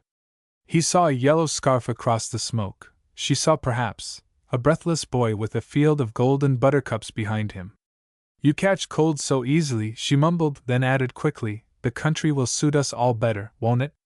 "Yes," he answered, "yet once we're there, we shall want to be somewhere else, I suppose." "Oh, I hope not," Joe, with a Martha sigh. "Whatever makes you think that?" "We can be, anyhow, we must remember that." "Oh dear, Joe, you're very restless these days," she exclaimed, and the way she said it made him realize her customary load of apprehension, her careful, heavy way of taking life, seeing the difficulties first. Pessimism was a sure sign of waning life forces. He felt pity and sympathy. And instantly an eddy of his recent whirlwind ideas swept down upon him, and joy followed. He longed to communicate this joy to his wife, the joy she had known in her days of courtship long ago, when the airy consciousness had touched her. And, as though to emphasize the contrast between their points of view, a wasp buzzed in through the open window just then, and Mother shrank. In a flash he understood her very clearly. Her attitude to life was fear. Unable to leave the ground, she was always afraid of being caught. If she met a cow, it would toss her; a goat, it meant to butt her; a dog, a cat only waited an opportunity to bite or scratch; a wasp came in on purpose to sting her, and not merely because it had lost its way. She invariably locked the door of her room and looked under the bed. She was nervous about lamps. They would blow up if she tried to put them out. Probably all these disasters would happen to her. Her shrinking attitude of fear attracted the very thing she dreaded. People similarly would deceive her, since she expected, even demanded, it of them. In a word, the trouble she dreaded she attracted. "Fly at anything you're afraid of," he said suddenly. "That paralyses it. It can happen then. Or, better still, fly over it." But she looked so bewildered, puzzled, even unhappy, that he got up and took her hand. "Don't mind me, Mother dear," he said soothingly. "I've got an idea, that's all." His heart brimmed full with comfort. Her face said so plainly, "I don't understand, I feel out of it, I'm a little frightened. Only I can't express it quite." "It's immense but very simple," he went on. "Joan put it into me, I believe, first, and Joan was born out of us both, out of you and me, in those brilliant happy days when we were afraid of nothing. So it belongs to you too, you see." He paused, giving her an opportunity to state her mission. "It's all a bit beyond me, I'm afraid," said Mother patiently, an anxious expression in her eyes. But there was admiration as well. It occurred to her perhaps that she might have married a genius after all. She did not yet make her special and particular announcement, however. She would do so in her own way presently, no doubt. "Mother," he said abruptly, "there's nothing in the universe beyond you." He dropped her hand and stood erect, opening his short arms to the sky outside the window. The wasp buzzed out at that moment, and left him her undivided attention. His eyes were fixed upon the clouds where the swallows darted. "Mother," he went on, "I'm illogical, unscientific, ignorant rather, and very confused in mind, he emphasized, but this immense idea beyond all books and learning has come to me, and I'm sure it's wisdom, though I call it air." "Air," she repeated slowly. Yes, dear. Dear, yes, and that means living like the birds, more carelessly, more lightly, taking no thought for the morrow, not shirking work and duties and so on, But we know all that, she interrupted. I mean, we've read it. It's this sort of having faith business. It's all right for people with money. The very people, he corrected her, for whom it's most difficult. Oh dear, and she heaved another Martha sigh. There was a pause. Couldn't you put it in a book, Joe, write it? She asked, pride in one eye and ambition in the other. He looked very much of a man, standing there so erect with his eyes fixed on space above her head. We could do with a bit extra, too. And might help other people, he added, eh? She said nothing to that. It might sell, you never know. He shook his head. He realized, once again, the pathos in her, and at the same time that she vampired him. It's the pathetic people that ever vampire and exhaust those who are more vital. I'm not literary, he replied, not literary in that way.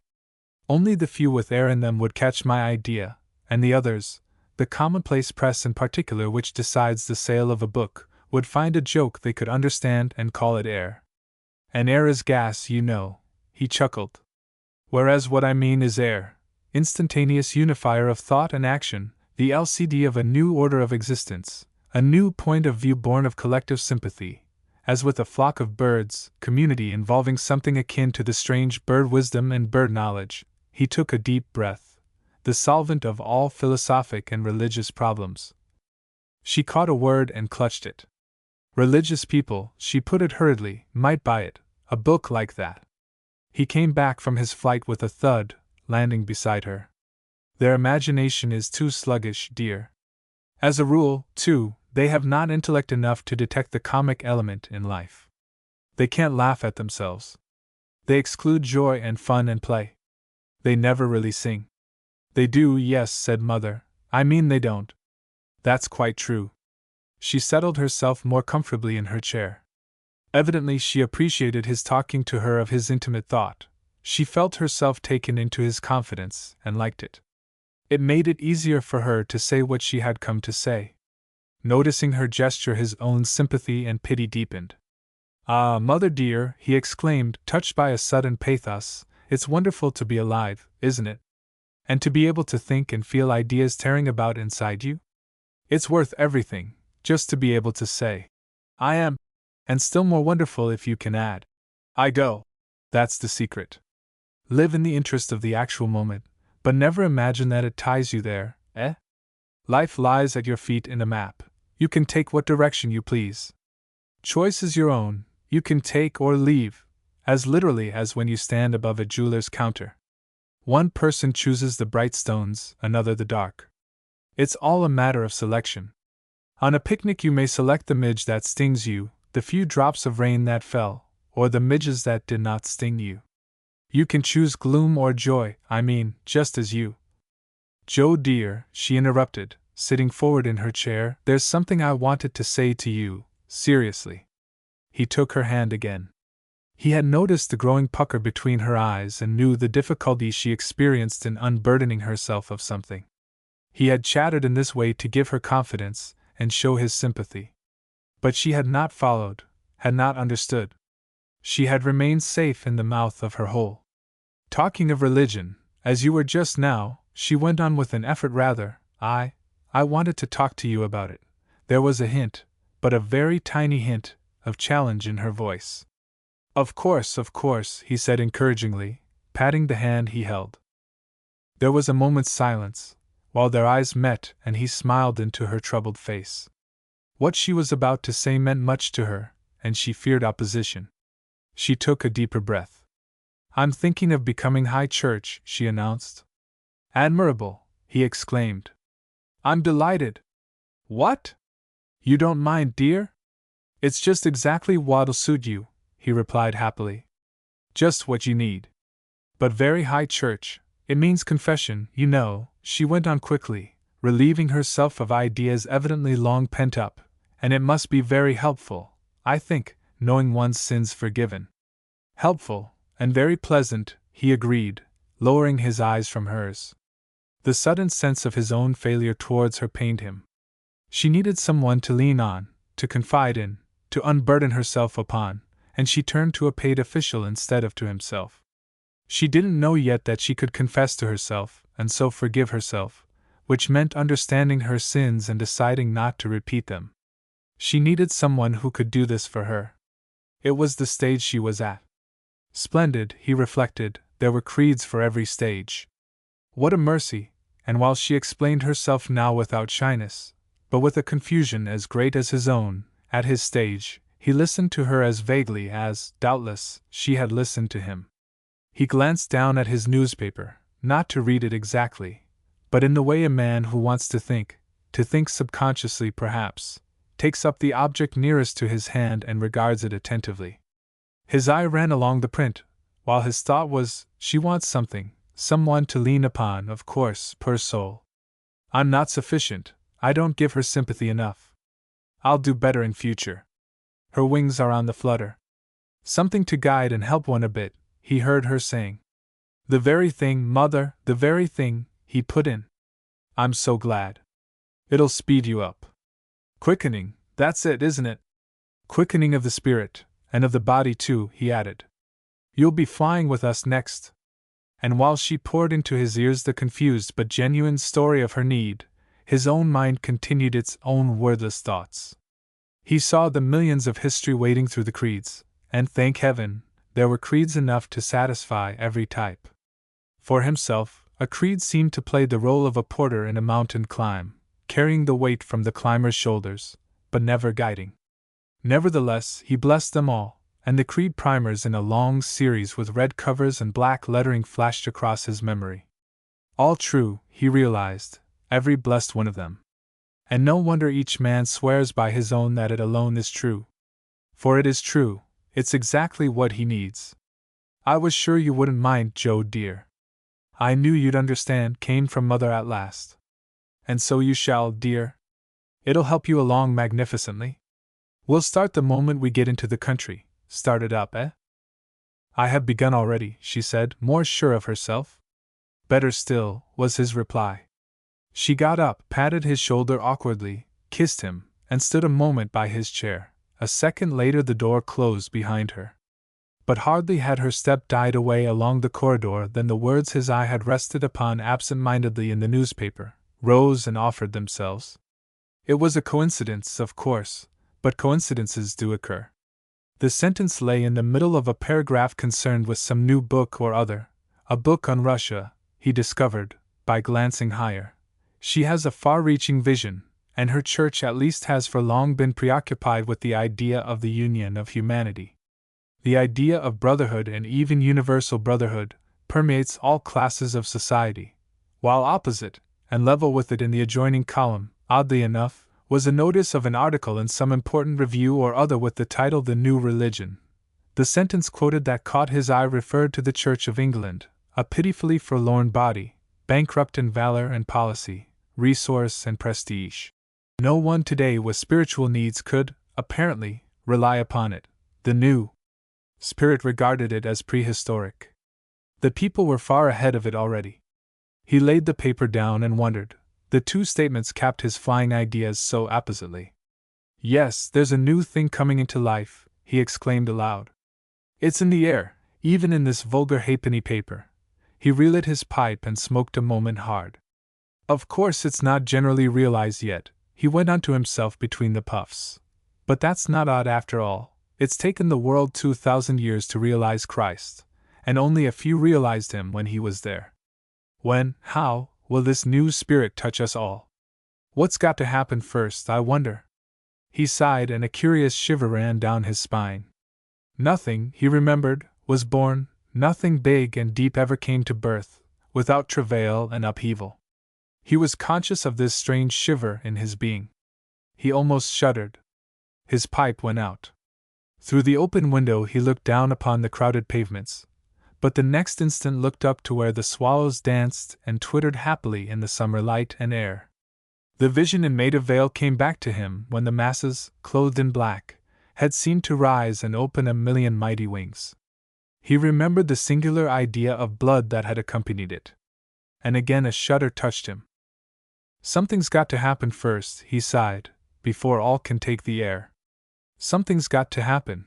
And then, as a burst of sunshine and cool wind entered the room together by the window, a sudden conviction swept him off his feet. The world blew open, the nations rose in a stupendous flock before his eyes, humanity as a unit spread its wings. Something's going to happen, he exclaimed, but out of it will grow the new birth of happy air. There was both joy and shuddering in his heart, but the joy was uppermost. He met his wife in the passage on his way out a little later. She buttonholed him for a moment, a new confidence and lightness in her, it almost seemed. She was high church now. It concerned their daughter. Joan, she mentioned, was not quite like other girls of her own age. She was growing very fast in mind as well as in body. She suggested a doctor for her. A London doctor, and before we go to the country. We might have her overhauled, you know. She seems to me light-headed sometimes. Mother felt sure it would be wise. This time she was not anxious, did not worry as usual. She merely thought of the girl's welfare in the best way that occurred to her. From her new high church pedestal she looked out upon the world with a temporary new confidence, at any rate. Admirable, agreed her husband. I'll take her myself tomorrow. Why not today, dear? She asked, relieved that she need not go herself. We're off to look at cottages, he told her. I'll take her tomorrow, and the matter was settled thus. Chapter 15. The visit to the doctor was a great success, and Wimble left 2 guineas on the marble mantelpiece without regret. Joan was growing rapidly in mind and body should develop evenly if possible, otherwise there must be unbalance somewhere. It's a nervous, restless age we live in, observed the physician. The mind is apt to take in too much nourishment and shoot ahead much quicker than it did when we were young, Mr. Wimble, and unless the body is well cared for, the nervous system cannot possibly keep even pace with the mass of instruction it receives at every turn. The young it is wisest to consider as healthy animals that need play, food, and rest in right proportions. Personally, I prefer to see the mind develop a trifle late, rather than too early. He advised, therefore, play, rest, and ample nourishment. Half an hour's rest in the afternoon, or better still, an hour, he added, is an excellent thing. He looked at Joan searchingly, with both severity and kindness, for he had that mixture of father and policeman which belongs to most successful doctors. Joan felt a little guilty. She had not read Erewhon, of course, yet was vaguely aware she had done something wrong. To be obliged to see a doctor touched the sense of shame in her. The country's just the thing for you, the specialist mentioned, ignoring the 2 guineas that lay within the reach of his hand, the very place, and Wimble felt relieved as he went out. It was like a visit to the police that had ended happily. Neither he nor Joan had been arrested, but they had been told they must not do it again. He had paid a fine. Mother'll be very pleased with that, he remarked, while Joan, glancing up quickly, seemed glad it was over. It's the first time I've ever felt ill, she said. The moment I saw him I felt I ought to be ill. Suggestion, he mumbled. Never mind. Mother'll feel better now that you've been. That's something. They walked happily down Seymour Street together. Don't skip, child. It looks funny in a town. Besides, you're too big to skip. She took a slower pace to suit his slower little legs. But even so there were springs in her feet, and her movements seemed to push the solid earth away as though she wanted to rise. Flow, fly, flow, she hummed, wherever I am I go.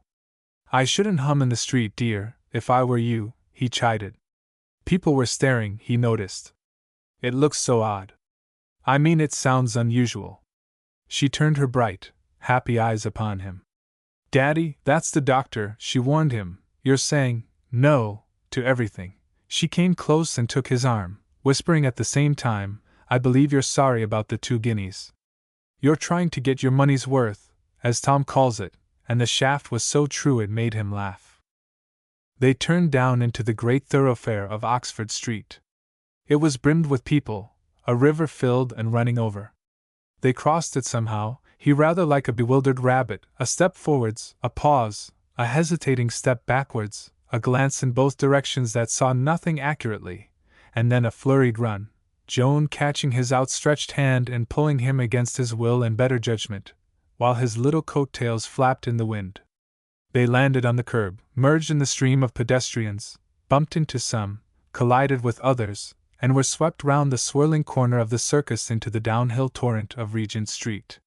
Yet a bird, he remembered, plunges headlong, at 50 miles an hour, into a forest of branches, swaying possibly in a wind, avoided the slightest collision, and with unerring and instant calculation selects a twig and lands on it, balancing with perfect security on feet so tiny they're not worth mentioning. He felt clumsy and inferior. What coordination of sight and muscle! What confidence! What poise! The throng of awkward, crawling, heavy-footed humans sprawled in all directions. He was one of them, one of the least steady too. And yet he was aware of something in himself that did not shake and wobble, something secure and balanced, something that went gliding with swift and certain safety. He noted the easy grace of Joan passing the shop windows like a nuthatch along a twig, half dancing and half flitting on her toes. It was not a physical thing he felt. It was not that. It was a quality, a careless, exquisite balance in herself. It entered him too as he watched her. His soul rested securely amid the turmoil by means of it. It was poise. His thoughts ran on. "Look, Daddy," Joan interrupted him. "Here's a funny sign." "What does it mean?" "Let's go in." He drew up beside her, a trifle breathless. They were in a side street, the main stream of people pouring away at right angles now, bathed in the autumn sunshine. "Look," she repeated. "Wings." She pointed to a brass plate advertisement in a little hallway. "Isn't it funny?" He read the sign in neat black letters against the shining metal, Aquarian Society, membership free, and wondered what it meant. Ruins and battered objects of the past occurred to him, for at first he connected the word with antiquarian. Above them, black tipped with gold, were a pair of outspread wings, the badge of the society apparently. In brackets was first floor, and a piece of paper pasted below bore a notice, meeting daily from 11:30 to 1. All welcome.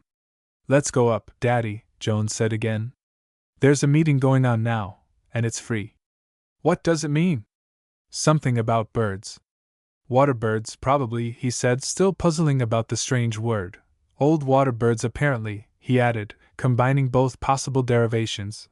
"Perhaps a society to preserve old water birds and provide artificial paddles when their webbed feet wear out." They laughed at the idea, but their laughter hushed as a couple of ladies, beautifully dressed and with what is called refined, distinguished bearing, brushed past them and went upstairs, evidently going to the meeting.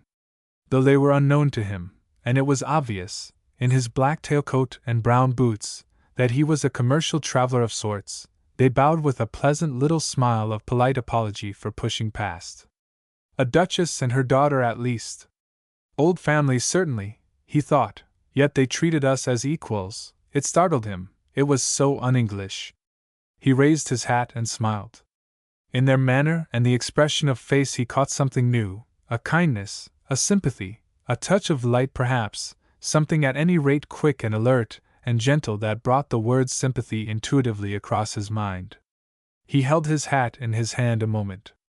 "They've got air in them," flashed into him. "I wonder if they're members."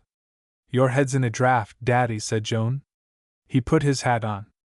A scrap of conversation reached them from the stairs. "I'd rather sit well at the back, I think," said the younger of the two. "We shall have to, probably," was the reply. "It's always full. And remember, just keep an open mind and listen. The quackery doesn't matter, nor the grammar." He was only a railway guard, then something inaudible as they turned the corner. "His idea of a new age is true somewhere, I'm positive. It was the speed of the train, you know, always rushing through space, that made him," and the voices died away. "Come, Joan, we'll go in too." "What are you dawdling about for?" exclaimed Wimble on the spur of the moment. Something in that interrupted sentence caught him. "You, Daddy," she said, as she tripped after him up the stairs. People were standing in the corridor and in the little hall, the room beyond, where a heavily mustached man, with an eager, soap-polished face, cheerful expression, and bright earnest eyes, stood lecturing, was full. The two ladies who had preceded them were sitting on a windowsill.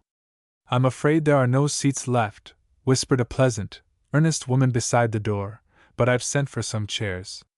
They'll be here presently." "I hope you'll hear something out here." Wimble thanked her with a nod and smile.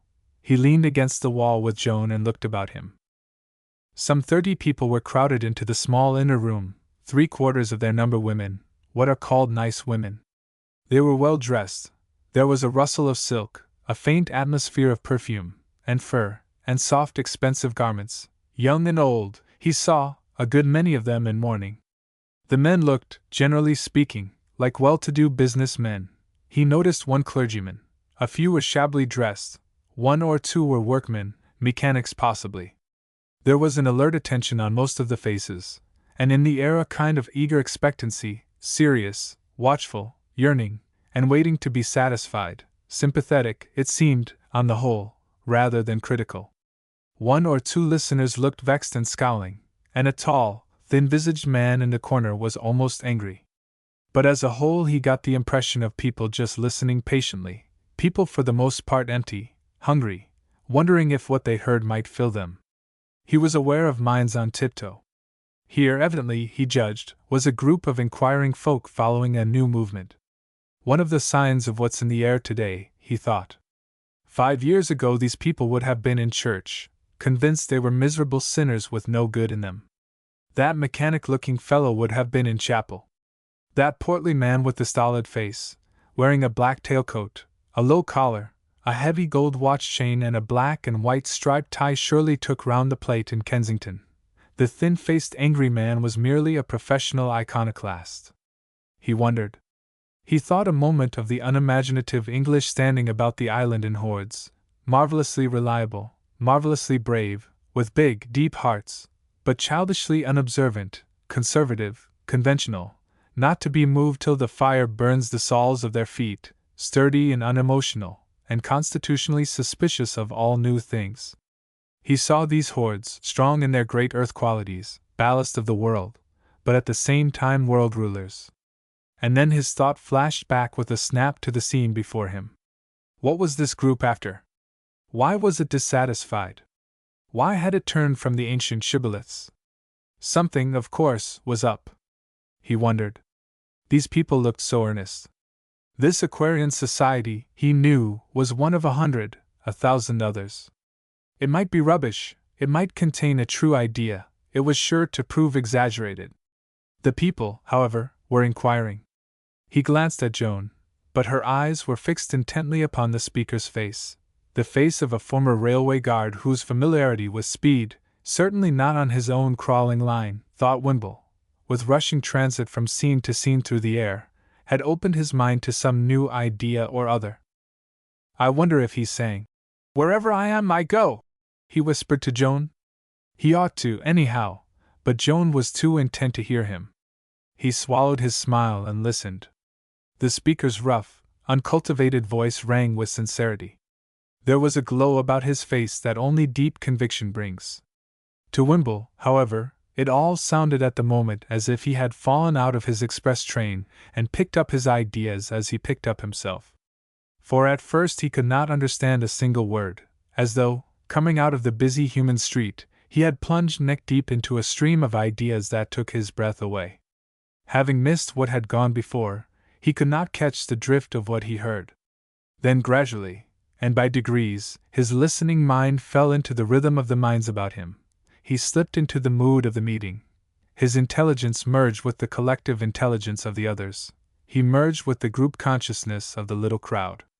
The hostile interjections had no meaning for him, since those who made them, not being included in the group consciousness, spoke an unintelligible language. The speaker was very much in earnest evidently.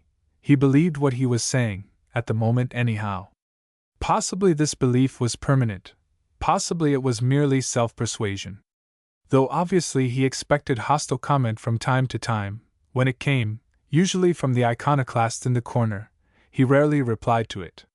This method of ignoring criticism was not only easier than answering it, it induced an appearance of contemptuous superiority that increased his authority.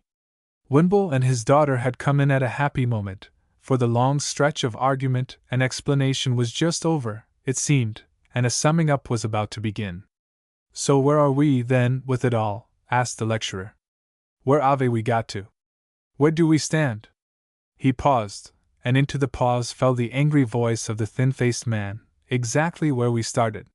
You haven't stated one single fact as yet." The speaker looked straight in front of him without a word, and the audience, almost to an individual, ignored the criticism.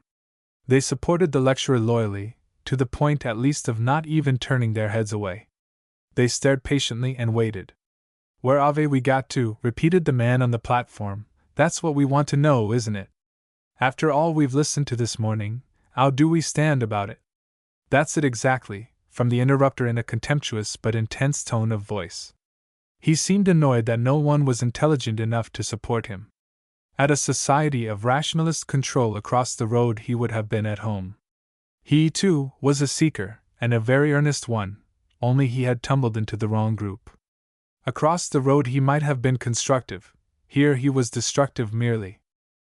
"Well, on the physical plane," resumed the speaker, "on what I might call the scientific and materialistic plane, as I've tried to show you, the old trend of modern civilization is towards speed and universality. That's clear, at least I hope I've made it so. Air, and what air represents, shows itself in the physical plane like that. Distant countries are getting all linked up everywhere, by wireless, by motor, by aviation, by cinematograph, and the like. A kind of telepathy all over the world is," he hesitated an instant, "engendered."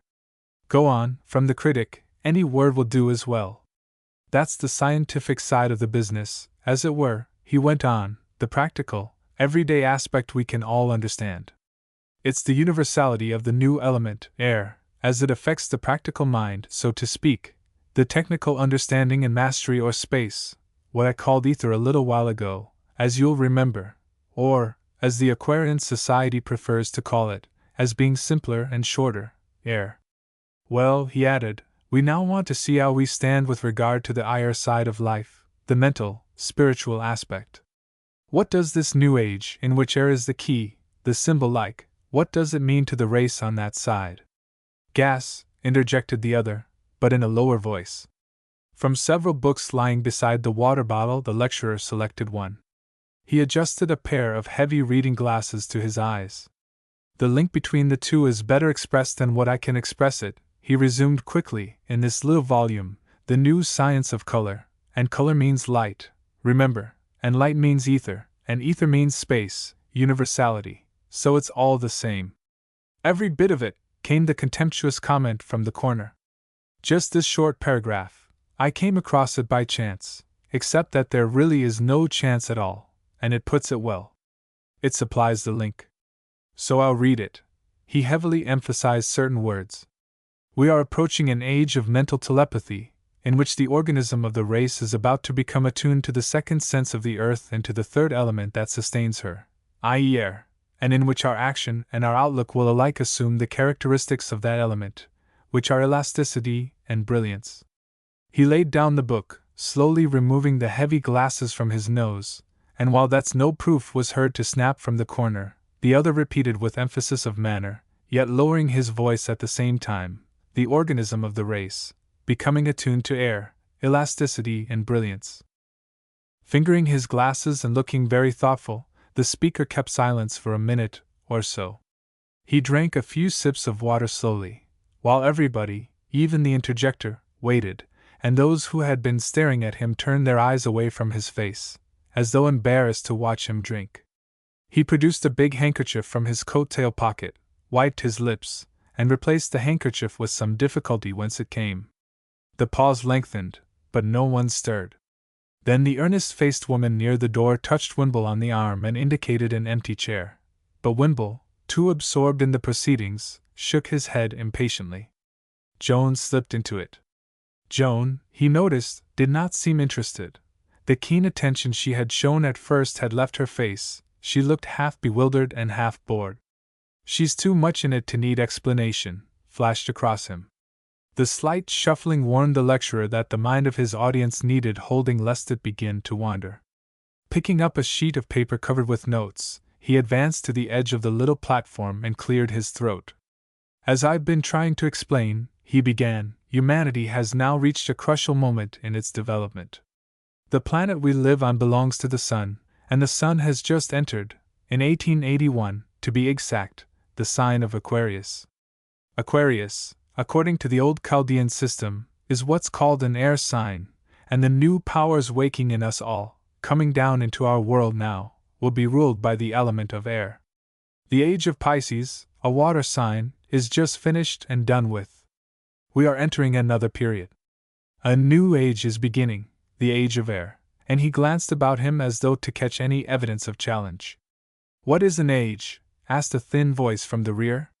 It was not hostile, and heads were turned to find the questioner, but without success. An accomplice, muttered the habitual interrupter to himself. No one noticed the comment, and Wimble, now completely captured by the collective sympathy, even wondered what he meant. I'll tell you, continued the lecturer, and referred to the sheet of notes in his hand. I'll tell you again with pleasure. He emphasized the word again.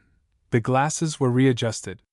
With a certain air of mystery, as though he knew far more than he cared to impart, he read aloud, emphasizing frequent passages as his habit was, and making here and there effective and semi-theatrical pauses. Behind this cheapness, however, burned obviously a deep sincerity and belief. He deemed himself a prophet, and he knew a prophet's proverbial fate. Astronomers tell us that our sun and his family of planets revolve around a central sun, which is millions of miles distant, he read slowly, and that it requires about 26,000 years to make one revolution. Remembering one of his most successful primers, Wimble sat forward on his chair, all eagerness. Here was what the critic called a fact at any rate. This orbit is called the zodiac, continued the other, and it is divided into 12 signs. He mentioned them, beginning with Aries and Taurus, and ending with Aquarius and Pisces. Now you asked what is an age, didn't you? He paused a second. Well, our solar system takes a bit over 2,000 years to pass through each of these signs, and this time is the measurement of an age. And with each age certain new things happen. He made this announcement with a certain mysterious significance. Certain things happen to the planet and to us as lives on it. Certain changes come. They're sure as summer and winter is sure, that is, you can count on them. Those who know can count on them, prophets and people with inner vision. There you get prophecy and the meaning of prophecy. Vision, and without a vision the people perish, miss their chances, that is.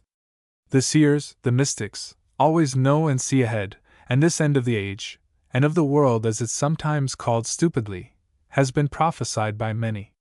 The audience was on tiptoe with anticipation. Each individual possibly hoped that certain personal peculiarities of his own were going to be explained, made wonderful. Wimble was particularly aware of this excitement.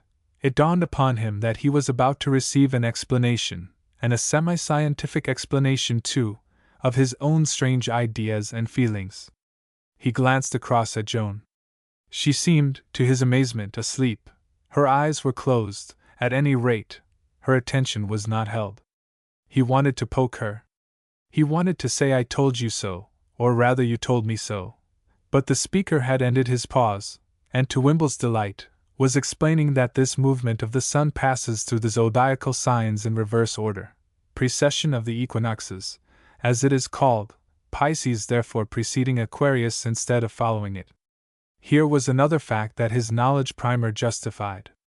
The personal anticipation in the audience was not immediately satisfied, however. The speaker intensified it first by a slight delay. Aware that he held the minds before him, he took his time. Now these signs, lifting his eyes from the sheet of paper and fixing them upon a woman in the front row, who at once showed nervousness, as though she would believe black was white, if only he would stare at someone else. These signs ain't just dead things. They reveal and express and convey intelligent life. They're immense intelligences, they're zodiacal intelligences. That's what they are. The whole universe, remember, is alive, and you and I ain't the only living beings in it, nor the highest either. We're not the only bodies. No one can say what constitutes a body, a living body, nor define it.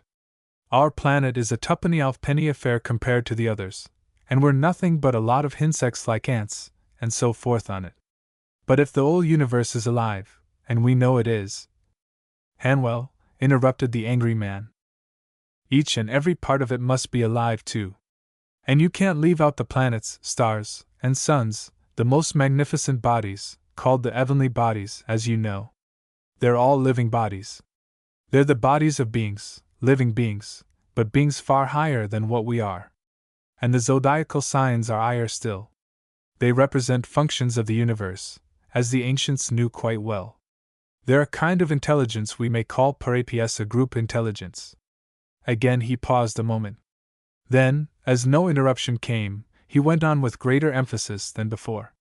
Now, each of these zodiacal intelligences, as the sun, with our little earth alongside, passes through it, rules over its particular period. With every period we enter a new current of forces. Each period, therefore, of about 2,000 years has new gods, new characteristics, new types of human beings with new tendencies and powers and possibilities in them, a new point of view, if you like to call it so, or, as we Aquarians call it, a new consciousness. Well, the Aquarius sign just beginning is an air sign. We're getting our new powers, our new point of view and attitude, our new consciousness, from the air. In his excitement and deep belief the word air was dangerously near hair, but no one smiled. Perhaps even the critic experienced similar difficulties in his home circle that prevented his noticing it, or caring to take advantage of it if he did. I've already referred, the speaker continued, to its effect on the physical plane, new inventions and the like, and how men now navigate the air as fish do the sea, and send their thoughts spinning round the world with the speed of lightning. That's easy enough. I mean, you can all see it for yourselves. The aeroplane's a FAC nobody can't get away from, whichever way you take it. But the effect on the spiritual plane is not so simple.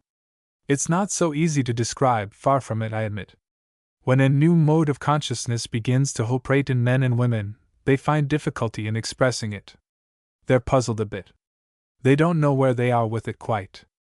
Those who get it first are called quacks and charlatans, and maybe swindlers too. The slower ones regard them with suspicion, and they may think themselves lucky if they ain't stoned or burned alive or crucified as they once was. He smiled, and the audience smiled deprecating with him. And the chief reason for their difficulty, he went on, is simply this: they ain't got the language. Nor the words. That's it. The words describe the experiences of a new type of consciousness don't exist at first. They come later, slowly, gradually. They evolve as the new powers in the race evolve. He took his glasses off and wiped them carefully. So what's the result? He asked. Why, this. There's only feeling left. The people that first get the new consciousness feel it in them. But they can't prove it to others because their power is small. And they can't explain it in words because the words don't exist. So there you are. Only the truth is there too, just the same. The challenge in his tone was unmistakable, but no one took it up.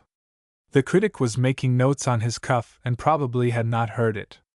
Someone coughed, however, and feet shuffled here and there. I know it's true, and some of you in front of me know it's true, the speaker resumed quickly, his eyes alight and intense conviction in his tone and manner, but we can't do more at first than feel it and be glad. All we can do is to show it in our lives. We can live it. We can feel the joy and speed and lightness of the air, and we can live it, show it. We can express it that way, leaving the words to follow in good time. And that's a lot, for example, guides the world. A murmur of applause greeted the emphatic statement, and Wimble, for one, was tempted to rise on his toes with waving hands and give his confession of faith in no uncertain voice. This railway guard, half quack, half prophet, this man of the people whose knowledge was as faulty as his grammar, had offered the first explanation he had yet heard of his own strange attitude to life and of his experiences since boyhood. This man, similarly, had caught his secret from the air. His exposition might be as exaggerated and wild as the critic suggested, yet it was somewhere true, he felt. The man, owing to his very ignorance perchance, had caught at the skirts of a new and mighty truth that in a century would have become a commonplace, but that at the present moment caused others with better education than himself to talk of Hanwell.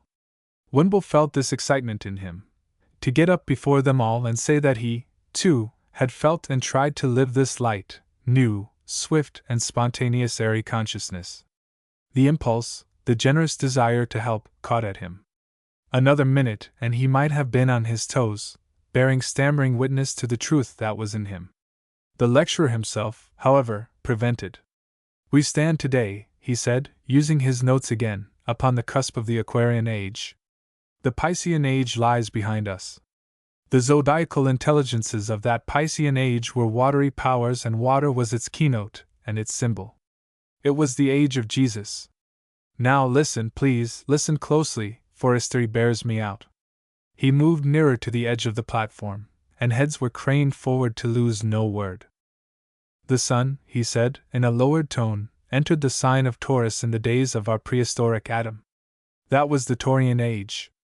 Next came the Aryan age, about the time that Abraham lived, and with Aries the ram replaced the bull. With the rise of the Roman Empire the sun entered the sign of Pisces, and the Piscean age began. It took the fish for its symbol. That was the Christian dispensation with its new outlook and attitude, its new powers, its new type of consciousness. Jesus introduced water baptism, and water became the symbol of purification. It was a watery sign, as I told you. While it lasted, as you'll notice, the last 2,000 years, this Piscean age, with a fish for its symbol, has certainly been one of water, and the many uses of that element have been emphasized, and sea and lake and river navigation have been brought to a high degree of efficiency. He waited for the impression this was bound to produce. It was evidenced by deep silence, broken only by the rustle of paper and soft garments.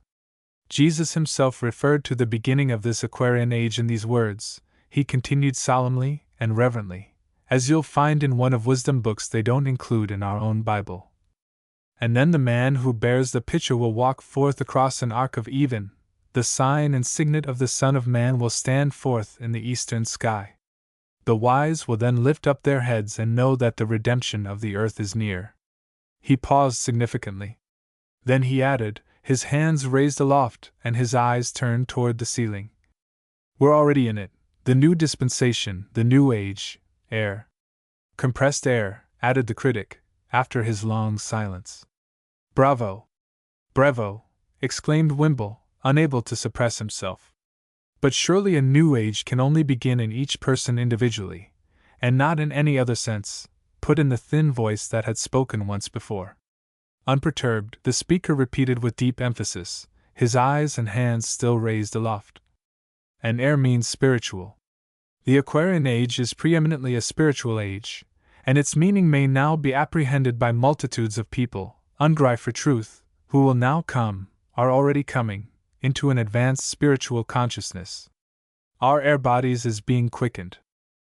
The last few words seemed to produce a strange effect upon the chief critic. Apparently they enraged him. He fidgeted, half rising from his chair as though about to make a violent speech in reply. In the end, however, he did nothing beyond shrugging his shoulders, with a muttered consciousness indeed. "Why, you don't even know the meaning of the word." He leaned back in his seat, unwilling to stay, yet too annoyed to leave. He resigned himself, keeping his great onslaught perhaps for the close of the meeting. Then, suddenly changing his mind, he leaped to his feet. But the lecturer was before him. In a ringing voice that held his audience and drowned the interruption, he dominated the room. He was about to satisfy the anticipation raised some 10 minutes earlier. He took his listeners into his confidence. "Now, ladies and gentlemen," he cried, "or brothers and sisters, as I'd prefer to call you if you've no objection, what is it we Aquarians means when we talk of air, when we speak of air as the sign of the new age? We call it spiritual. What do we really mean by that? How can we show it in our lives? Let us come down to plain words, the language of the street." There was again a rustle, as pencils and paper were prepared anew for taking notes. "It means this, to put it quite plainly, simply, it means living lightly, carelessly, spontaneously, as a bird does, so to speak, This Om is air, and O works hard without taking too much thought. It means living by faith, and that means, he uttered the next words with great emphasis, living by the subconsciousness, by intuition. A bird's heart, he cried, lies in the center of its body. We must live from the center too. That's the secret, and that's the first sign that you're getting it. There you get the first hint of this new Aquarian age, and from the moment we entered it, not so long ago, 40 years or so, this idea of the subconsciousness has showed itself as the key word of the day. It's everywhere already. Even the scientific men has got it. Bergson began with his intuition, and professors like Freud of Vienna and Jung of Zurich caught on like lightning. William James too, and 100 others. Why, it's got down into our poetry and novels, and even the poor old dying pulpits have a smack at it just to try and keep their heads above water. To live by your subconscious knowledge, instead of by your slow old calculating reason, means a new, airy way of living. And it's spiritual, I say, because it stands for the beginning of a new knowledge and understanding, and therefore a new sympathy with each other. With everybody. All sorts of powers lie in our subconsciousness, powers of the old race, powers forgotten and powers to come, and it's in touch with greater powers still that so far have been beyond us as a race. All knowledge hides there, God. And if you rely upon it, it will guide you, and guide you quickly, surely, in a flash. Nor you won't go wrong either, for in your subconsciousness you touch everybody else. We all join on down there, within, and that's where the kingdom of even lies, and if you rely upon the kingdom of even it will guide you right. We all touch ends if you go deep enough, and that means brotherhood, don't it? For it means sympathy, understanding, love. The Attentant's your neighbor. He stepped back, squaring his shoulders and drawing a deep breath as he surveyed his audience. Well, it's only just beginning. Some of us, many of us likely, don't know about it yet, don't feel it. We're only ankle deep as yet. And those ain't aware of this great subconscious life, no amount of argument or explanation won't put it into them. A new age touches individuals first, one here, one there. The end of the world, as some call it, appends to each heart alone, as somebody said just now. But it'll come to all in the end. It's coming now. We're in Aquarius, and sooner or later we'll all get into the air and know it. And the new inventions, the new tricks everywhere, as I told you, are paving the way already on the physical plane so that even the intellectuals and materialists are bound to feel its bigger side before long. Air.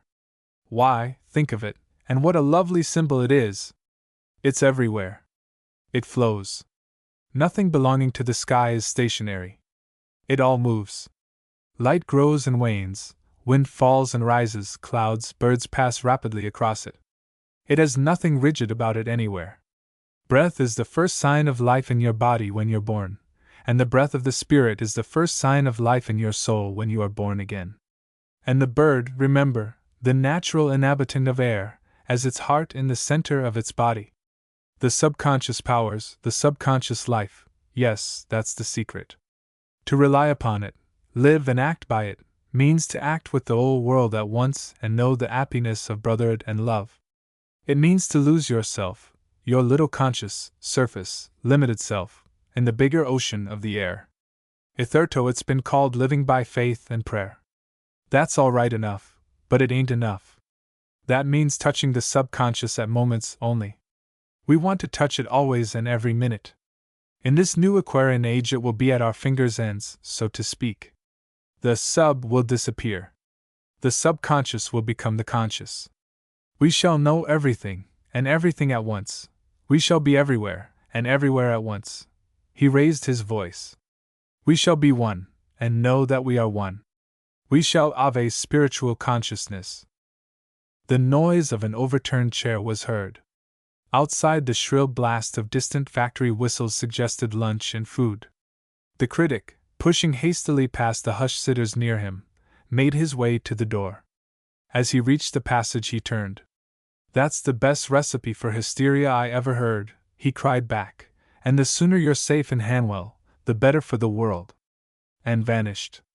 It was an abrupt and violent interruption, but yet it startled no one. The thread of interest was not broken.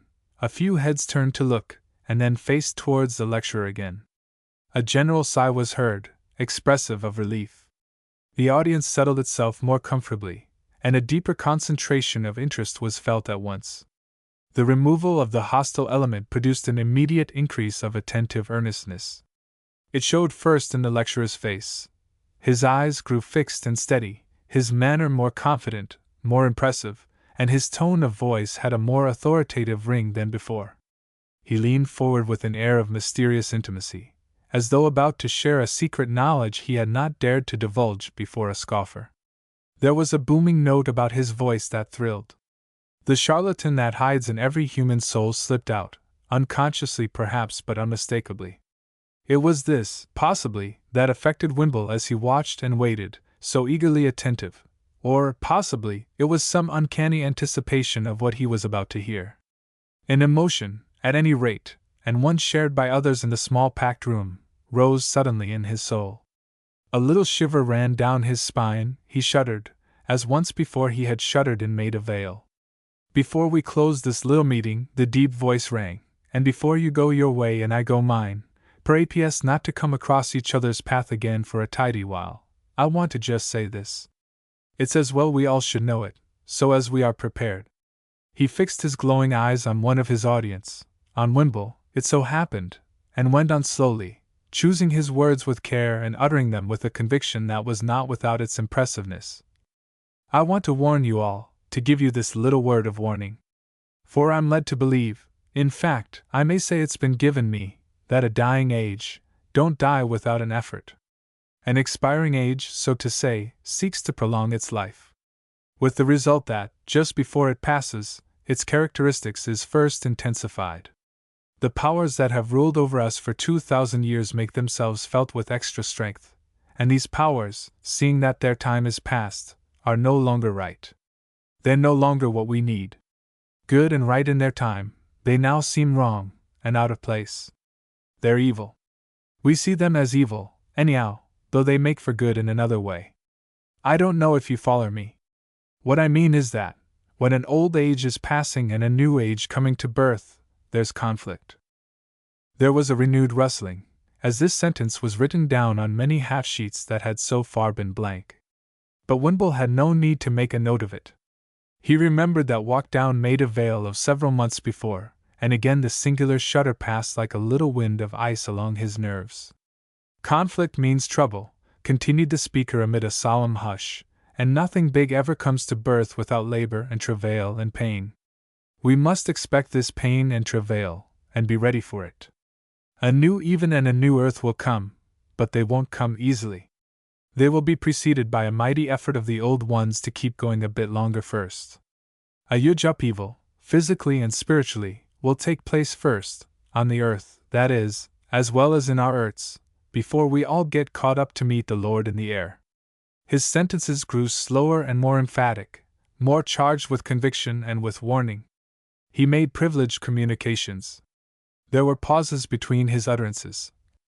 I warn you, I prepare you, so that when it comes you will be ready and prepared, not for yourselves, mind, but so as you may help others what won't quite realize quite what it all means. For there'll be sacrifice as well. There's always a sacrifice when a new age catches hold of our old earth, and our old earth will shake and tremble in the remaking, and some of us will shake and tremble too. You'll feel, maybe, that shudder in advance and know what it means.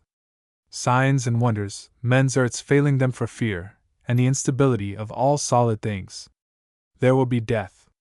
Death takes its hundreds, its thousands at a time like that, and many, the best and finest usually, go out before their time, as it seems. But, mark this, they go out, to help. There comes in the sacrifice. They'll be taken off to help, taken into the air, but taken away from those they leave behind. His tone grew lower, and a deeper hush passed over the little crowd before him. There was dull fire in his eyes. An atmosphere of the prophet clothed him. It's just there, he emphasized, that we who know, can help. For we know that death is nothing more nor less than slipping back into your own subconsciousness, and so becoming greater and finer and more active, more useful, too, and with grander powers, than we ever add in our limited, imperfect bodies. And we know that this separate life, ended at death, is nothing but an episode in our universal life which death can never put an end to because it is imperishable. We are part of the universe, not of this little planet alone. There'll be mourning, but we can help dry their tears. There'll be terror, but we can take their fear away. There'll be loneliness, but we can show them by the way we live, that there'll be reunion better than before. We all meet in the subconsciousness, and know each other face to face. For it means reunion in the air, which is everywhere at once and universal, and stands for that denial of space and time, that spiritual affirmation we Aquarians call now. He held out his hands as in blessing over the intently listening and expectant throng. Gazing above their heads into space, he appeared to concentrate his thoughts a moment. Then his face lightened, as though his mental effort had succeeded. After every meeting, he then went on, but this time in a conversational tone, as friend to friend, the prophet and his flock put aside, it is our custom, as you know, to find a carrying away sentence. Something you can take away and remember easily. Something that sums up all we've talked about together. Something to keep in your minds and think about every minute of the day until we meet again. Something you can try to live in your daily lives. He waited a moment to ensure that all listened closely. The sentence I've chosen this time will help you to remember all we've said today. It's a symbol that includes the old promise of the air that's so soon to be fulfilled in us. I'll now give it out, if you're all ready. The expectant, eager, attentive faces were a convincing proof that all were ready and listening attentively. With a happy and confiding smile, the speaker then pronounced the carrying away sentence. The heart of a bird lies in the center of its body. Chapter 16. The carrying away sentence stuck in Wimble's mind as he journeyed back to the flat on the top of a motor omnibus with Joan, for it expressed a concrete fact, a fact that he could understand. The heart of a bird lies in the center of its body, he murmured to himself happily. It gave him a secret thrill of joy and wonder. His own heart, thrust to the left though it was, felt ageless. The happy, invincible optimism of the bird was in him.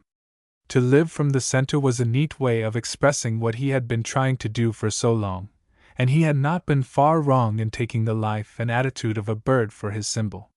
It meant neglecting the strained, laborious effort of the calculating mind, and leaning for help and guidance upon something bigger, deeper, less fallible than the strutting conscious self. The railway guard labeled it the subconscious, that mysterious region in which every soul is linked to every other soul, involving thus that comprehensive sympathy which is the beginning possibly of brotherhood. He phrased it wildly, but that was what he meant. The bigger self that lay like an ocean behind his separate, personal thoughts shared everything with everyone. The joy, the wisdom of the birds, the elasticity and brilliance of the universal air, the divine carelessness that flows from living at the center. Flow, fly, flow. Wherever I am, I go. I live in the air without thought or care. Daddy, you mustn't hum in public. It sounds so unusual, and people are staring, Joan reminded him. And you'll forget your hat and leave it behind, if you don't put it on. He smoothed his ruffled hair and placed his black billycock upon it. So you've woken up at last, have you? He replied, laughing at her. You slept through most of the lecture. What did you make of it, eh? She looked at him with a puzzled expression in her soft, bright eyes. D'you think it was all nonsense? Was it true, I mean? He repeated. He didn't lie, but he didn't tell the truth, she said at once. Besides, I wasn't asleep. I heard it all. You mean he didn't explain it properly? He asked. It was the wrong way, she said.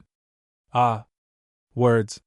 He ought to have danced it, she said suddenly with decision. It's too quick, too flashing for words. I could have shown it to them easily, by dancing it. He remembered the amazing ideas her dancing gestures on the roof had once put into him. Then, thinking of the teachers of the world conveying their meaning by dancing and gestures from the pulpits, he chuckled. Shall we join the Aquarians? He asked slyly. What do you say to becoming members of their society? She took her answer out of his own mind, it seemed.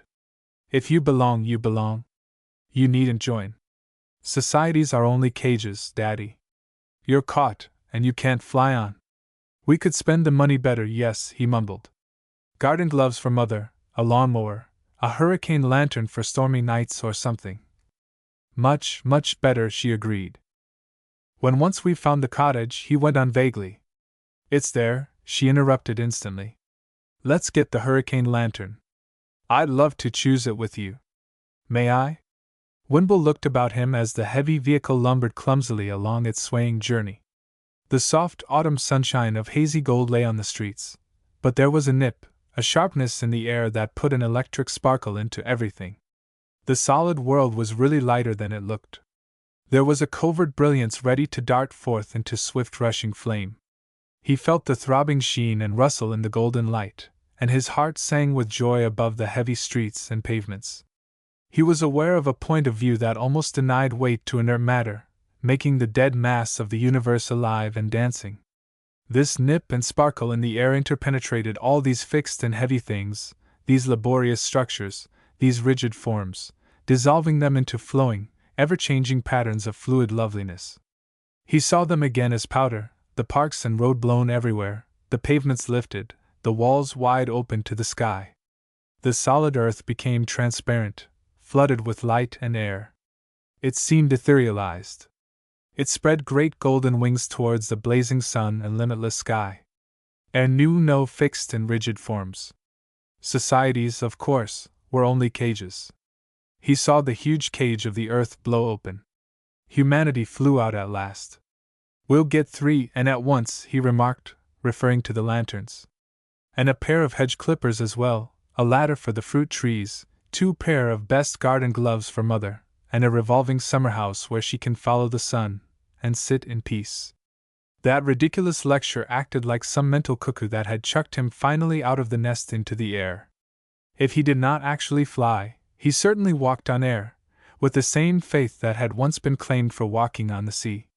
He became a daring and a happy soul. Air represented a confident and free imagination in which everything was possible. Earth he still loved, but only as a place to land on and take off from. Imagination and intuition must still, at his present stage, be backed and checked by reason. Earth was still there to sleep on.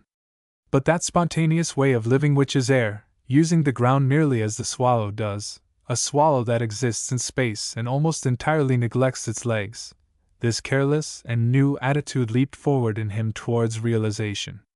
A bird, he remembered, though apparently so free and careless, works actually with an ordered precision towards great purposes. He seemed conscious suddenly of a complete and absolute independence, beyond the need of anyone's comprehension. Few, if any, would understand him, but that did not matter. The need to be understood was left behind, below. He had soared beyond the loneliness even of a god. He felt very humble, but very happy. And the loneliness would be but temporary, for the rest of the world would follow before long. The motor omnibus lurched and stopped with grunting noises. Wimble, led by his more nimble daughter, climbed down the narrow spiral stair. He glanced upwards longingly as he descended. He saw the flashing birds. The brotherhood of the air, he thought. Oh, how the earth must yearn for it! There's an ironmonger, cried Joan, pointing across the road. And they went in to buy the hurricane lanterns. They assumed, that is, that the cottage was already found.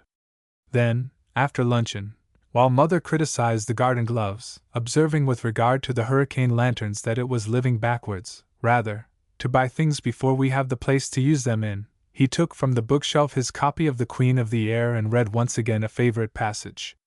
It was thumb-marked, the margins scored by his pencil long years ago. The bird, in which the breath, or spirit, is more full than in any other creature, and the earth power least. It is little more than a drift of the air brought into form by plumes. The air is in all its quills, it breathes through its whole frame and flesh, and glows with air in its flying, like a blown flame. It rests upon the air, subdues it, surpasses it, outraces it, is the air, conscious of itself, conquering itself, ruling itself. Also, into the throat of the bird is given the voice of the air. All that in the wind itself is weak, wild, useless in sweetness, is knit together in its song, unwearied, rippling through the clear heaven in its gladness, interpreting all intense passion through the soft spring nights, bursting into acclaim and rapture of choir at daybreak, or lisping and twittering among the boughs and hedges through heat of day, like little winds that only make the cowslip bells shake, and ruffle the petals of the wild rose. His reading was interrupted by the entrance from the passage of his wife, her face heavily veiled. She was dressed for the street, in solemn black. She wore a mysterious yet very confident expression. "Joe dear, I'm going out. I have an appointment at 3 o'clock sharp. I mustn't be late." He watched her with an absent-minded air for a moment, as though he saw her for the first time almost. All he could remember about her just then was that during the cinema performance she had said with proud superiority, "I'm glad I'm English." Then, recognizing his wife, he realized that she was going to confession, of course, for he guessed it by the way she folded her hands, waiting patiently for a word of commendation. "All right, my dear," he said, "and good luck. You'll be back for tea, I suppose." He rose and kissed her on her heavy veil, and she went out with a smile. "I'm so glad," he added. "That's her stage," he thought to himself, "and the critic and the Aquarian quack have their stage, and I have mine. It's all right." There were immense tracts of experience in everybody, unknown and used, but waiting to be known and used.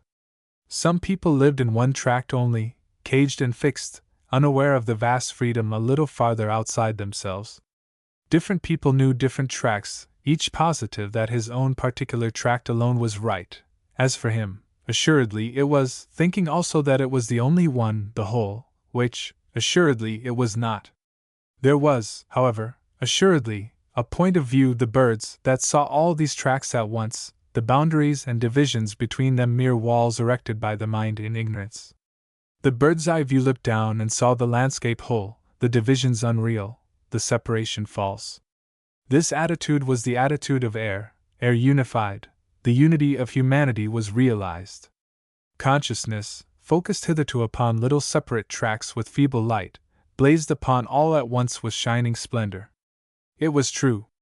A great world telepathy was being engendered, barriers of creed and class were crumbling, democracy was combing out its mighty wings. The tracts inhabited by Mother, Tom, the quack, the critic, by himself and by Joan, by that narrow snob and gossip at the tea party who asked, "Who is she?" All these would be seen as adjoining little strips belonging to the universal air which knows either strips, divisions, nor boundaries. A great light blazed into his heart. He wondered. Apparently it was the little, simple, insignificant people, and not the great minds of the day, who were the first to become aware of air.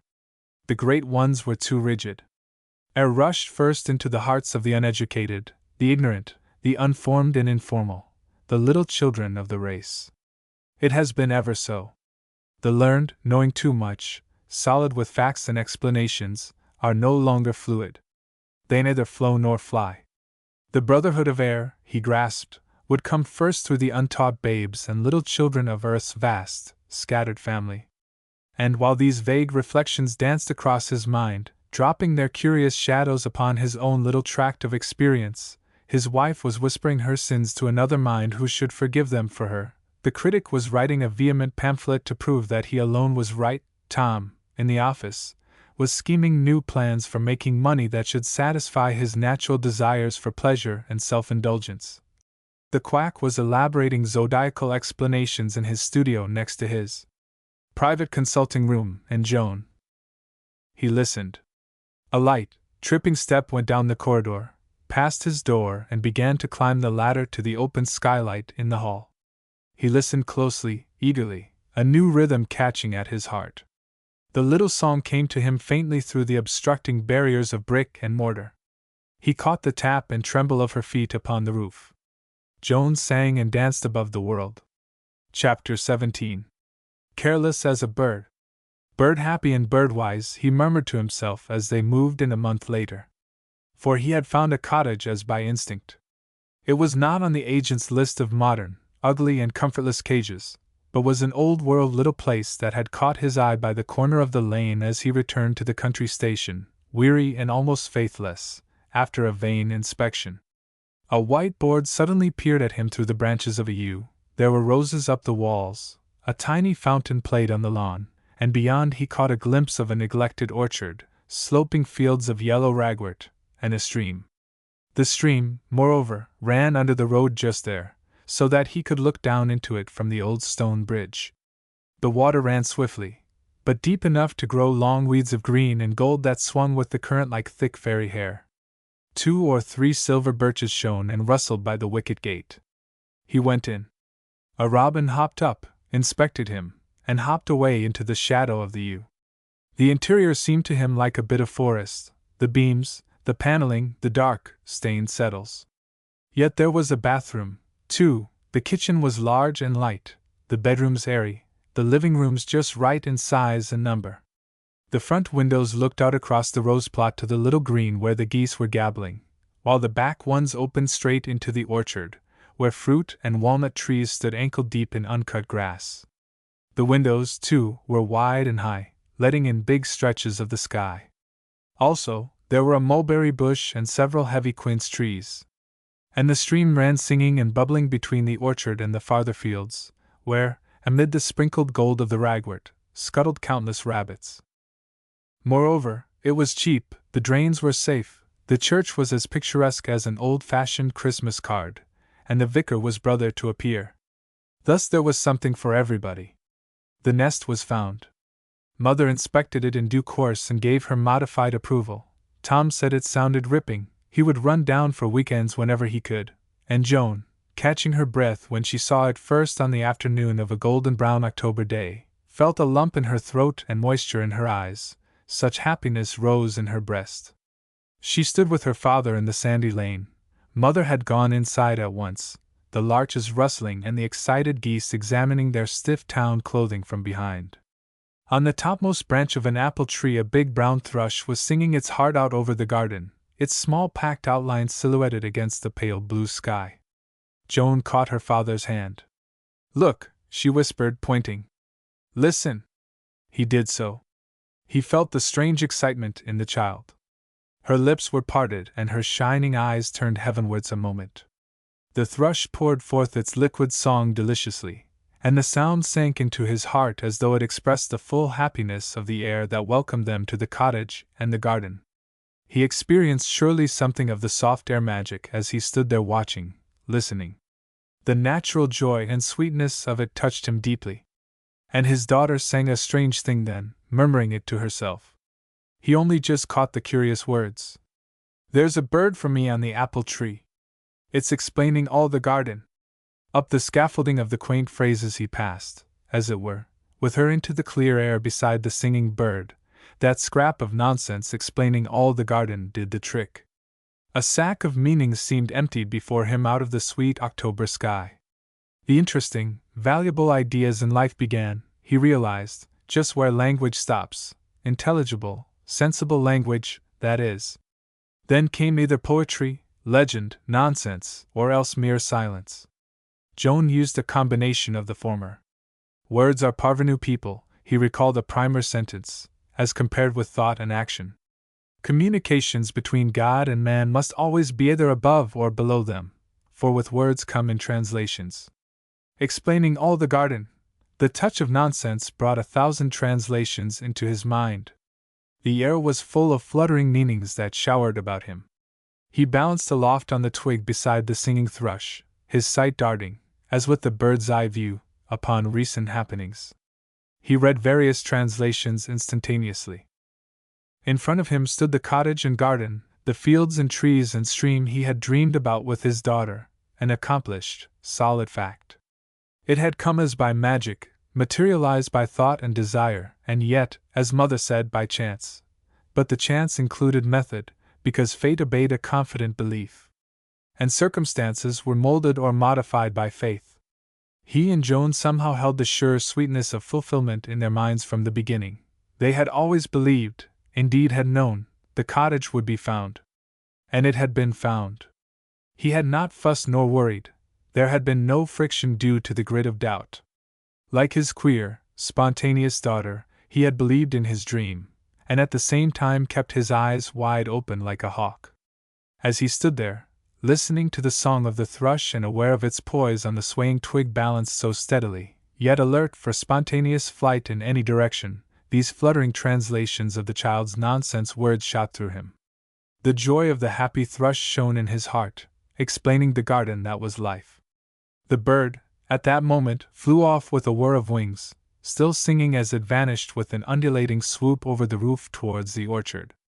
Across the patch of watery blue sky he had been watching shot half a dozen swallows, then intent only upon darting insects, although on the eve of their huge journey of 10,000 miles.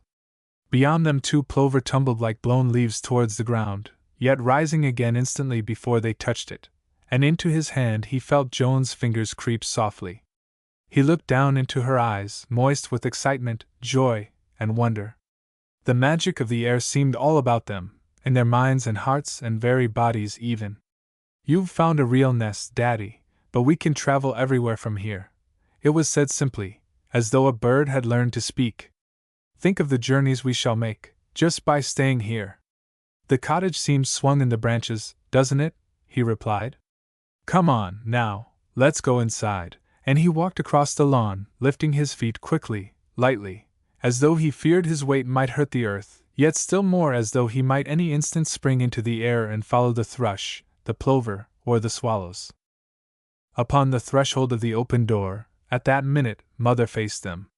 Having made her inspection of the arrangements and the furniture, all that the workmen had done in the last few days, she came out to report. She stood there very solidly, her feet in galoshes, planted tenaciously upon the damp October earth. She was smiling contentedly. Behind her gleamed the white apron of the parlour-maid. Tea obviously was ready and she was waiting for them to come in.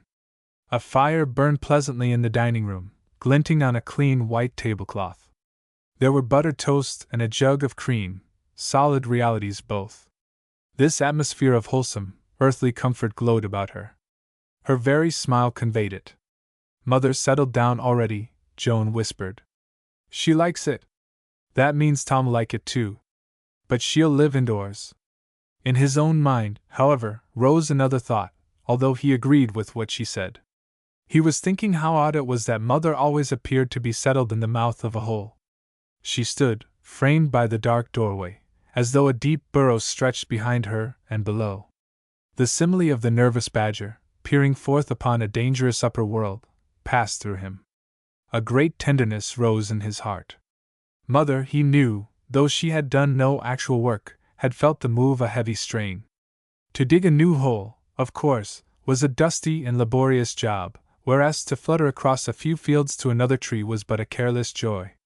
"I've been through all the rooms," she said cautiously, as they went down the passage, "and everything seems very nice indeed, Joe.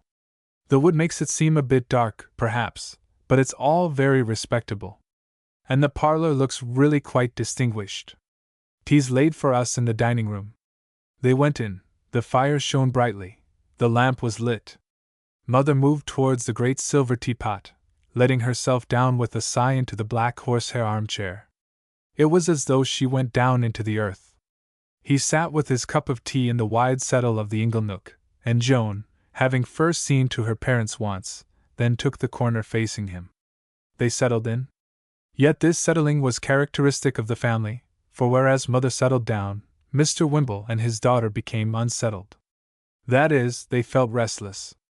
Mother, with the security of a comfortable home and comfortable income at her back, cropped her food safely, yet wondered why she felt dull and bored and lonely. There is no call to describe the actions and reactions of her familiar type to the conditions of the quiet country life, and her chief tragedy that winter was perhaps that when his lordship, the vicar, called, he surprised her in old garden clothes, the fire in the distinguished parlor, kept and used against just this particular event, unlighted, so that she was obliged to receive him in the dark dining room with the ungentlemanly settles. Joan and her father were unsettled for the very reason that made her settled. Mother felt her feet. They felt their wings. A week after the settling in, their restless feeling, wholly unanticipated, came to a head. The windy skies were already calling the swallows together swiftly, collecting their mobile squadrons in a few hours for the grand southern tour. And these amazing birds seemed nothing less than an incarnation of the air itself. There is nothing of earth about them anywhere. Their feet are too weak to stand on the ground. Every darting turn they make is a movement of the entire creature, rather than of the head first, and then the body. They have no necks, their bullet heads turned simultaneously with the tail, and all at once. Joan and her father watched them daily going about their careless, windy life, gathering on the telegraph wires, giving the young ones hints, on the wing to the very last minute. They had no packing up to do. "They'll be off soon now," said Joan.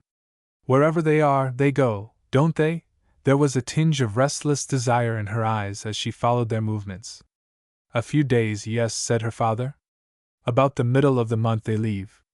They know right enough." And 2 days later, it was October 15th, Joan woke at dawn and looked out of her open window. The twittering of many thousand voices had called her out of sleep, but something in her heart had called her too.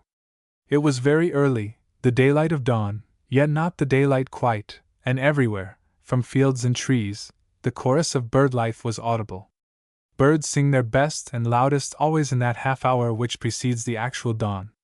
The volume is astonishing. As the real daylight comes, it sinks and almost ceases, and never in the whole 24 hours is there such an hour again. The entire air seemed calling goodbye and safe return to those about to leave. Joan ran and woke her father. "They're off," she whispered, as he crawled out of his warm bed, careful not to waken his wife. "Come and say goodbye." The peculiar joy and mystery of early morning was in the quiet house and in the sharp tang of the fresh, cool autumn air. In nightgown and pajamas, a single rug about their shoulders, they leaned out of the upper window.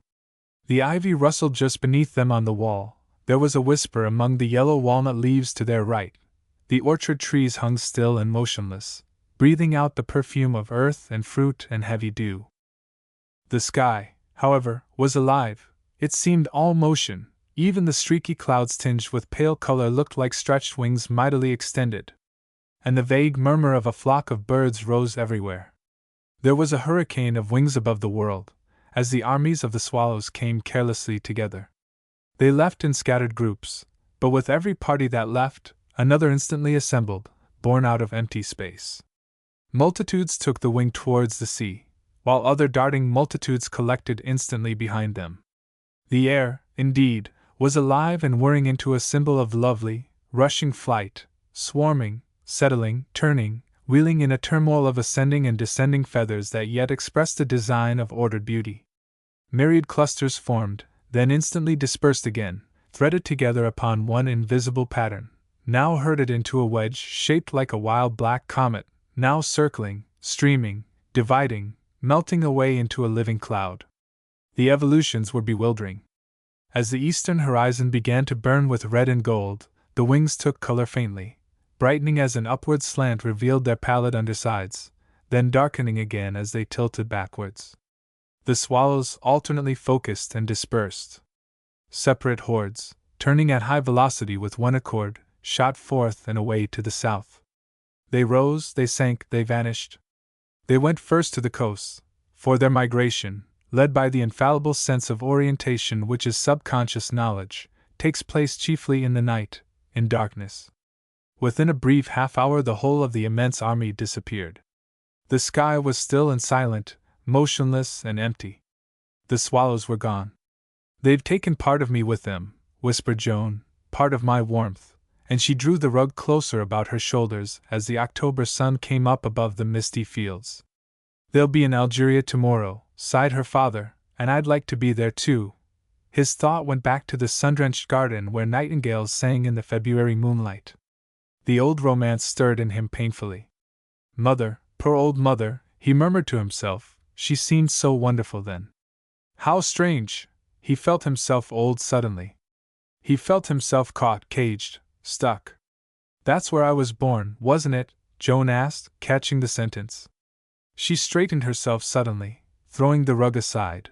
The sun shone into her face and on her golden hair that fell rippling over her nightgown. The light gleamed, too, in her moistened eyes. He saw joy steal back upon her. "But Daddy," she exclaimed with an odd touch of confident wonder in her voice and look, "we can be there just the same, if we want to." She raised herself on her toes a moment as though she were going to dance or fly. In the pale gold light of the sunrise she looked like some ethereal bird of fire rising into the air. "We can be everywhere, everywhere at once, really. Don't you see?" We always want to be somewhere else anyhow. That proves it. And as she said it, he remembered the cinema, and felt his wings again. He was free, uncaged. Of course he could go anywhere, everywhere at once almost. He knew himself eternally young. He realized there, that which is everywhere at once and cannot age. Earth obeys time, grows old, changes, and eventually dies, but air is ever changeless, free of time altogether, unaging. It cannot wear away, it is invisible, omnipresent. The wings of the spirit opened in him, rose into space and light, then flashed, darting after the amazing swallows. Wherever I am, I go, he hummed, as he went softly back along the cold passage and crept cautiously into bed beside his wife, who, heavily breathing still, had not moved since he left her, and lay in ignorance of the sunrise, as also of the army of happy wings that by now were already out of England and far across the sea. And later in the day, as he stood with her near a gravel pit beside the road, watching a colony of busy starlings, she objected, "What a noise and fuss about nothing! What a nuisance they are, Joe! Do come on, dear. There's really nothing to watch, and I want to get in and change my things in case any callers come." He remembered a passage about starlings written by a strenuous big game hunter, who yet had the air magic in his blood. He quoted it to her, as best he could, and she said it was pretty. Happy birdies! What a bore all morality seems, as one watches them. How tiresome it is to be high in the scale, and human! Those who would shake off the cobwebs, who are tired of teachings and preachings and heavy high novellyings, who would see things anew, and not mattering, rubbing their eyes and forgetting their dignities, missions, destinies, virtues, and the rest of it, let them come and watch a colony of starlings at work in a gravel pit. Yes, he agreed, quite pretty. Silas got a glimpse there, didn't he? But only a glimpse. The great thing is to see it all. He forgot the swallows. His thought ran on, fragments becoming audible sometimes. It's all one, you see. Stars and starlings are the same one thing, only differently expressed. That's what genius does, of course. Genius has the bird's-eye point of view. It sees analogies everywhere, the underlying unity of everything, sees the similar in the dissimilar. It reduces the many to the one, he added in a louder tone, as a primer came opportunely to his support. I ask you, Mother, he cried with enthusiasm, what else is genius but that? I ask you? What? Said Mother, as they went indoors. Chapter 18. Wimble watched the year draw to its close and run into the past. Born slowly out of sullen skies, it had shaken off the glistening pearls of April and slipped, radiant and laughing, into May. At the end of June, full-bosomed still and stately, it had begun to hasten, lest the roses hold it prisoner forever. Pausing a moment in August, it looked out with perfect eyes upon the world as from a pinnacle. Then, poised and confident, began the grand descent down the red slopes of autumn into the peace of winter and the snow. Thus, at least, its history described itself in Wimble's thoughts, because his little mind, standing on tiptoe, saw it whole and from above. You ought to publish it, dear, said Mother, to whom he mentioned it one December evening round the fire. You really ought to write it. He objected that everybody knew it just as well as he did. It's always happening to everybody, so why should I remind them? Because they don't see it, was her answer.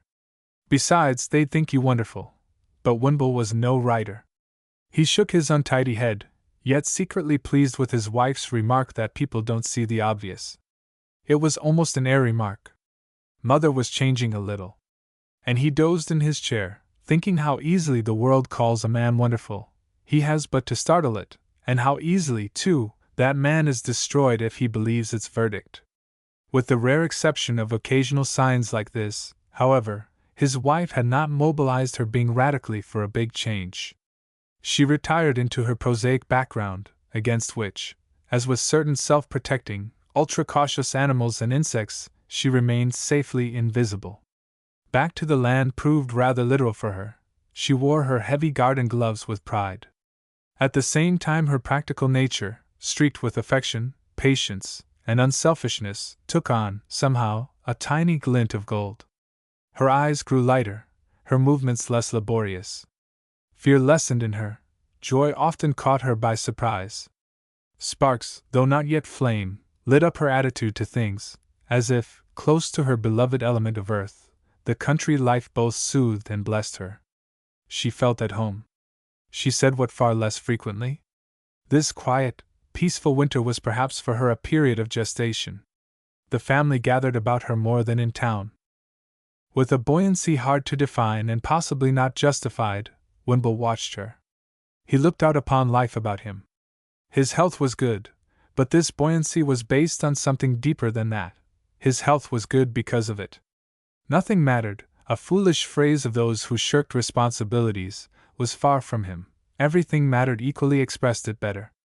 The new thing coming, which he and Joan called air, lay certainly in him, though very far yet from finding full expression. The germ of it at any rate lay in him, as in her. The fact that they recognized it was proof of that. A divine carelessness took charge of his whole life and being. Mother was aware of it. Even Tom responded mildly. Quite sets a fellow up, as he expressed it after his rare weekend visits, the Sundays spent in killing rabbits. Towns overrated after all. They merged pleasantly enough with their surroundings, melting without shock into the life of neighbors, sharing the community existence, narrow, conventional, uninspired though it was. And all through the dark and clouded months, the skies emptied of birds, waited at the low horizons, afraid to shine, yet waiting for the marvelous coming dawn. All through these heavy weeks and days Joan's presence, flitting everywhere with careless singing and dancing, shot the wintry gloom with happy radiance. It was her spontaneous dancing that especially made Wimble stare and wonder.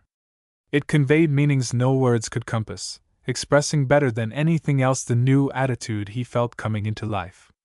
He remembered the flood of shadowy ideas her graceful gestures had poured into him once before when he walked up Maida Vale, and that strange night in the flat when, seeing her dancing on the London roof, he was dimly aware of a new language which included even inanimate objects.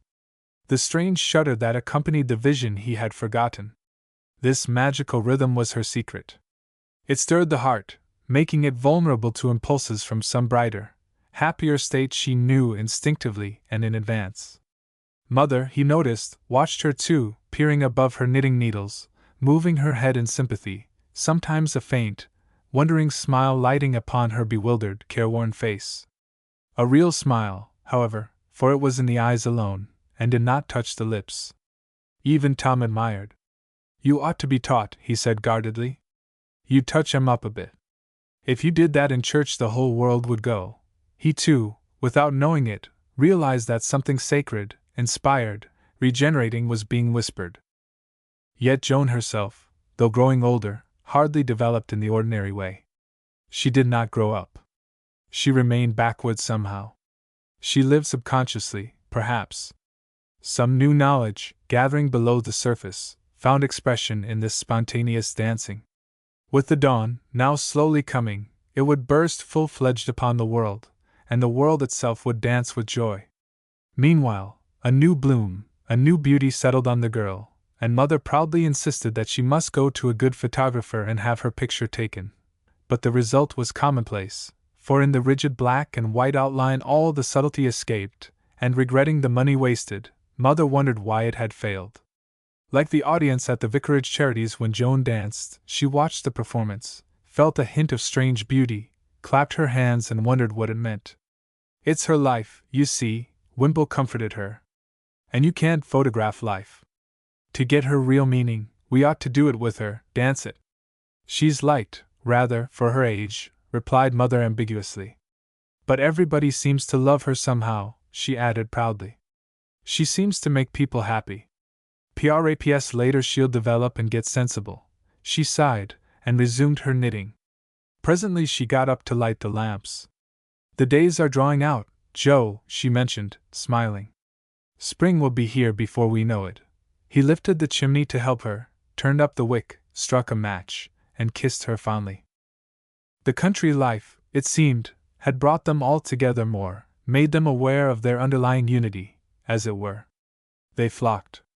Wimble, dressed now in wide brown knickerbockers, wearing bright stockings and brogue shoes with feather tongues that flapped when he walked, noticed the change with pleasure.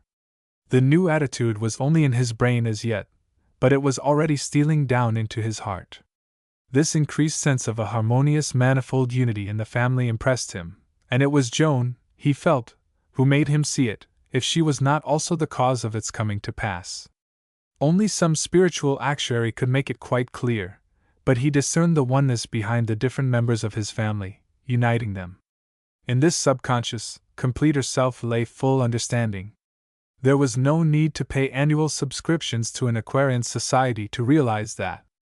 Moreover, if a small family with such divergent interests and ambitions could flock and realize unity, the larger family of a village, country, nation could do the same, once the underlying unity were realized. That was the difficulty. The whole world was, after all, but a single family, humanity. In his quiet country nook Wimble dreamed his great dream. He saw the nations with but a single flag, a single drum, a single anthem, true to a larger single patriotism that could never again be split up into lesser divisional patriotisms. The universal fraternity of indivisible air was coming, the subconscious where individuals pooled their surface differences would become conscious. That was the truth, he felt, the one great thing the Aquarian lecturer had said. He remembered the cinema, with its mechanical suggestion of a unification of world experience faintly offered. He remembered the free, happy, collective life of the inhabitants of air, the natural singers of the world. The deep underlying sense of unity buried in the subconscious once realized, full understanding must follow, and with complete understanding the way was cleared for love. And it was Joan's dancing, somehow, that set the dream within his heart. The new attitude to life he imagined dawning on the world was the first hint of a coming spiritual consciousness, and for spiritual consciousness the totality of things is present. All at once and everywhere at once, as she had put it. His heart swelled big within him as he dreamed. Coal's getting very expensive, mentioned Mother, as she leaned forward beside him to poke the fire. We'd better mix it with coke. You might find out, Joe. We can't go on at this rate. I will, dear, he replied. I'll write to Snodden and Tubbs at once. He patted her knee and got up to go to his little den where he kept his papers, books, and pipes, reflecting as he did so that it was easy enough to love the world. It was loving the individual that breaks the heart. Pricked by an instant of remorse, then, it occurred to him that a pat on the knee, as a sign of love, might be improved. He trotted back and kissed her. We must flock more and more and more, he mumbled, and before she could say what, Joe, he gave her another kiss and was gone to write to his coal merchant as she had suggested. He would bring back the bird into Mother's heart, or die in the attempt.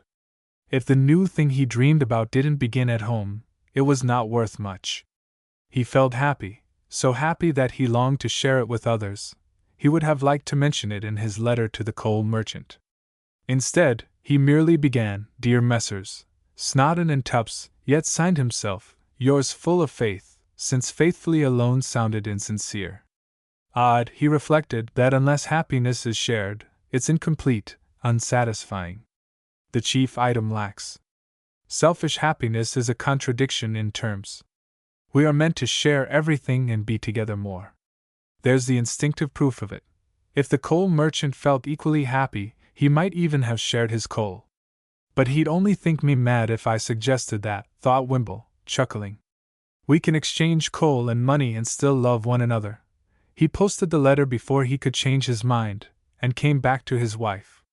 Some day, he said, as he sat down and poked the fire, some day, Mother, and not very far off either, we shall all be sharing everything all over the world, just as birds share the air and worms and water. This time she did not ask him to repeat his words. She smiled a comfortable smile halfway between belief and incredulity. You really think so, Joe? It's coming, he rejoined. It's in the air, you know, for I feel it. Don't you? He added. He leaned nearer and softly whispered in her ear, You're happy here, aren't you, Mother? Much happier than you used to be? She smiled again contentedly. The country air, Joe dear, she replied. The bird's flown back into you, he said, taking her hand and ignoring the bunch of knitting needles that came pricking with it. Perhaps, she mumbled, perhaps. Life's sweeter, easier than it used to be, in some ways. She flushed a little, while Wimble murmured to himself, Yet just low for her to hear, and in your heart some late lark singing, dear. A new thing is stealing down upon us all. There's something coming, certainly, she agreed. Come, he corrected her, not coming. It's here now. Holding hands, they looked into each other's eyes, as Joan's little song and dancing steps went down the passage just outside. Chapter 19. January sparkled, dropped like a broken icicle, and was gone. February, so eager for the sun that she shortens her days while lengthening her searching evening hours, summoned one night the tyrant winds of March. These shouted and blew the world awake, then yielded with a sigh to the kiss of April's laughter. A disturbing sweetness ran upon the world, agitating the hearts and minds of men. Yearning stirred even among deep city slums. In the country hope and desire burst into glad singing. Spring returned with her eternal magic. The hawthorn was in bloom. The birds came back, filling the air with song, with the glance of wings and the whir of feathers, with the gold and confidence of coming summer. The air was alive again with careless joy. Wimble responded instantly. The thrill pierced to his very marrow. Memories revived like wild flowers, and his thoughts, shot with the gold and blue of lost romance, turned to the open air. He got some sandwiches, mounted his bicycle, and, followed by Joan, started in a southerly direction as once, long years ago, he had escaped from streets and lectures to spend a day with his beloved birds. This time, however, it was not the willow-haunted Cambridge flats that were his aim. He took Joan with him to the bare open downs above the sea. It was a radiant morning, and a southwest wind blew gently in their faces. Wimble's felt hat fluttered behind him at the end of a string, as they skimmed down the sandy lanes towards Lewes, the smooth, scooped hollows of the downs coming nearer every minute. Their majestic outlines seemed hung down from the sky itself, yet in spite of their mass they had a light, almost transparent look in the morning brilliance. They melted into the air. The noble line of them flung upwards the space as though time met eternity, and disappeared. Down the long hill into the ancient town Joan shot past him. He noticed her balance, and thought of the perfect equilibrium of a bird that shoots full speed upon its resting place, then stops, securely poised, making no single effort to recover steadiness. For all its tiny legs, no bird wobbles or overbalances, much less trips or stumbles. Joan flew ahead of him, both hands off the bars. The careless gesture reminded him of the matchless grace of the wagtail. He laughed aloud, coasting after her unconscious ease with his own more deliberate, reasoned caution. She could fly to Africa without a guide, he thought, aware for an instant of the great subconscious rhythm in nature birds obeyed instinctively. No wonder their purposes were carelessly achieved. She's sure, he added. Something very big takes care of her, and she knows it. They walked up the steep hill out of the town, ran to the left along a chalky lane, dipped in between the folds of grassy hills and great covering fields, Joan leading always without hesitation. Once they paused to watch the aerial evolutions of a body of plover, rising, falling, tumbling, turning at full speed without confusion or collision, as though one single telepathic sympathy operated throughout the entire mass of individuals. Instinct the primers called it, but Wimble, recalling the Aquarian lecture, caught at another phrase, subconscious unity. It was a power, at any rate, beyond man's conscious reasoning mind. The careless safety of the birds amazed him. "Air wisdom," he exclaimed aloud to Joan. "We shall all have it some day." It was odd how that crazy lecture had lodged ideas in his thoughts, claiming confirmation, returning again and again to his memory. They coasted down a grassy track into a village, left their bicycles behind a farmer's gate, and sat down a moment to recover breath. It was 10 o'clock in the morning. From the tiny hamlet, where a few flint cottages and barns clustered about an ivied church, they took the path southwards up the slope. In the cup or the hills below them sheltered the toy buildings and the trees. The rooks, advertising their clumsy flight and semi-human ways, cawed noisily, playing in the gusty wind. They showed off consciously, devoid of grace. 1 minute the scene was visible below, a perfect miniature, the next it was hidden by a heavy shoulder of ground. The earth had swallowed it, church, houses, trees, and all. No sound was audible. Even the rooks had vanished. In front stretched an open and a naked world. The human couple paused a moment and stared. The wind went past their ears. There was a sense of immensity and freedom. There was great light. They were on the downs. "Oh, Daddy," cried Joan, "we're out of England. This is the world." "And the world has blown wide open," he replied. "I feel everywhere at once." The gust whirled his words and laughter into space. The misunderstanding of streets and houses leaves. He snatched at the same time at his vanishing hat and seized the cord. Joan flung herself backwards against the wind with arms spread out, her hat in one hand and a blue ribbon that had tied her hair fluttering in the other. The loosened hair streamed past her neck, great strands of it flattened against the curve of her back as well, her short skirts flapping with a noise like sails. Then, turning about, she faced the gust, and everything streamed the other way. The wind clapped the clothes so tight against her slender figure that it seemed to undress her, or rather made them fit as tight and neat as feathers. Like some bird of paradise, indeed, she looked, the slim black legs straining to take the air. She began to dance. And as he watched the golden hair against the blue, there flashed into him the memory of a distant day, when a saffron scarf had set his heart on fire with strange airy yearnings, and the blue and golden earth had danced to the tune of another spring. The tiny human outline amid this vast expanse seemed wonderful, so safe, so exquisite, caught in some rhythm born of the immensities of sky and earth and ocean. A mile to the southward lay the sea. There was a taste of clover honey, a tang of salt, and the gorse laid its sweetness in between the two. Memories crowded upon him as he watched Joan playing and dancing. The fervor and earnestness of her pleasure exhilarated him. "Blithe creature," he said to himself, "you were surely born to fly." And remembered Mother, as she once had been and as she was now. Why had it all left her, this joyous rapture of their early days together? Had the bird flown really from her heart, and into Joan? Was it not merely caged awhile? Had he himself not helped to cage it? He recalled her radiant face beside the pond among the emerald Cambridge fields, and the old first love poured back upon him in a flood. In a lull of the wind he caught the ecstatic singing of a lark, and at the same moment Joan danced back to his side suddenly, and seized his arm. Her voice, it almost seemed, carried on the trill and music of the lark. "It's all new as gold," she cried. "Everybody'd live forever up here. We must bring Mother. She'd fly all over." "Dance, my child," he exclaimed, "don't talk. Go on with your dancing. It gives me ideas." "But you're always thinking," she said, still breathless from her exertions. "It spoils everything, that thinking and thinking." "It's not thinking," he interrupted, "it's seeing. When you dance I see things. I see everything at once. It's like a huge vision, yet so small and simple that it's all in my head at once. It explains the universe somehow to me." "Thinking indeed! Why, I never thought in my life." "There's a bird for me, on the apple tree, it's explaining all the garden," sang the girl, dancing away towards the yellow gorse. Her father's words conveyed no meaning to her, she had not listened. He watched her.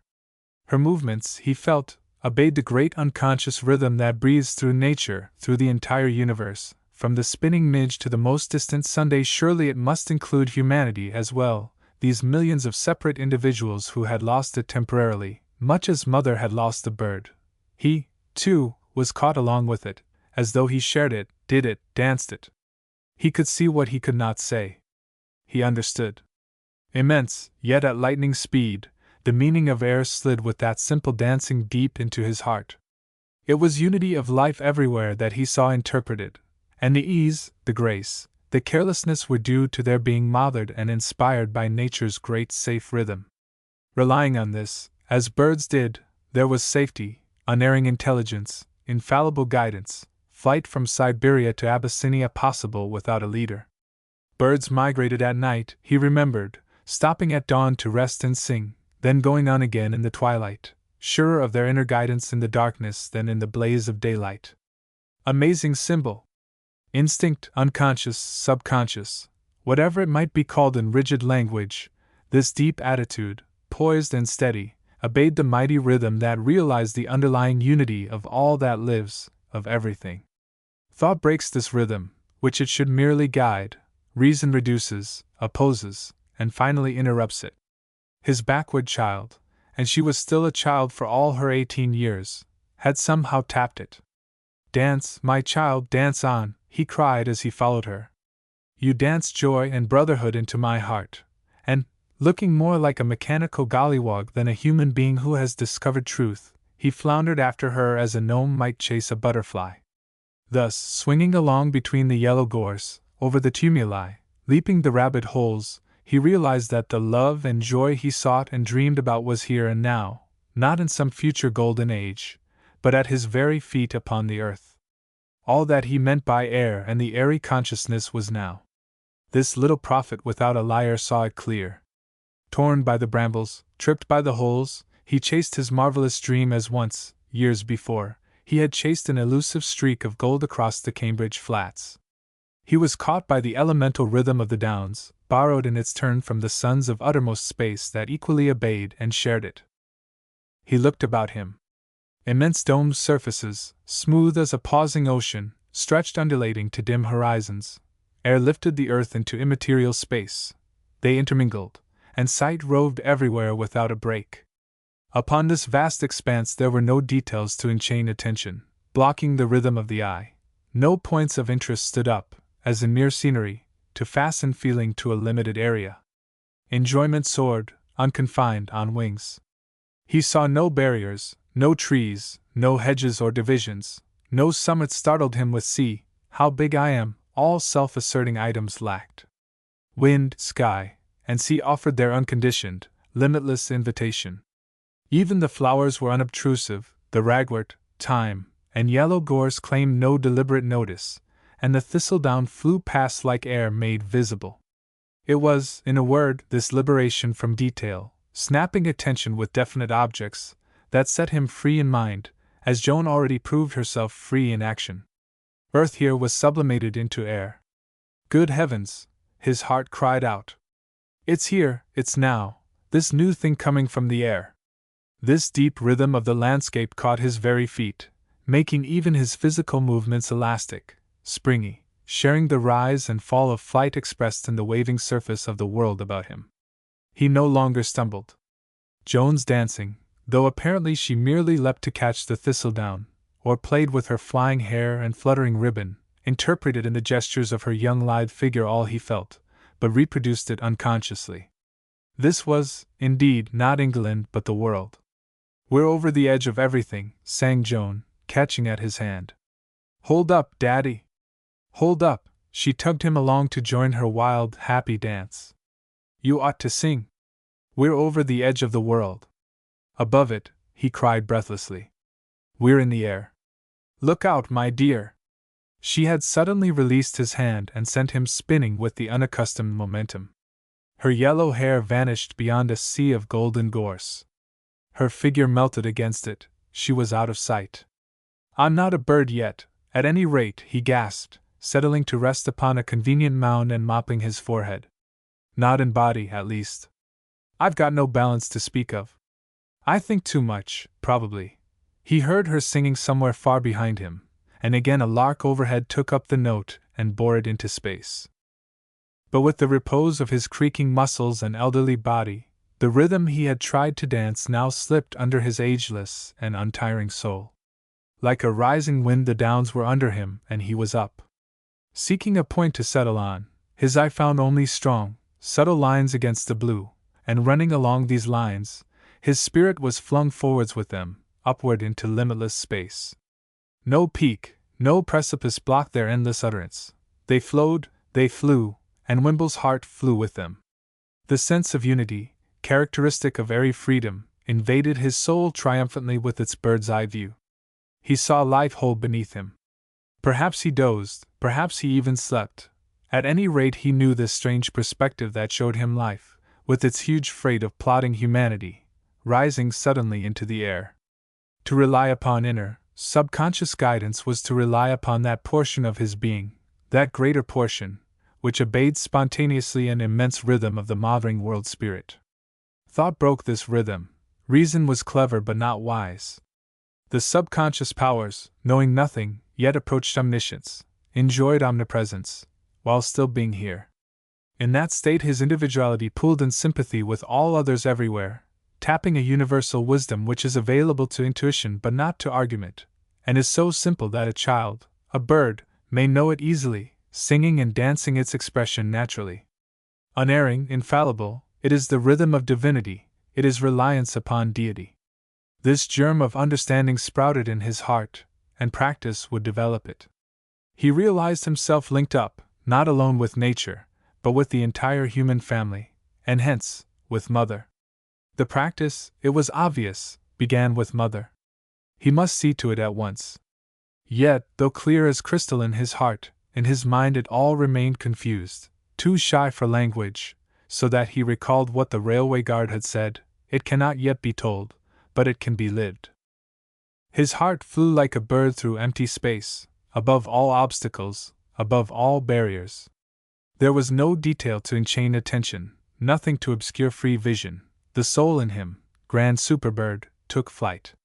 The airy attitude to life became divinely clear and simple, because, with this bird's perspective, he saw life whole.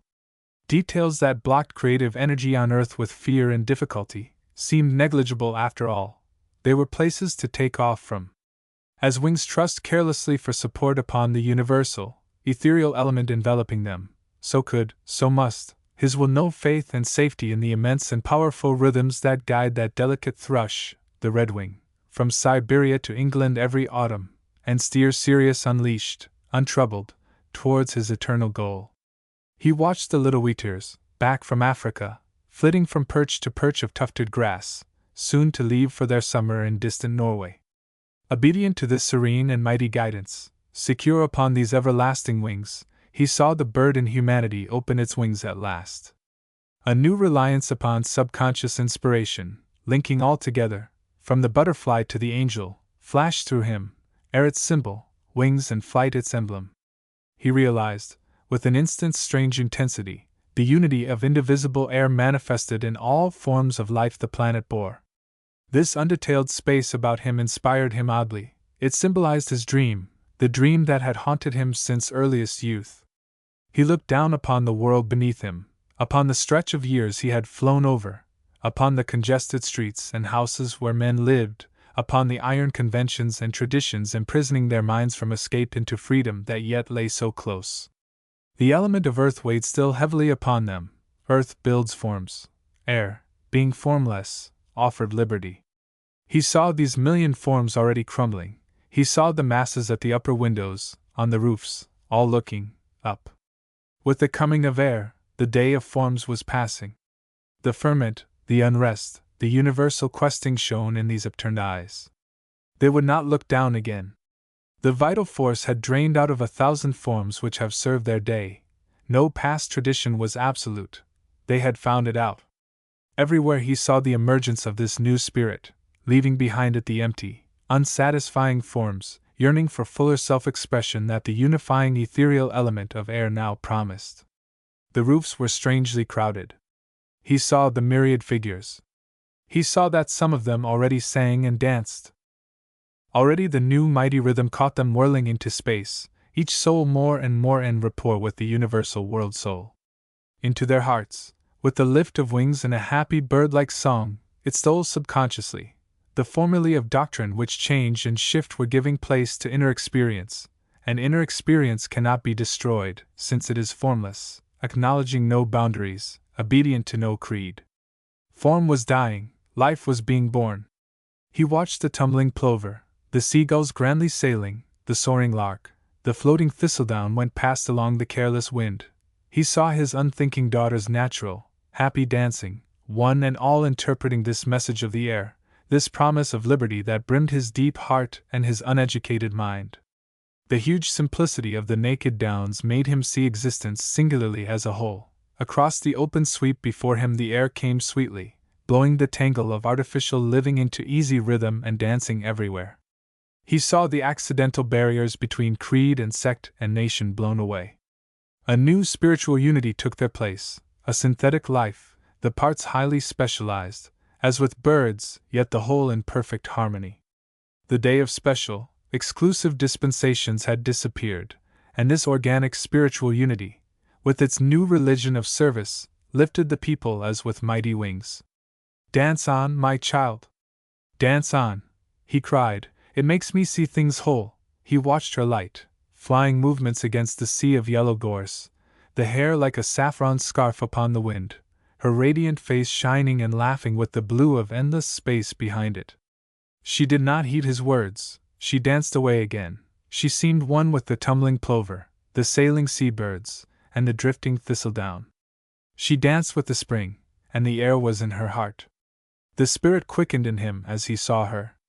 His consciousness, he knew, was but a fragment of an immense and deeper consciousness, of limitless scope and powers. This greater self made affirmations to which no mere intellect would dare to set the boundaries. With the air there was a return of joy, belief, and wonder into a world that has too long denied all three. Intellect might stand aside a little longer, watching cautiously, like mother, the flights of intuition, that flashing bird of fire that strikes and vanishes. But science, hitherto destructive chiefly, must enter a new field or be discredited. It must become constructive, it must examine spiritual states. The barrier between the organic and the inorganic was already breached. Dance on. My heart flies dancing with you. With you. Rather with everything and everyone. For he had this curious inspiration, as though all his past condensed now into a single moment, that a new attitude, due to the subliminal consciousness becoming consciously organized with its myriad and mighty powers, was stealing down into the hearts of men from the air. Since its outstanding characteristic was a fuller understanding, a natural sharing, a deep, instinctive sympathy, it involved an actual realization of spiritual unity that intellect alone has never yet achieved, and never can. It was no flabby, utopian, idealistic brotherhood he saw, but a practical, cooperative life based upon those greater powers, and upon that completer understanding lying, hid with God, in the subliminal regions of humanity. Experienced hitherto sporadically only, he saw in what his heart called the promise of the air, their universal acceptance and development. In a second of time, this all flashed into him as he watched the dancing little human figure on the gigantic landscape. And after it, if not actually with it, rose that unaccountable, uneasy, half-terrible emotion of deep-seated pain he had known before, the shudder. He trembled, tried to sing. Then the gorse pricked him where he lay. He turned to make himself more comfortable. He wriggled. The attempt to sing tickled his throat, and he coughed. He sat up, feeling in his pockets for a pencil and paper. For the first time in his life he felt he must write. "I must give it out," he mumbled to himself. "It's so wonderful, so simple. I must share it. I must tell it to others, to everybody." He actually made some notes. "Ah," he thought, as he read them over a few days later, "they're no good. I don't quite understand them now, to tell the truth." He sighed. "I'm only muddled," he decided, "just a man in the street bewildered by a touch of inspiration that blew into me." He lay watching Joan for a little longer, dancing in the middle distance still. The zest of a bird was in her, the toss, the scamper. Lithe, spinning, sure, her movements interpreted the air far more clearly than his thoughts could compass it in words. Her song came to him with the breeze. He watched her, then waved the packet of sandwiches above his head. He was hungry. They ate their lunch, and spent the rest of the day exploring the great spaces round them. It was evening when they got home. They heard the random sweetness of the thrush's song among the laurels on the lawn. A nightjar was churning in the dusk beyond.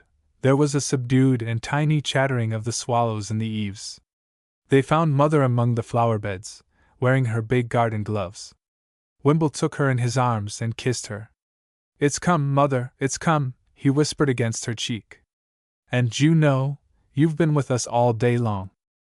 She looked up, peaceful and happy, a smell of garden earth about her, and the glow of the sunset in her eyes. "Have I really, Joe dear?" she said. "How lovely!" And then she added, "I believe it is, yes, I believe it is." Next morning Wimble woke very, very early, close upon 3 o'clock. He peered out of the window a moment. The dawn, he saw with a happy sigh of wonder, was just beginning to break. The gleam of light fell upon Mother's face, and the singing of a lark high up in the clearing air came to him. At the same moment Mother moved in her bed close by. Her heavy breathing was interrupted. He listened. She was talking in her sleep, though the words were indistinguishable. He waited, thinking she might get up and walk. Her eyes, however, did not open. She lay still again. He slipped over to tuck the blankets more securely round her. Bless her, he thought. She's asleep. Her surface consciousness is merged with her deep, safe, wise subconsciousness, and his thought broke off abruptly. It had suddenly occurred to him that the sleepwalker and the migrating bird both found their way unerringly in the darkness, both obedient to inner guidance. He stood still an instant, looking down upon her face in the pale morning light. What guides the redwing over hills, and valleys, and seas? He whispered. What guides the sleepwalker amid the intricacies of maple furniture? He chuckled to himself. It was odd how the comic Aquarian lecture cropped up in his memory like this once more. He bent down and kissed her lightly on the cheek, then went back to bed. Mother still mumbled in her sleep, "Flow, fly, flow," he seemed to catch. "It's coming, coming. It's the bird returning to her heart," he whispered to himself. Deep down inside her being something sang. Outside, the caroling of the lark continued, blithe and joyous in the breaking dawn. As he fell asleep, the two sounds were so curiously mingled that they seemed almost indistinguishable. Printed by R. and R. Clark. Limited, Edinburgh.